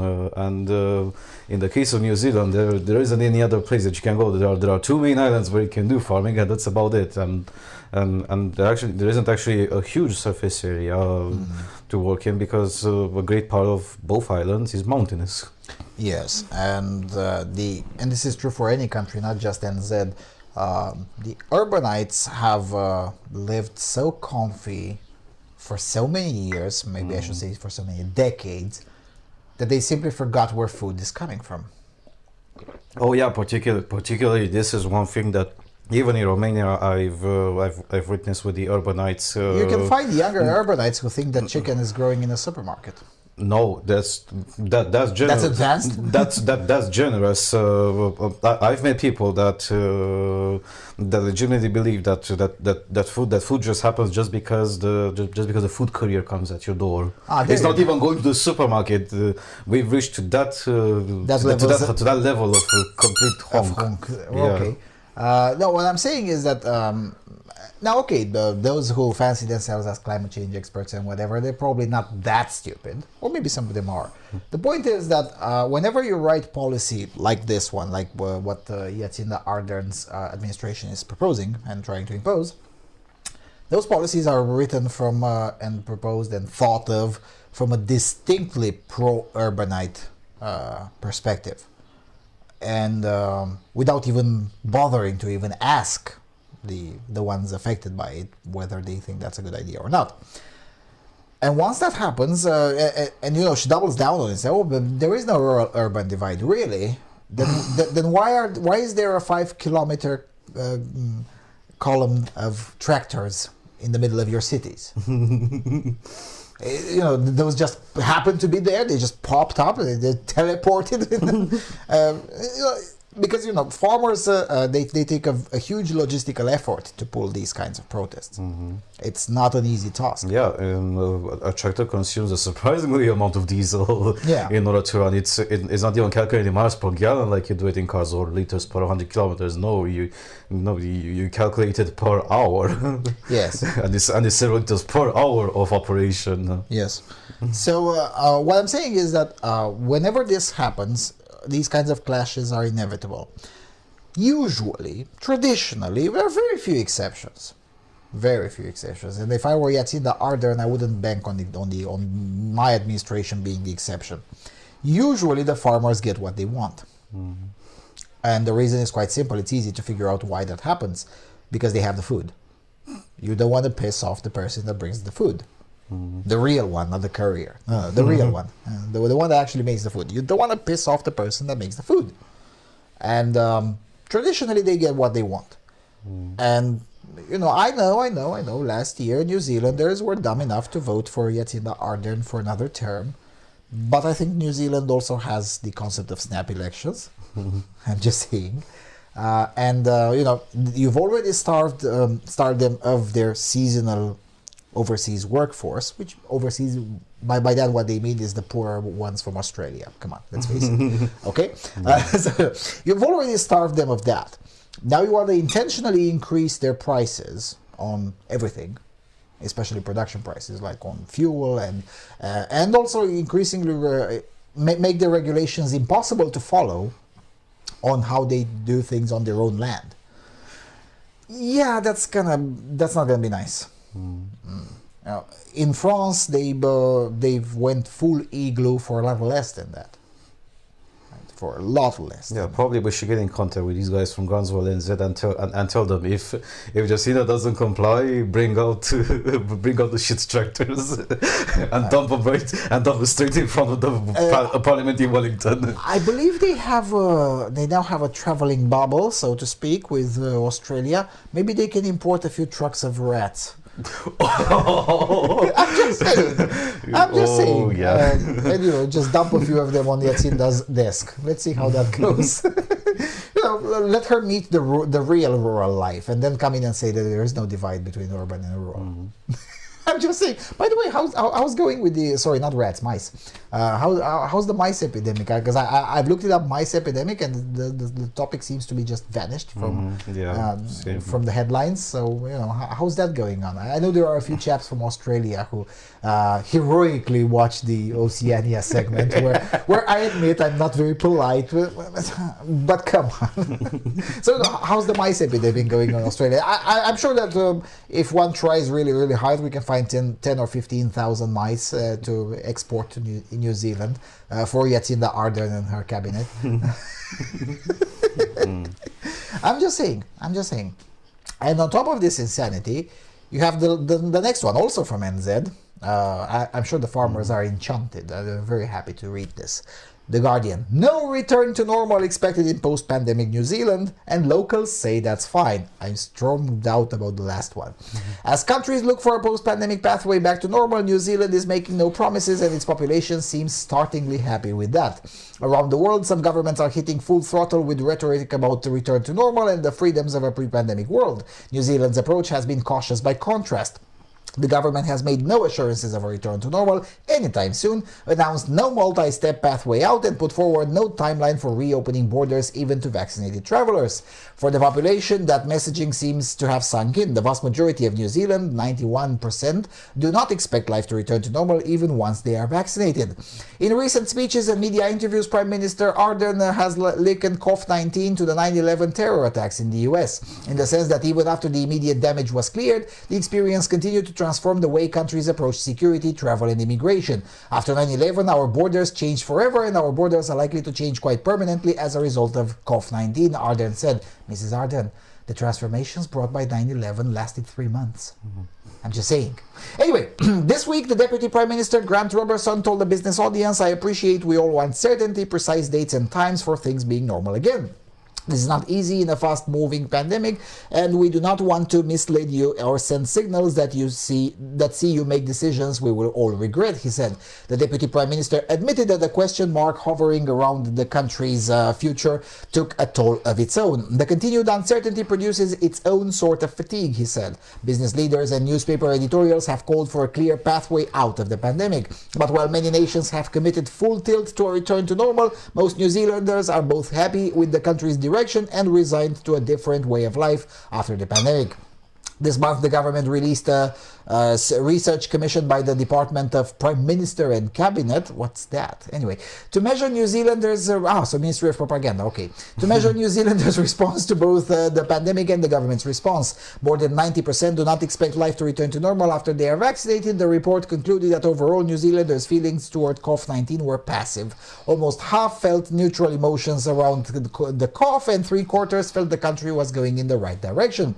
The human cost of closed borders, including separated families and the distress of stranded expats, seem to have had less of an impact. Throughout last year, 75 to 80% supported keeping the borders closed. According to the DPMC's more recent research, 84% of the people were okay with stopping travel from very high-risk countries. I'm sorry, that's a different thing than what you said in the first paragraph. Anyway, and 53% were worried about opening up travel bubbles beyond Australia and Cook Island. Even overseas, however, the embrace of normalcy has often faltered, marked by retractions and backward steps in the United Kingdom, or whatever. This is already, outdated. Anyway, in Australia, Prime Minister Scott Morrison said outlined the 4-stage pathway out of the pandemic. At phase 3, he said the country would treat COVID-19 like the flu, with no lockdowns or other restrictions. Epidemiologist and public health professor Michael Baker said for some countries there is a deeper divide between the rhetoric and the reality of government policy. Whilst the Australian government had been talking about return to normal, its policies do not necessarily reflect that.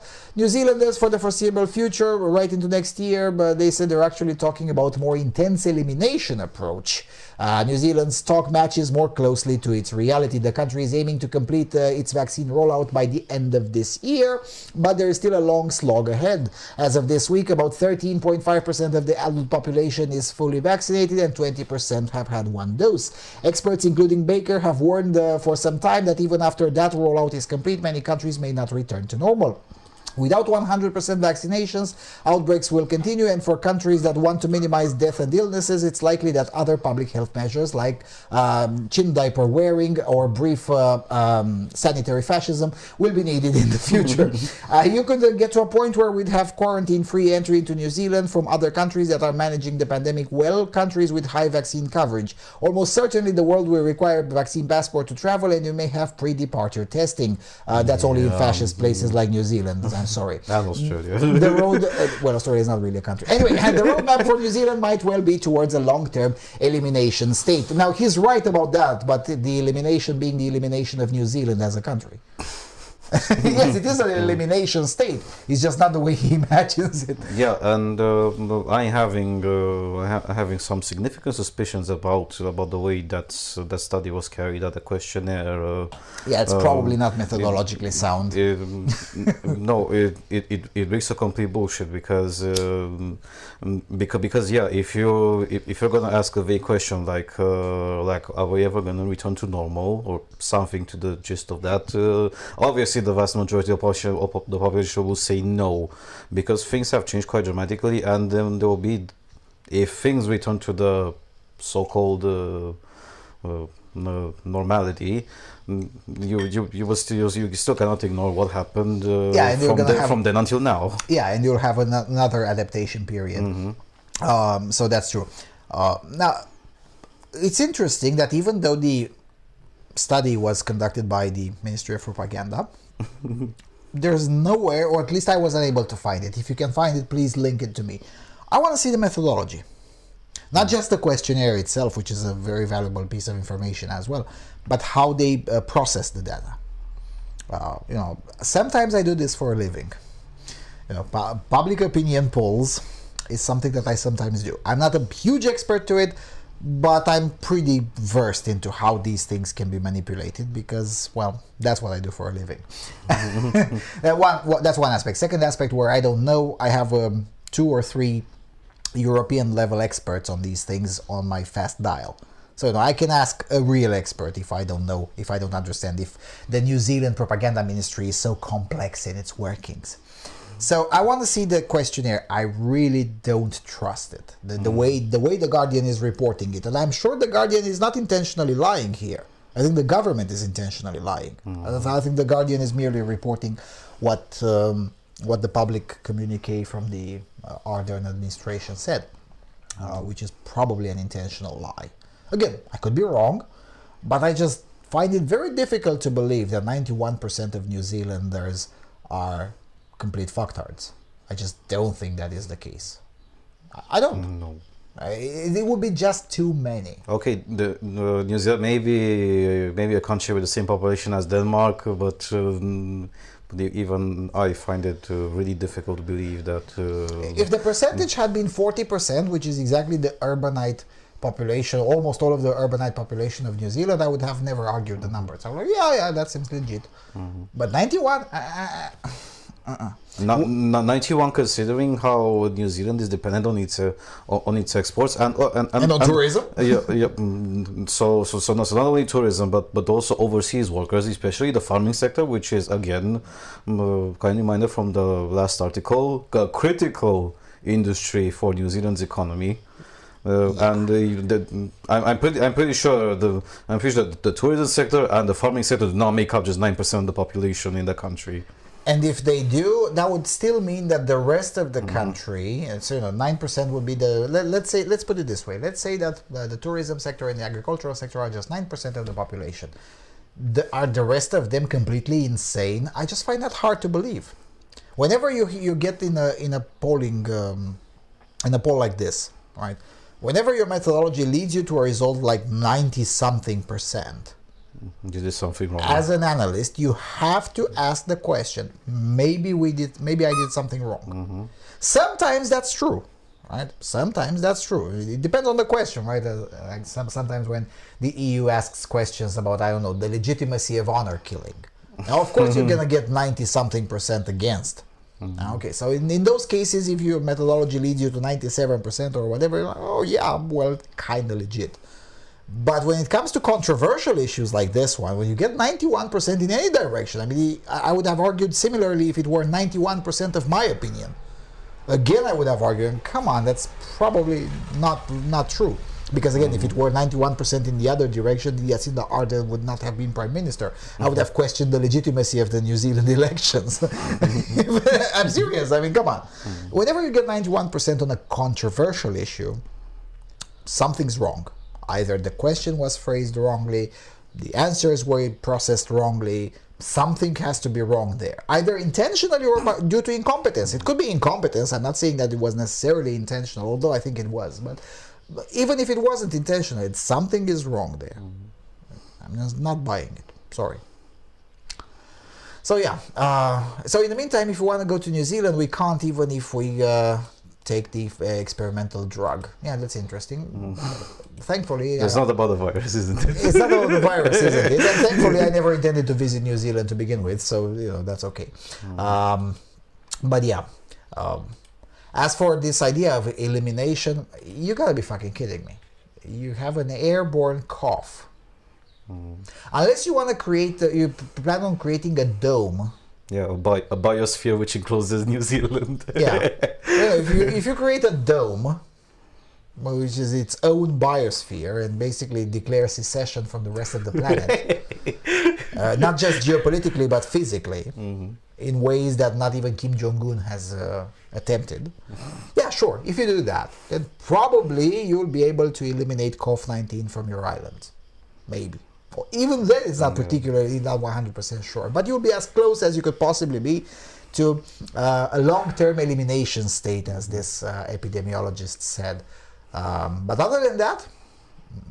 Yeah, it will definitely be a curious subject to research. How the hell did Oceania, particularly Australia and New Zealand, because there are other countries like Papua New Guinea, but nobody cares about that country. Sorry. They're pretty much in that category, same as St. Kitts and Nevis. yeah. Although St. Kitts and Nevis is a nice fiscal paradise, tax haven. Yeah, but how exactly did Australia and New Zealand together treat this cough so damn hysterically, and they haven't even backed down the slightest. They just went. They just topped the ladder of complete insanity, from allowing 3,000 people. That's Australia. In New Zealand, it's probably 3,000 a year or something. Yeah. Sorry, mate, but that's just ridiculous. Yeah, it is. Where exactly did this movie get split in that it just became a nightmare scenario?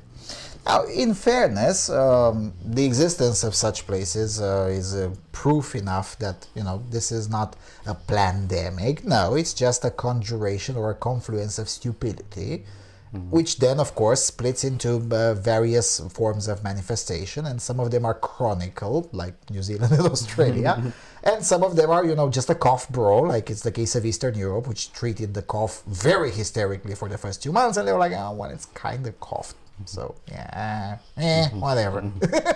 Okay? And then you have the middle ground, which the middle ground is still completely unacceptable. Like Britain, essentially, right? Britain talks tough about the cough, but in reality, nobody cares.